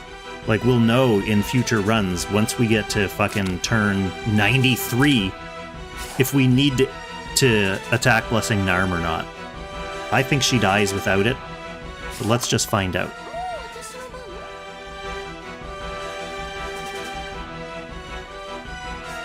Let's just find out. Let's just find out. Don't die, Narm. Yeah, she dies. She dies for sure. Okay. Okay, we'll take that back. We don't want her doing that. Okay. That means we're definitely casting Heal on Narm.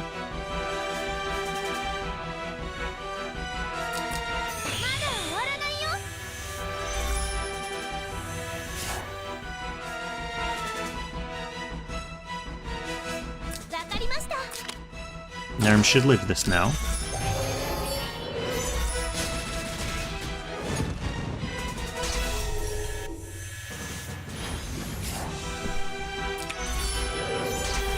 Gives King's Crown to the wrong person, but it happens, it happens. Illustrial, now the question is, does Illustrial live? Because she doesn't have Attack Blessing now. Nope, she doesn't live either. Oh, so someone's dying here.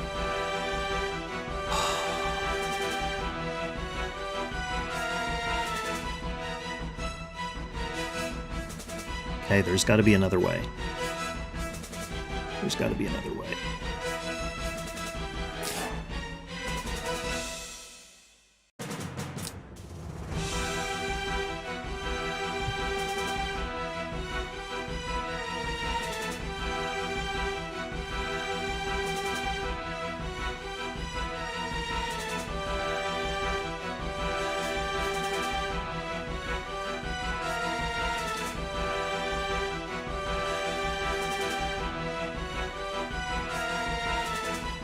Okay, what do we need to get out of this turn? We would love to get out of this turn with Illustrial not attacking, because if she does, it blows her roundabout. And then she can't get out of range of the boss's AoE next turn.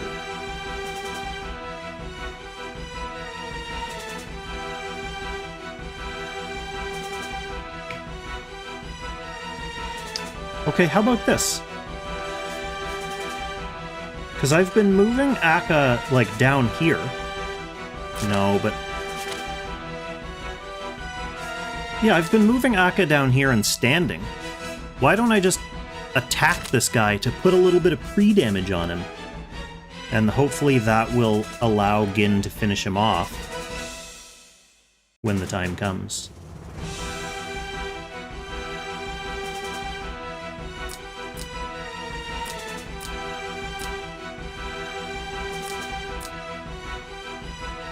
Oh, maybe there's a reason she's way down here instead of here. But, fuck it, let's find out. That's why we've got rewinds!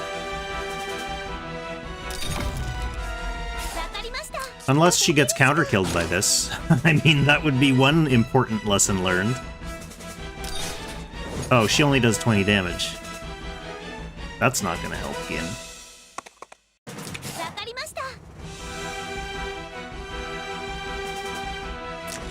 She doesn't have skills. God.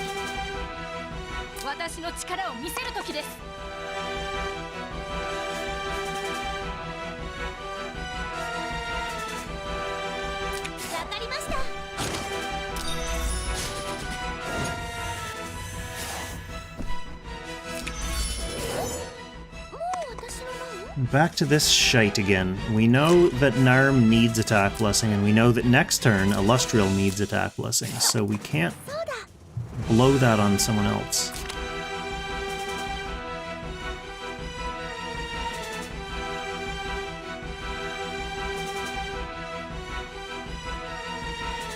Unless we use Illustrial to kill this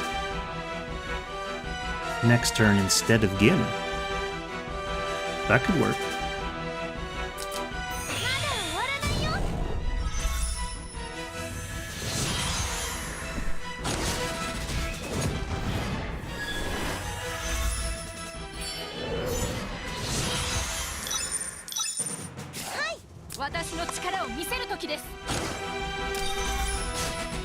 Oh, she doesn't come anywhere close.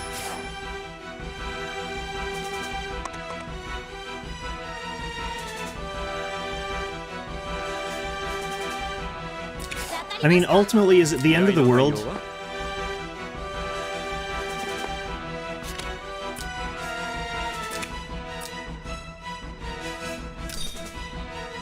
Is it the end of the world if I have to use her attack and Gintoki's attack here? It means it's going to be harder to stun the big guy.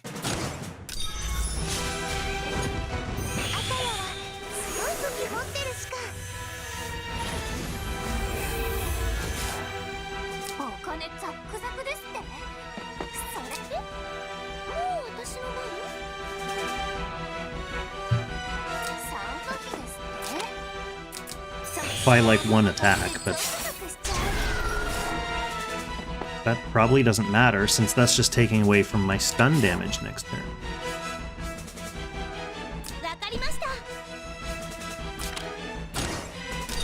So this is normal. She has attack blessing, so she should be fine.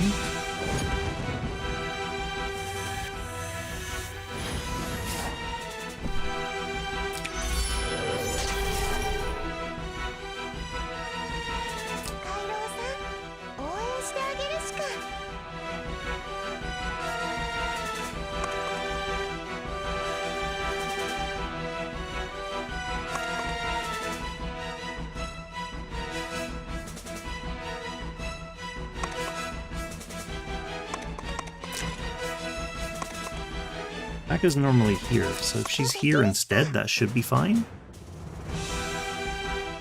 1, he'll be dead. 1, 2, 3.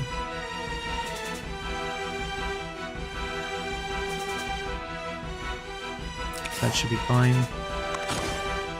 Wolf's allowed to die here.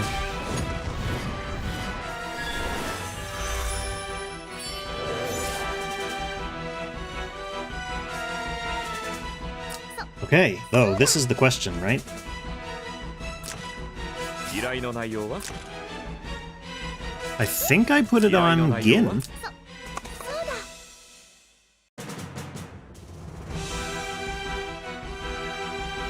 And then I can just put it on Illustrial next turn.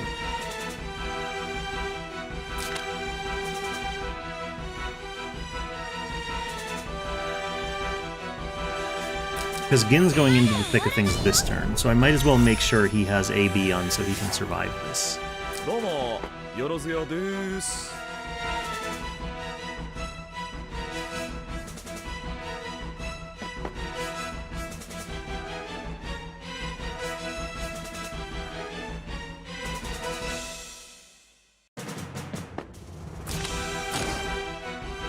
Like, I almost feel like using his 3C here because I'm gonna need the extra damage to get a good stun.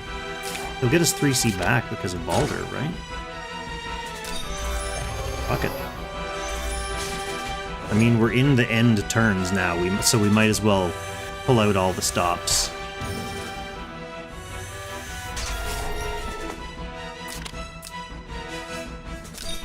Okay, this is okay. Definitely better than my last few attempts. Uh-oh. Okay, no, that's fine. I thought the wolf appearing there was going to trigger the AoE, but no, we're good, we're good, we're good. We're good, we're good. Okay, so normally, she would come up, use her 3C,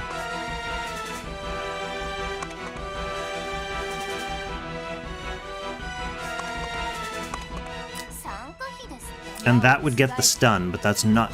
Two things. Not only that's not getting the stun this turn, but also she needs attack blessing, so...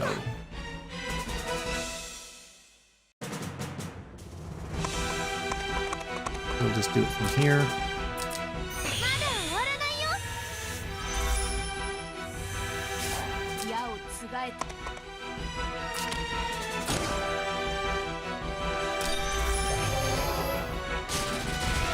Oh, that is getting me the stun. Oh, right, Corona power. Nice.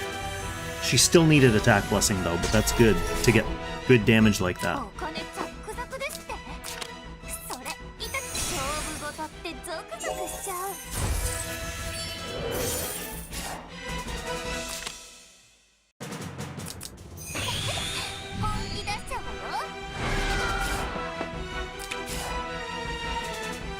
Okay, good. So we've got another full round of fully Balder-powered, Corona-powered 3Cs into this stunned boss now. So, easily thrashing my previous score.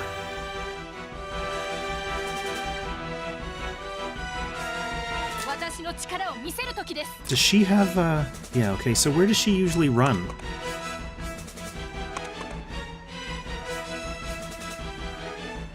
She usually hangs here. But I don't want to do that. Because I want Narm to use that tree, so... Where does she need to be?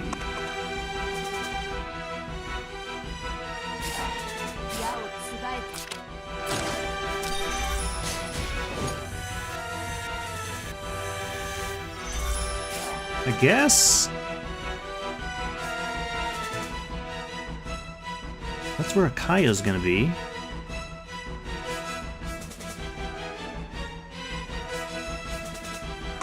I mean, this is fine. The only thing is, if I leave that tree... Well, I guess Narm can just stand there on her turn. Okay, yeah, Narm can just stand there.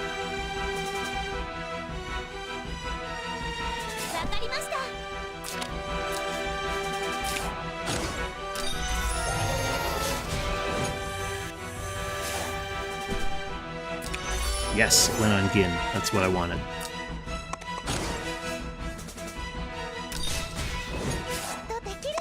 Okay, Aka, act again. Narmu.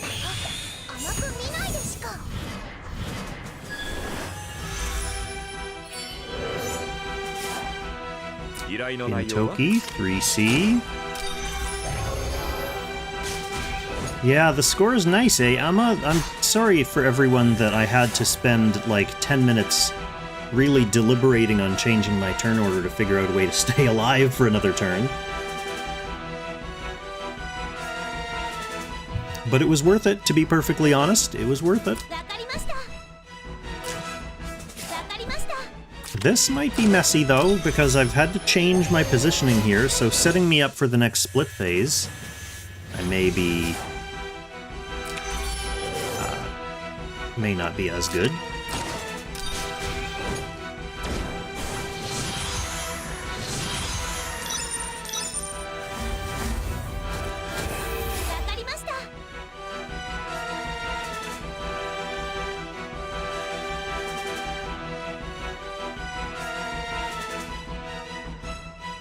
Hey. Hey.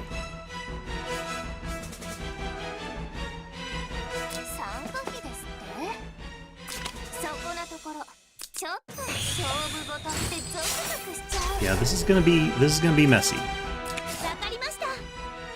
どうもよろずよです。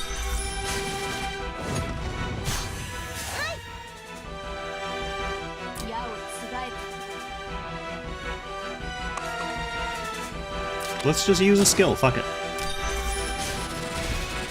Oh no! Oh shit. Okay. Illustrial. I don't like that whimpery. Okay, there's another solution though. There's another solution.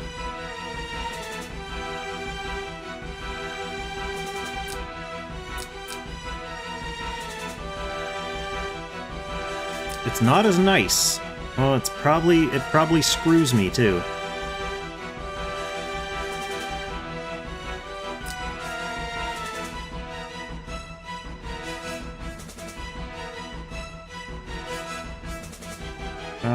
Yeah, let's do it.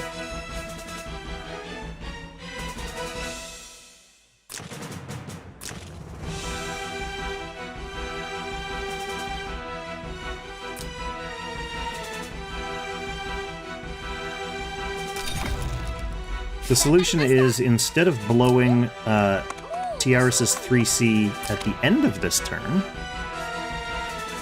let's do it now.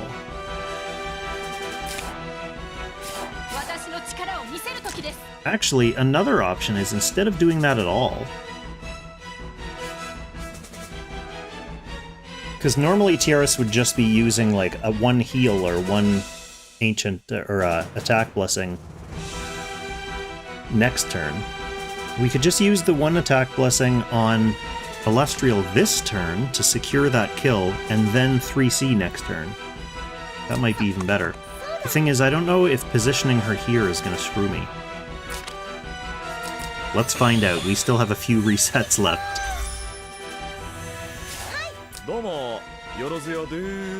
The other thing is, I mean, I guess I could use Air Slash here. There's no reason...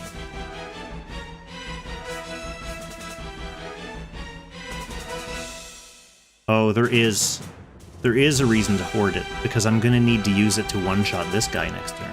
Oh, which I'm probably not going to be able to do either. Well, let's just see if the attack blessing on Illustrial made enough of a difference. And we'll take it from there. Okay, it did. Not only did she survive, she did pretty good damage.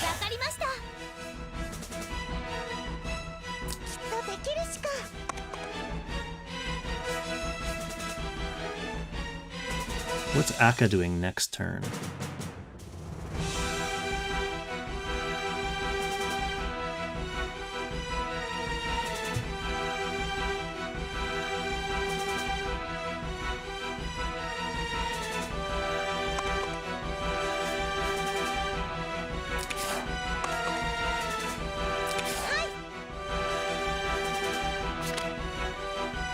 Oh, the cooldown on that is 5 rounds.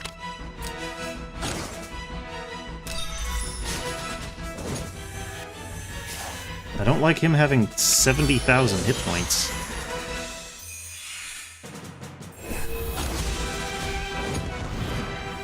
I don't like him having 70,000 hit points.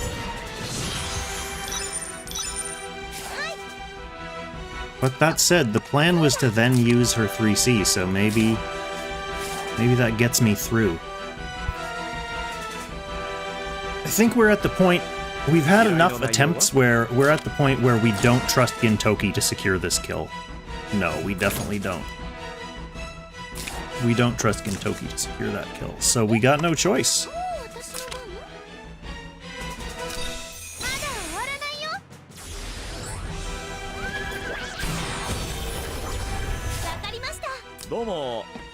Now we need him to do this. Come on, attack blessing. Oh yeah, we got him. Okay. We're still going. We're still alive. Oh, he appeared in the right place too. Good. We didn't get screwed over by that. Okay, everyone's nicely attack blessinged. Nice, nice, nice, nice. Okay. Back to routine. Bounty. Back to routine. Onto the fort, ready to get killed. Illustrial should be able to safely auto-attack here, because she has that 3C power-up.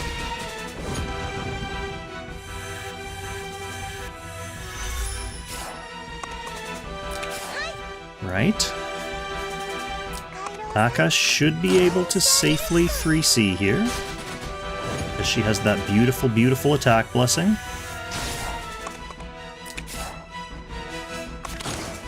Wolf should be able to safely be dead. That's what we want from the wolf. He's a good boy. The only thing I'm not sure about is this Tiaras. Because look, this is what... Look at what this says. Look at what this says. If there are more than 3... Okay, more than 3. 1, 2... Okay. Not gonna worry about it yet. Not gonna worry about it yet. Narm should be safe here. She's got attack blessing. Thank you, Najin. I can't wait to see what my final score ends up being.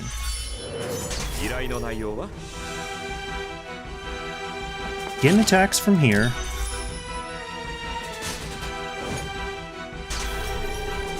Now he kills my infantryman and does not AoE.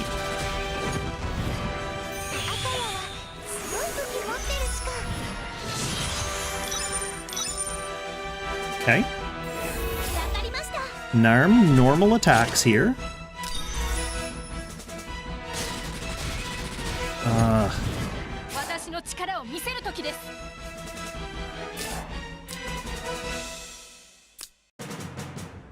I was with attack blessing.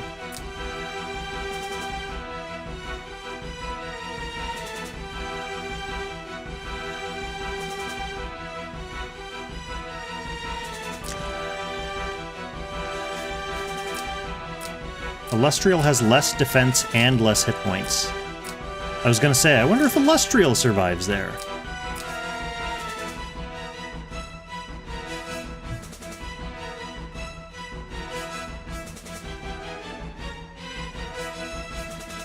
What's Tiaras doing on this turn? Supposed to be healing Gintoki.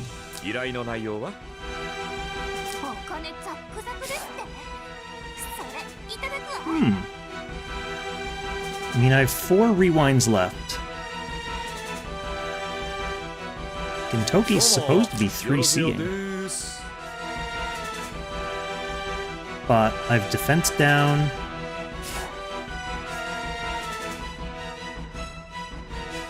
There's no infantry. I don't want to cure from here. I guess I could.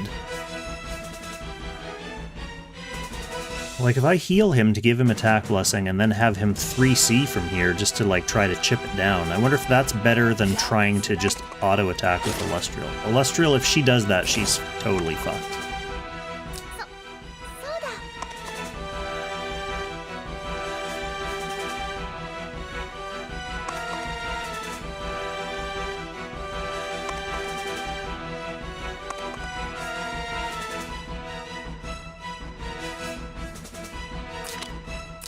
Let's just see what happens if we lead with Gintoki. He doesn't even have 3C, so he just has the punch-up. does not get the stun, obviously. But I wonder if that's enough to make, like, Illustrial survive, or Narm survive. Who do we think has a better chance of survival? Like, Narm's hurt, which isn't doing her any favors. I guess we just try with Narm again.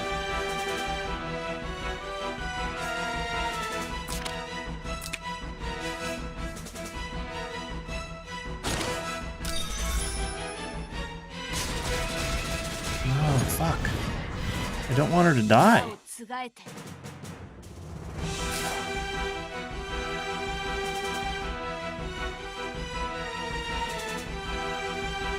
What if we just use my act again on Gintoki?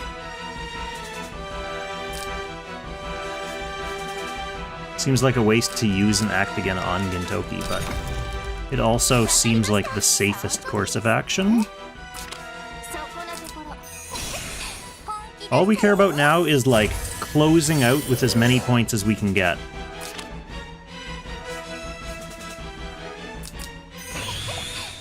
Which means, for the next, like, 2 turns, people surviving.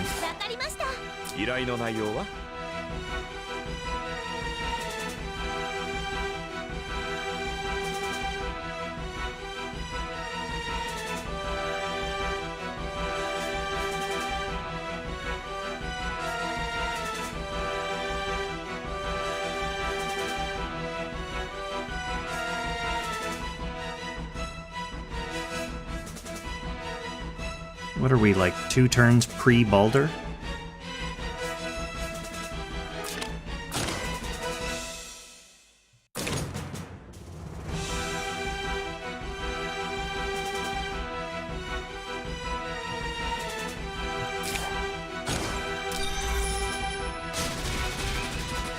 Okay. We got a stun anyway, that's points. It's not pretty.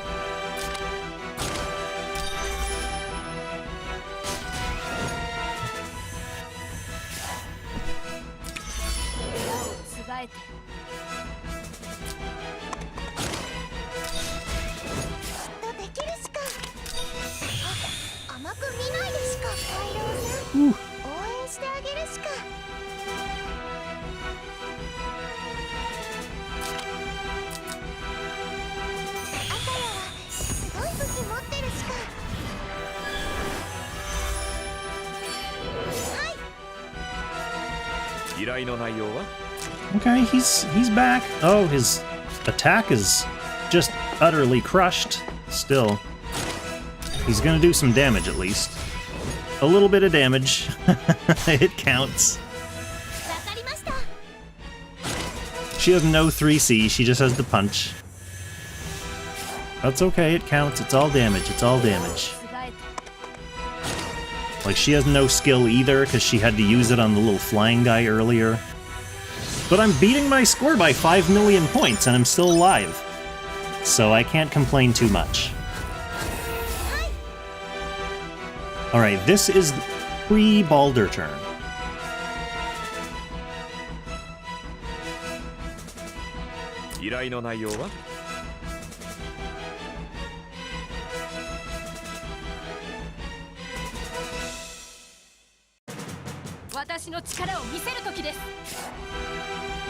This is another one of those turns where I want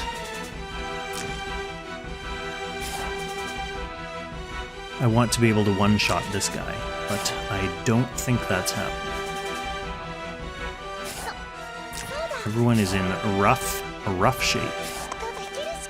She doesn't even have it. She doesn't need skills. She theoretically needs skills.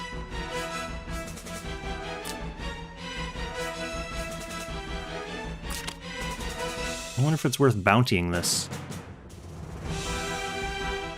Like, it's not dying. Let's not kid ourselves.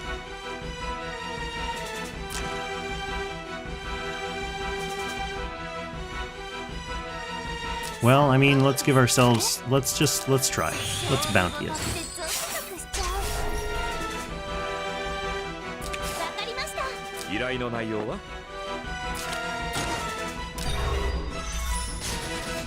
Oh, that did nothing. Oh, that's because it was a melee attack. Probably?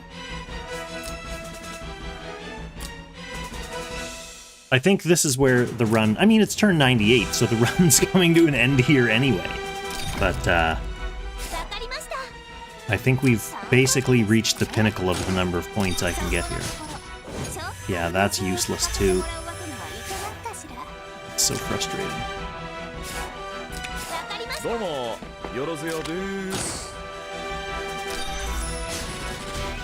Yeah, brutal.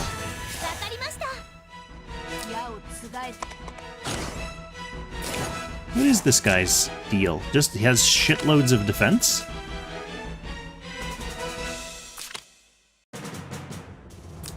Holy moly.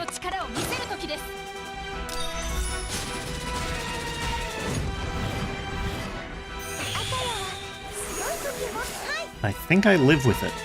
I think I live with it.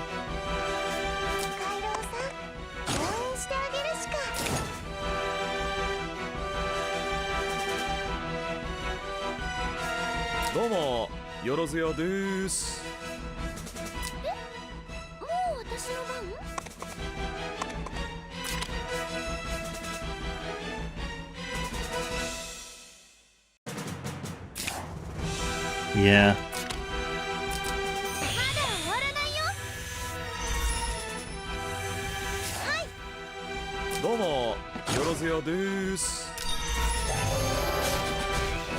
Well, at least Illustrial died for a purpose. Gintoki got to act again.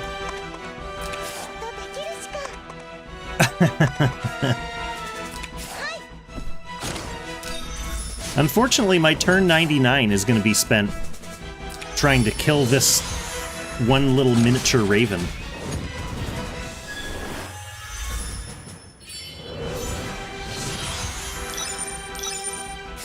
We do have Balder powers. And I will say, since it's turn 99, there's no reason holding on to Corona. I might as well just blast Corona at the start of this turn.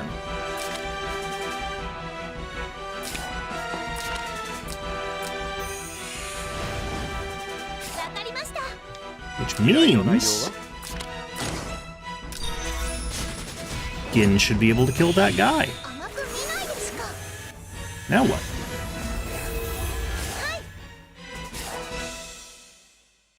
It also means I only have Tiaris. Or, not Tiaris, Narm. Who has no attack blessing right now, but she will. She's about to.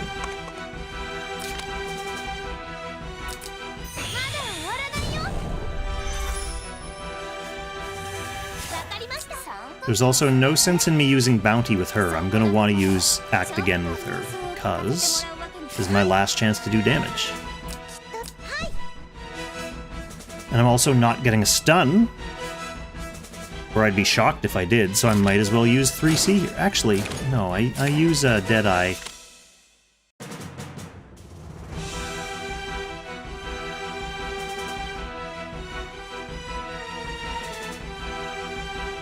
Fuck it, I'll use Deadeye and then I'll use her 3C after Act Again.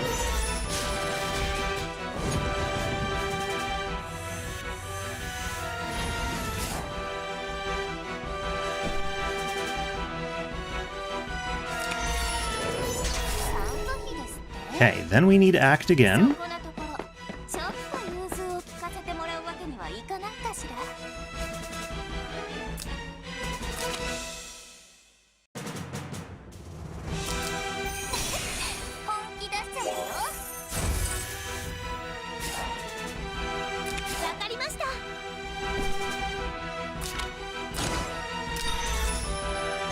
We are gonna get a stun. Nice. This is actually working out okay.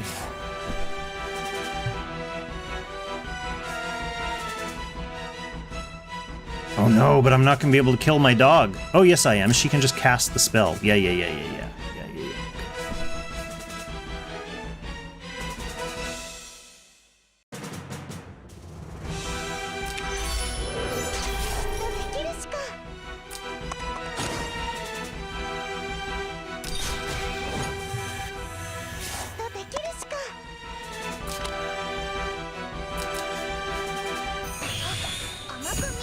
A decent last turn, to be perfectly honest. Without Illustrial.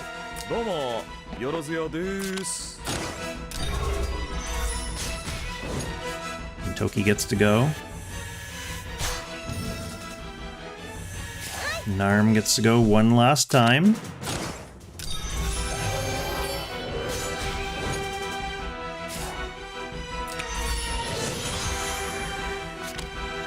And that's it. I get a very unceremonious defeated message after getting to turn 99. That's not very fair. Well, I can see in my in-ear monitor, my in-eye monitor, the stream is lagging a little bit on Twitch, so apologies for that. Hopefully it resolved itself without too much issue. Yeah, I thought once you got to turn 99 it would actually give you like a victory message, but no, you just get an unceremonious... Oh, actually, I guess the point of this is if you still have clocks left over and you're done the fight, it doesn't want to just like boot you from the fight without giving you a chance to rewind and change something and fix something. But I'm good with what I did, so... I'm going to end the fight there. And that is actually a very nice improvement over my score. Almost 7 million. Nice. Take care, LW Gaming. Thanks for stopping by the stream.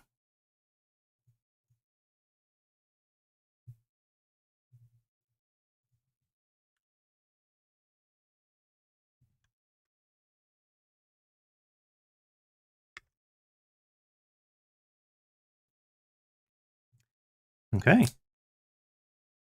Well, my intention was really just to come into this and have like a full cycle recorded, a full rotation, so you could see like basically what the phases look like and how the act again interplays and stuff like that worked. And I thought, like, I knew there were a couple little places where my rotation from yesterday wasn't the best that I could improve on, and my rotation there was pretty good, and I also had better recoveries from the breakpoints in tonight's run. And I mean, beating my score by 7 million is not huge by any margin, but beating my score at all is very satisfying.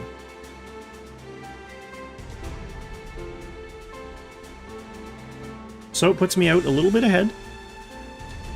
These guys are good though. Ardent, I don't know who that is. It's on one of the new servers that I just merged with, so I'm not familiar with them as a player. But I know that they're familiar with the Chinese meta strats, and I also know that they are on top of their Ancient Beckoning, because Ardent actually just re-ran Hugin and Munin today. After I ran mine and set my 99 million score, Ardent was at like 78.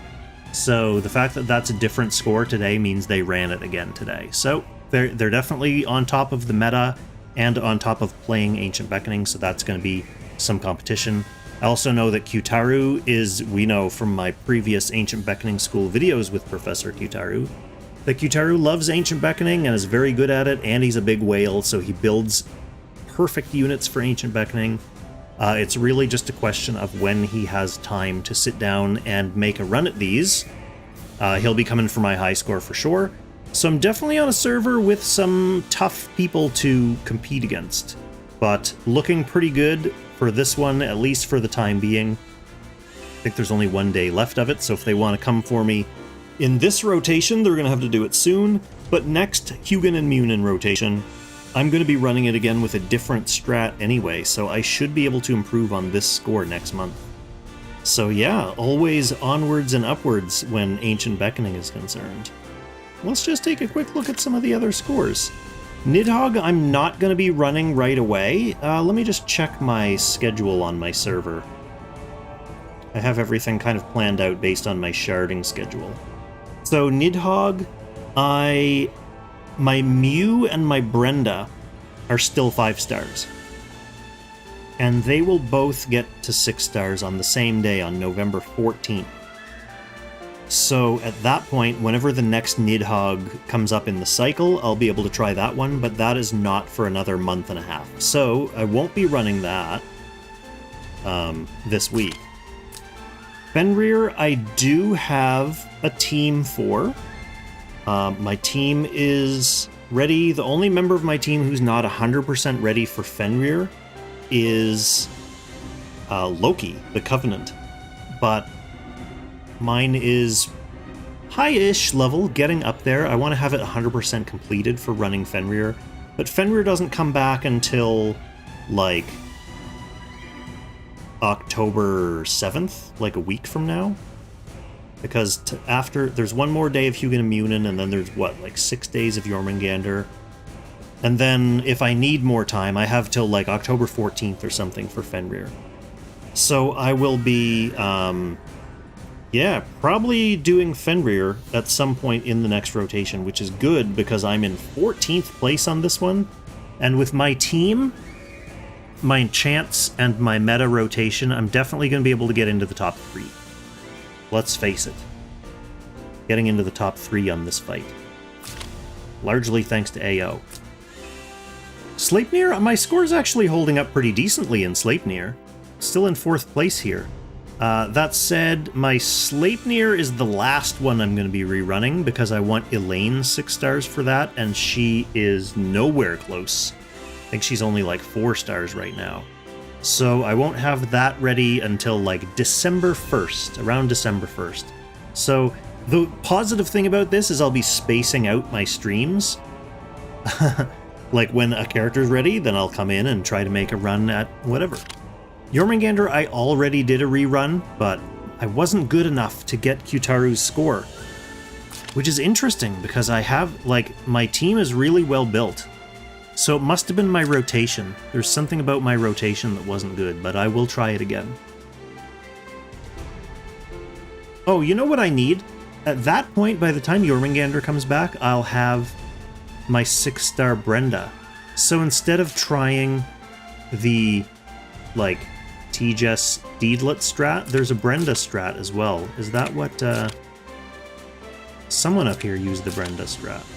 Anyway, I think I might be able to get more points with Brenda, so I'll try that. And then we already saw Hugin and Munin, but I'm going to try a different strat on that one too. So, let's see. Is AB server-wide or cross-server-wide? It's just on your server cluster. So the high scores we're looking at here are Salrath-Baldea-Dalsis-Rayguard and Rocky Valley. So the reason why it's become like a thing is because we recently merged those 5 servers together, so a bunch of new competitive players were all like stirred into the pot together. Like I'm sure all the Salrath-Baldea people who were sitting on high scores are kind of pissed to see me and Sarah and Kutaru all join their server. But there you have it. Do you gain anything for being first on top of the list? No. What you gain is something for being in the top 4. So as long as you're in the top 4 overall, which I currently am, and then for the individual bosses, you just gain rewards based on your rank. So as long as you hit S rank, you're getting all the AB stone rewards that you can get from each boss. And then after that, your overall score, that, as long as you're in the top 4, most people just try to be in the top 100, but your overall score across all the bosses is what determines how many of these little mastery packs you get. So, obviously bragging rights for being higher in the top 4, but I also don't like super brag about it. I just like doing the fights and like perfecting systems, so it appeals to me in a way. And it's fun to stream, like it's fun to just sit here for hours and chat with you guys while doing something relatively mindless in terms of, you know, as video games are concerned. So, obviously, after 4 hours, 44 minutes, and 4 seconds, my voice is getting kind of tired. I am going to retire. Finish my beverage and then retire, and then tomorrow not do Ancient Beckoning. I guess I'll be editing this VOD tomorrow because I need to put in all my little timestamps for people who are trying to desperately come back and watch this through my like rewinding and 5 hours of rambling. So good luck to everyone, retroactive good luck. thanks to everyone who came out to the stream and supported me in the chat. It really helped me stay awake through that and also made me entertained. So I will catch you in the next stream. Probably Apex, to be perfectly honest. Like, we don't need to wait for Ancient Beckoning fights to cycle around. I can stream Apex, and there's Summit der Langrisser on as well, so I'll be streaming some of those elimination round matches. But until then, I am going to crash and sleep for 12 hours. I'll catch you in the next one, everyone. Happy Langrissing.